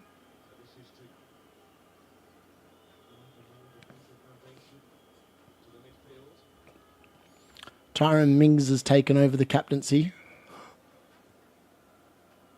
That's kind of intelligent substitution, to be fair. McGinn got booked in the first half, so that's clever.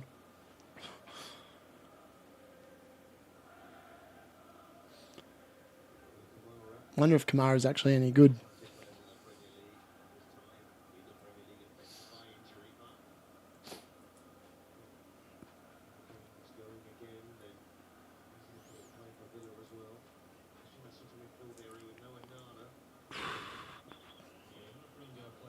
All right, half an hour plus injury time to go. What can Brentford conjure up? Can they conjure anything? Or are they just going to be... Is it going to be back to the double blank? I feel like the double blank hurts the rank so much. The double fire works really good, but I'm just not convinced how many more double fires there's going to be.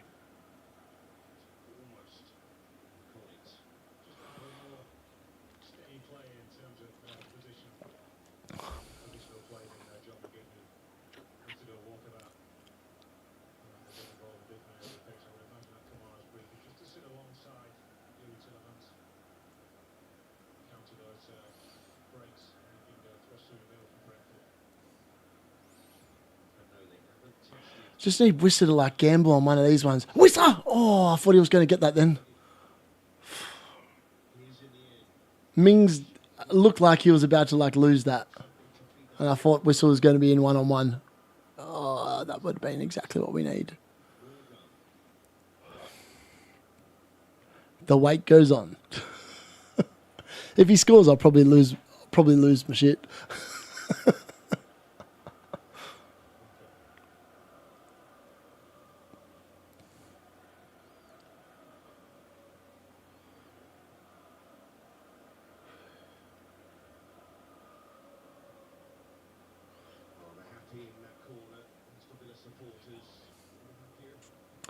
Now, imagine if I've got 7 players playing and I've only got 1 return. And it's Salah captain. I mean, it's quite possible at this point.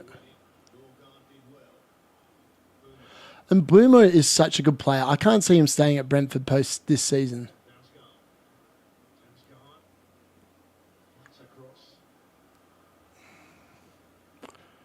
I mean, when Brentford crossed the ball, it just doesn't look like it's going anywhere. Just like aimless crosses into Mings.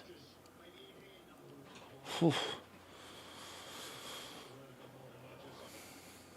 Morgan Rogers has got to be getting tired, surely. The dude plays 90 minutes literally every single game.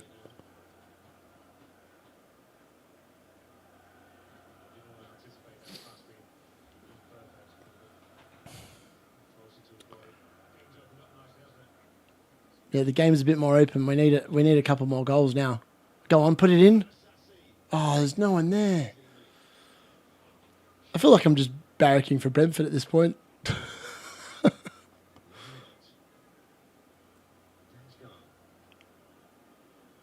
Oh, it's a great ball. Penalty? Oh. Corner. Let's have a look. It was a really nice dinked ball over. I mean, they do clatter into him.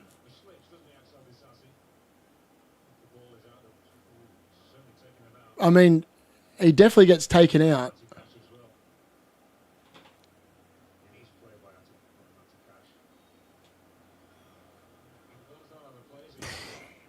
I don't know.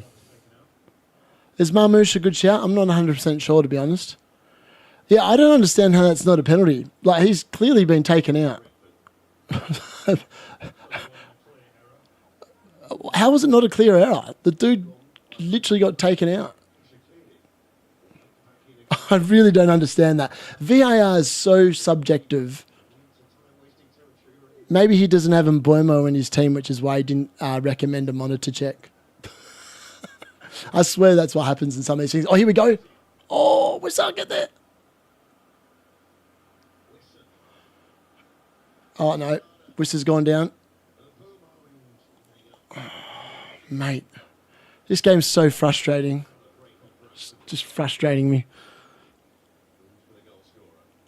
All right, Marmoush or Strand Larsen for the next 3 games. I think Strand Larsen's actually the better pick compared to Marmoush.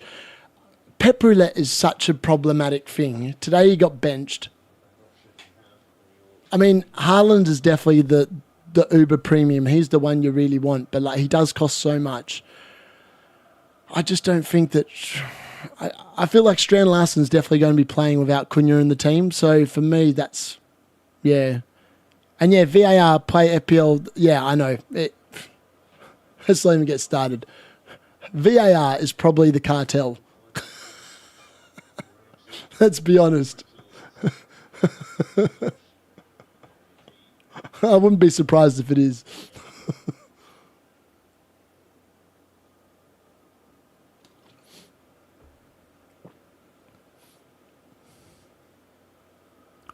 I mean, that's a pretty bad tackle.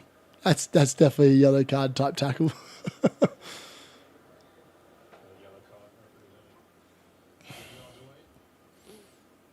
Right. What are Brentford going to do from the bench? Have they got any attacking players on the bench? All right. Morgan Rogers is going off. Oh, no, he's not. It's Jacob Ramsey. Marcus Rashford's coming on.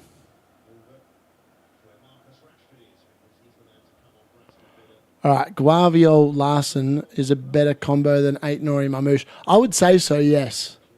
That's my gut feel. I feel like that's a better combo. I also wouldn't roll out the 8 Nori Strand Larson combo. Save some extra money. Spend it somewhere else.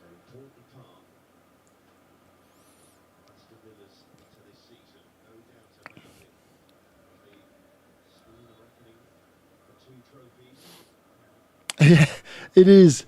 It is. I mean, that's the thing. I don't. Man City, their defensive data has actually gone up to like the 5th best in the league, but they just always concede a goal. I feel like Edison's always got an error in him, or like a soft save or whatever. Like he got beaten at the near post again today. I feel like just their defense in general just concedes that odd goal every other game. Look, my rank's actually improved slightly. I really need a return here in the last 22 minutes. That's what it comes down to. And Boimo does score a lot of late goals. That has to be said. So it's possible. It's possible. I'm not ruling out hope yet.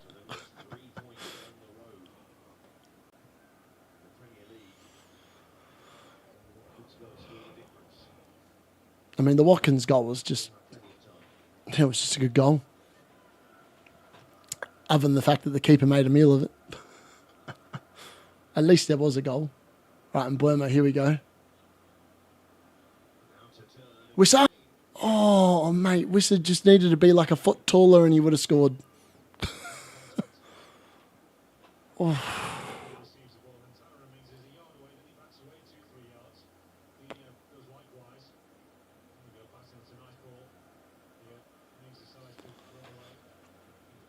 Oh, yeah, he would have been onside as well.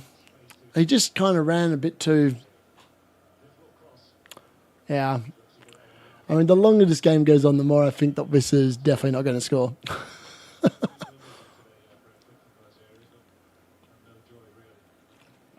Yeah, they've literally had no joy from the crosses. I don't know why they keep trying to play them. I think they've got to try and play through the middle and just like try and play to Wissa's speed. Like Wissa's so much quicker than them. I feel like they're using the wrong tactic. Like Mings is really good in the air. Oh, Wissa. Beautiful. Oh, mate. Wissa with setting it up on a dime for Shade, but Shade can't finish a biscuit. That was actually a super good little flick on from Wissa. Frustrating. So frustrating.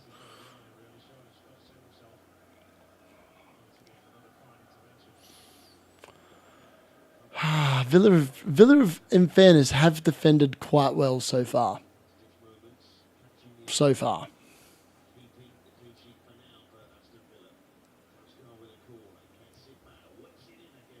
I hope so. I hope it's 1-1.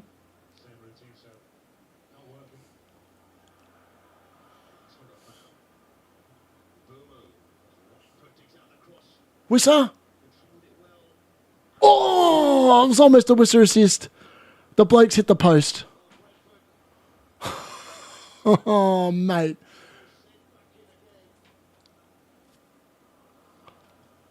Oh, I can't believe that just hit the post. I would have taken an extra 3 points.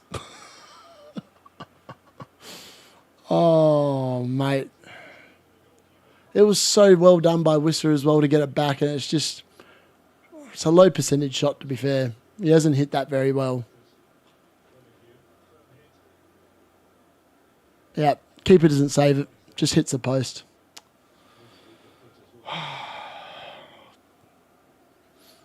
It does feel like a 1-1. So I'm hoping it's a 1-1. Come on, boys.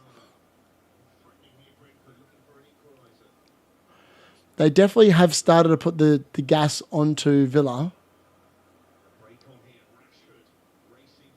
Wow, that was a great ball from whoever that was.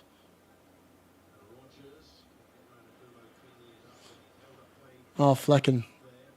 Panicked there.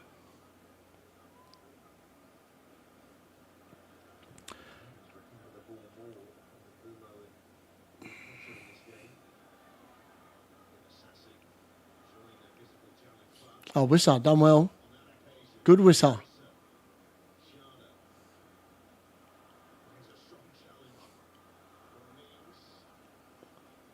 Oh, mate. Matt Doherty plays. Darren will be happy to know. Bellegarde, Strand-Larsen and Montesi up front. Oh, and Blermo, what is that? What is that cross, mate?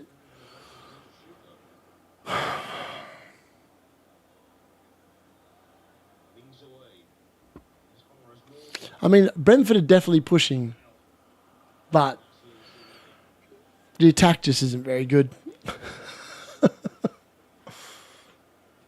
Attack just isn't very good.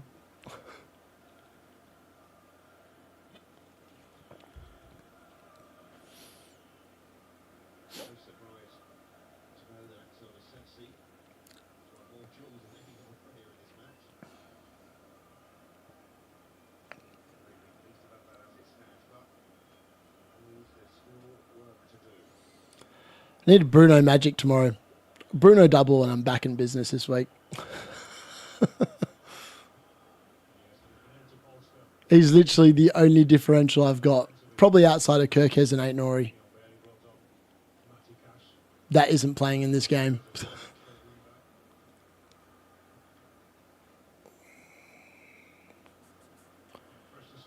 17 minutes. It's shrinking by the minute.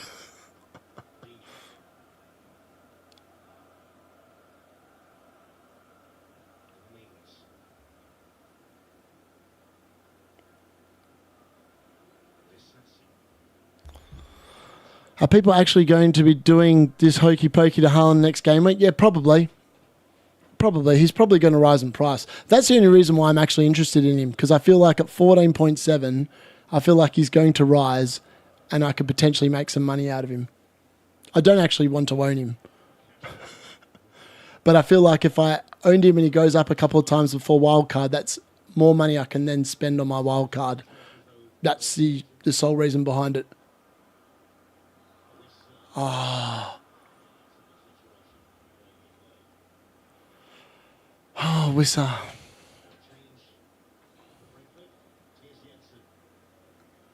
Who's Jensen going to come on for? Hopefully Jensen can unlock the door here.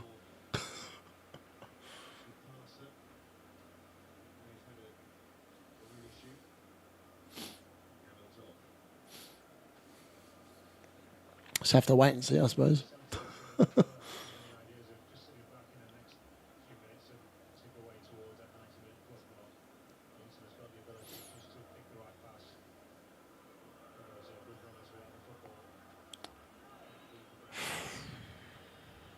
Touches an opposition box, second half, 19 to Brentford, 1 to Villa, and Villa in front, 1-0. Of course, it's the case. It's always going to be like that. It's surprising they haven't actually created more. I feel like their touches have just been in low percentage areas.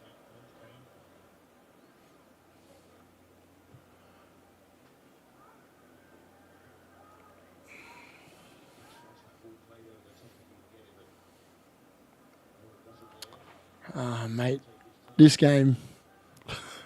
This is so frustrating. A good thing I didn't bring Haaland in. I would have had a forward line with 2s and I would have taken a -8. I would be on a massive red arrow. Would have been well outside the top 10.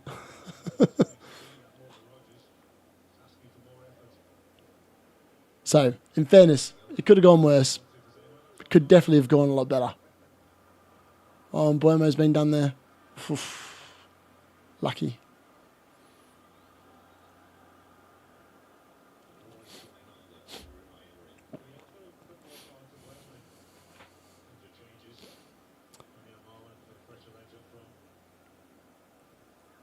Wonder if he'll take Watkins off soon.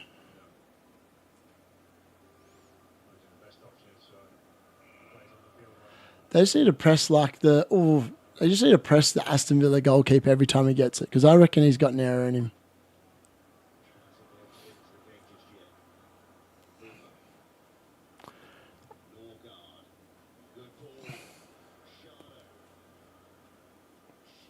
Oh, is that a penalty? How is that not a penalty?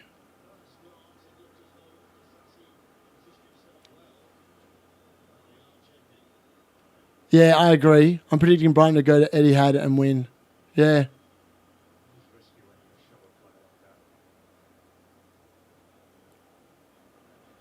I mean, he makes no attempt to win the ball. Like, how is that not a penalty?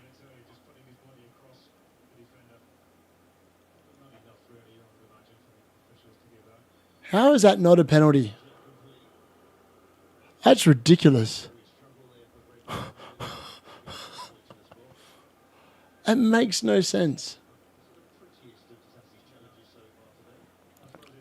VAR is a joke. Like VAR and things like that, it either should exist or it shouldn't for penalties like that, as far as I'm concerned. I could live with the ref stuffing it up, but when they intervene and you'll get like a very similar event in a different game and VAR reckons it's a penalty and then in the next game they reckon it's not, that just annoys me. I've seen them given this year as well from VAR. Just depends on what club's playing, I swear. Yeah. I'd love to hear him live in the room. Like, talk about it.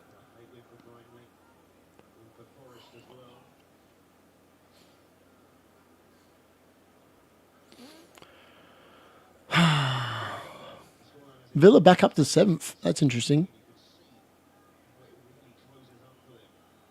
Yeah, they need AI to just go, yeah, that's a foul.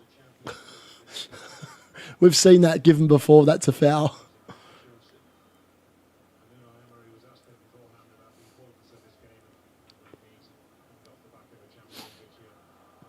I've actually been impressed by how well Villa have actually played.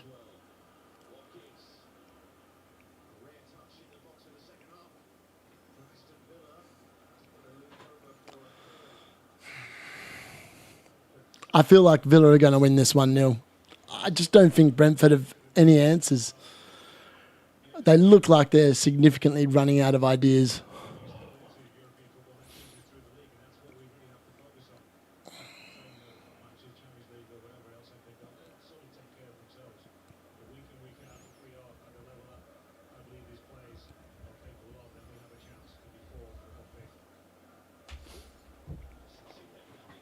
I mean, there's still hope, but it's fast running out. Rash would probably score. Just to rub it in.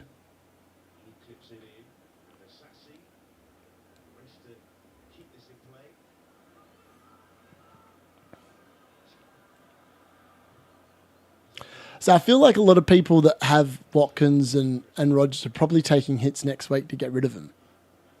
But I'd be intrigued to know what the odds are of that.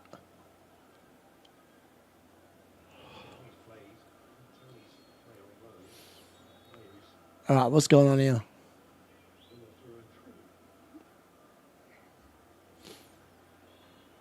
What is Matty Cash doing?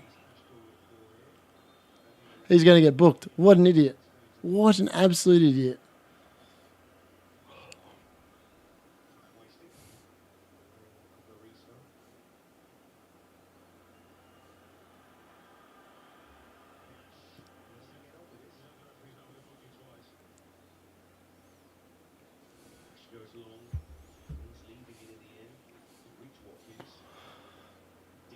All right, we need...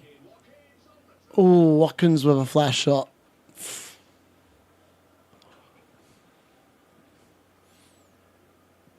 All right, last 10 minutes plus whatever extra time they have whack on.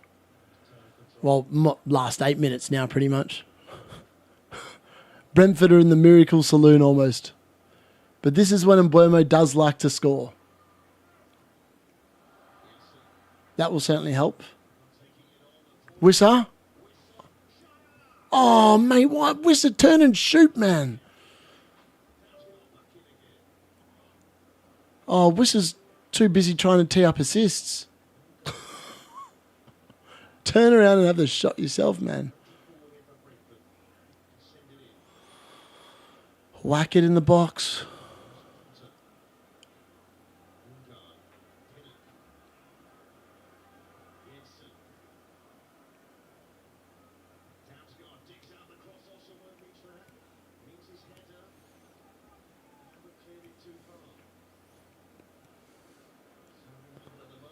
Wissa!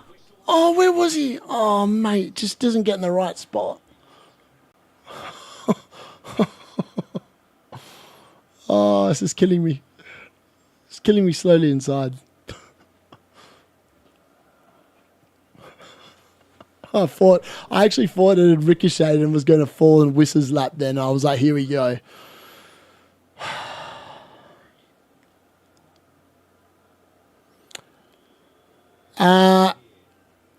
For low cost, oh, Wissa! Oh, where is he? Oh, mate.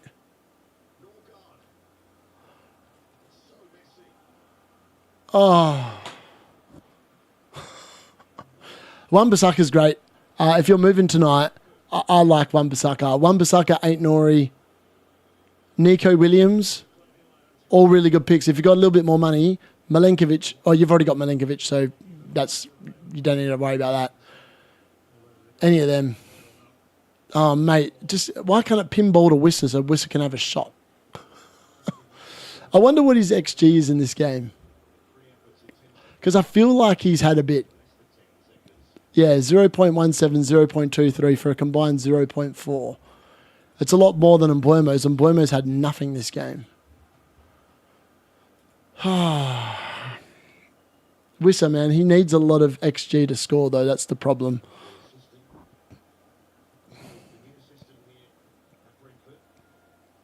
I hope so. Got 6 minutes to go here plus injury time. They're definitely pushing.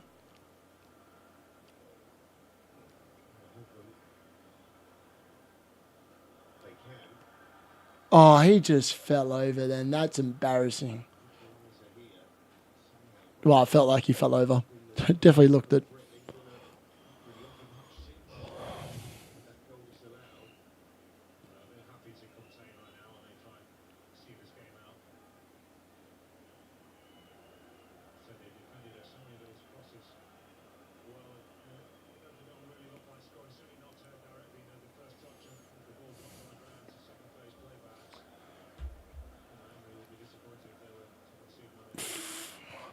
What can they conjure? Can they conjure anything?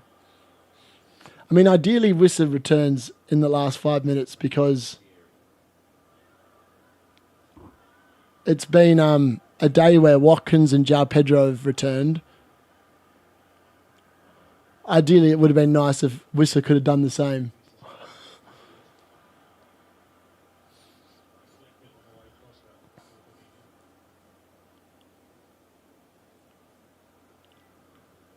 All right, get back in the box, Wissa. Stop defending, man, and we need a goal.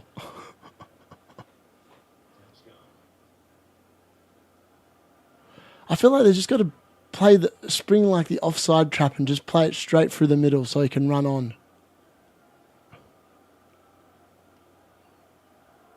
I mean, Brentford have really gone off at the G-Tech if they drop this 1-0. Like, their home form's disappeared. All these crosses from the left have literally done nothing. Watkins is through 1-on-1. Oh, it's a good save from Flecken. Good save from Flecken. I feel like Watkins bottled it then, to be fair.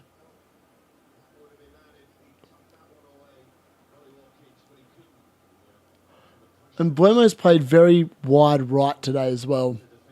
I think that's why he hasn't barely been involved in any sort of a chance in terms of assists or goals.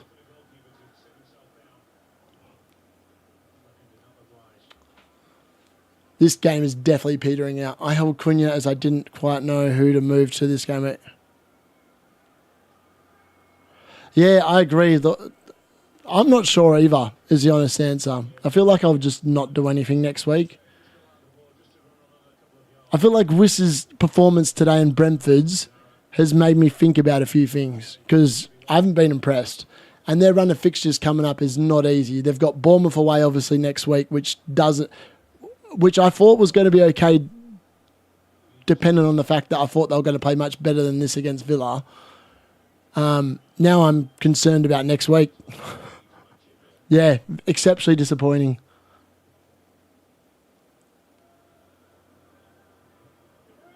I still can't believe that I've had 7 players play and everyone's blanked except Salah. I don't think I've had a week like that all season. I mean, there's no guarantee that all of them will blank, but definitely feels that way. Right, and Buemo's away.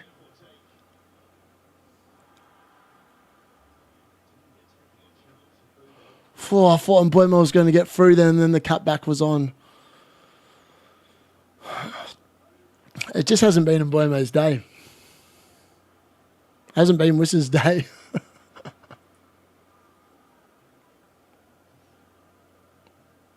Right, let's see how we get on here. All right, last 2 minutes. Come on, somebody do something.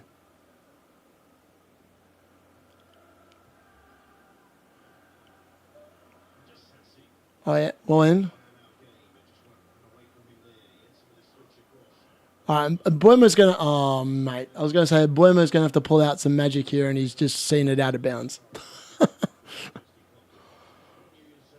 This and Buemo striker, yeah, man.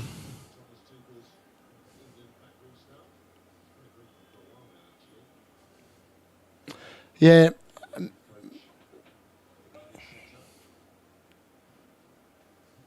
All right, here we go. Who's helping Wissa? Oh, just so slow getting the ball out. These crosses have been so poor today from Brentford. Like, so poor. I mean, the only good thing I can think of is that I haven't lost much rank, and a lot of other people have had probably a lot of players play as well. The only scary thing is that Arsenal defence is coming, so Bruno Fernandes needs to conjure some magic tomorrow night. He needs to get a goal.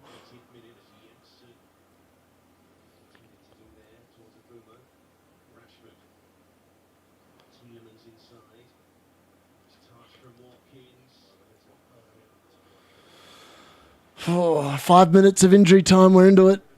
Can they pull out something?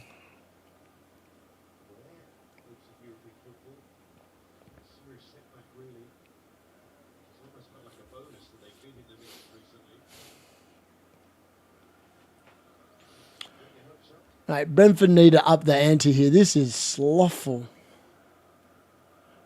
I know, I agree. I don't understand the way they've played the ball into the box today. It's like they forget that Tyrone Mings is like a foot taller than Wissa. They should be playing it through the centre, looking for him to use his speed.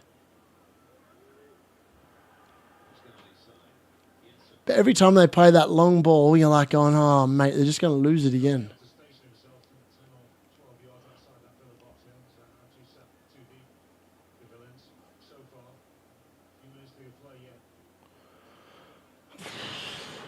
Like, and Buemo's playing so wide. They need to get Buemo like into the box. He's like their best player. And he's just getting the ball and he's sitting on the wing. Not ideal. Not ideal at all. Now we've gone back to the bloody goalkeeper.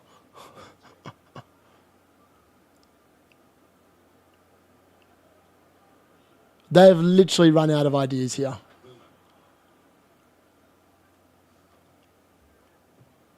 Oh, wow.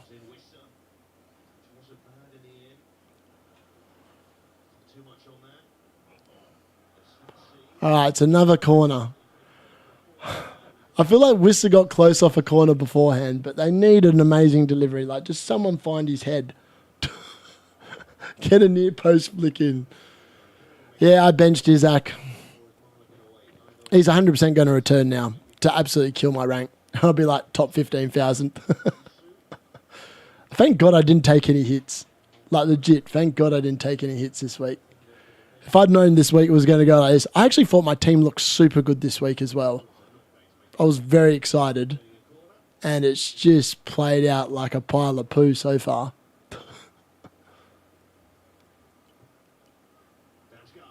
Oh!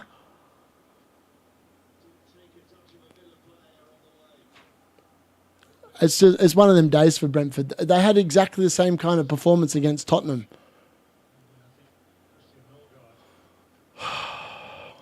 I'm pretty sure it should be another corner.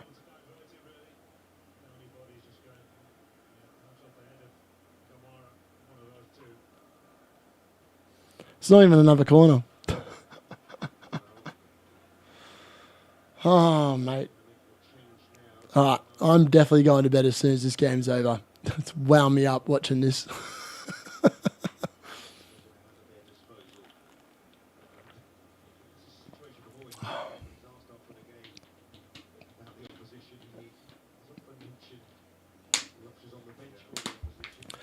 Maybe I'll do a live reaction stream Sunday.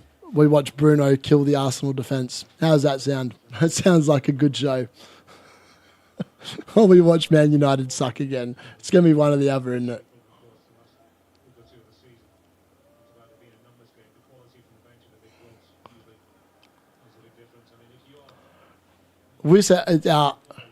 Oh, here we go. This is it. Oh, mate, he just overcooked the cross. He overcooked the cross. Oh.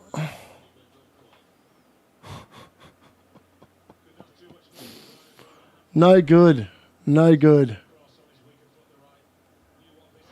Yeah, I agree. We'll 100% be lucky to get 50. I'm on 41 with 4 players left to go. I'm on track for 49. I mean, maybe 8 Nori does something. Yeah, I think he's blanking, man. I think the game is over. 70% possession second half, 11-4. Oh, just the way they passed the ball forward has just lacked all sorts of quality.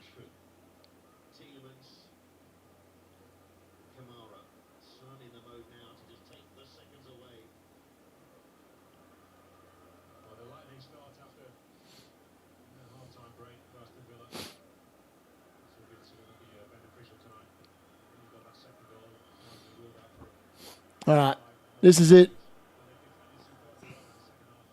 Good ball. Oh, free kick. Oh, what?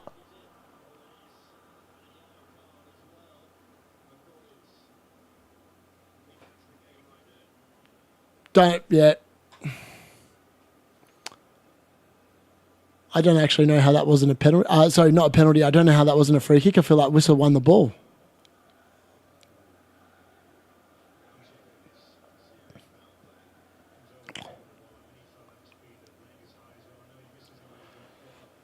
Collins might be off here.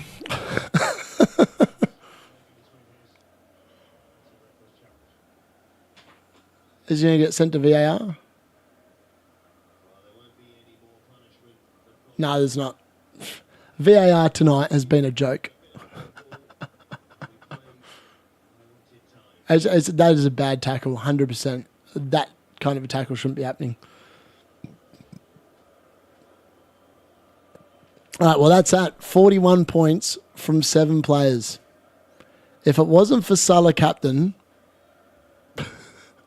this week would be a disaster. I mean, imagine if you had like some of the other players and Captain Palmer and Palmer blanks. Who knows? Who actually knows at this point? Yep, that's it, folks. Disappointing from the Brentford boys. Just unlucky. Unlucky again. It is what it is. Milenkovic, I just hope that 8 Nori keeps a clean sheet against Everton. Scores a goal, 15 points, and I'm back in business. We live in hope. Tottenham could easily do exactly what Brentford have done tomorrow. Like Bournemouth could go there and win 1-0. Clive at penalty. It's definitely possible. All right. It's not over. That's it. I'm going to bed. 3:30 in the morning pretty much. Thanks for joining, guys. I will see you potentially tomorrow night because I'm probably going to watch the Arsenal Man United game. I'm a sucker for punishment. Being a Man United fan, we know what it's like. Thanks for joining us. Have a good night. Enjoy the rest of your day.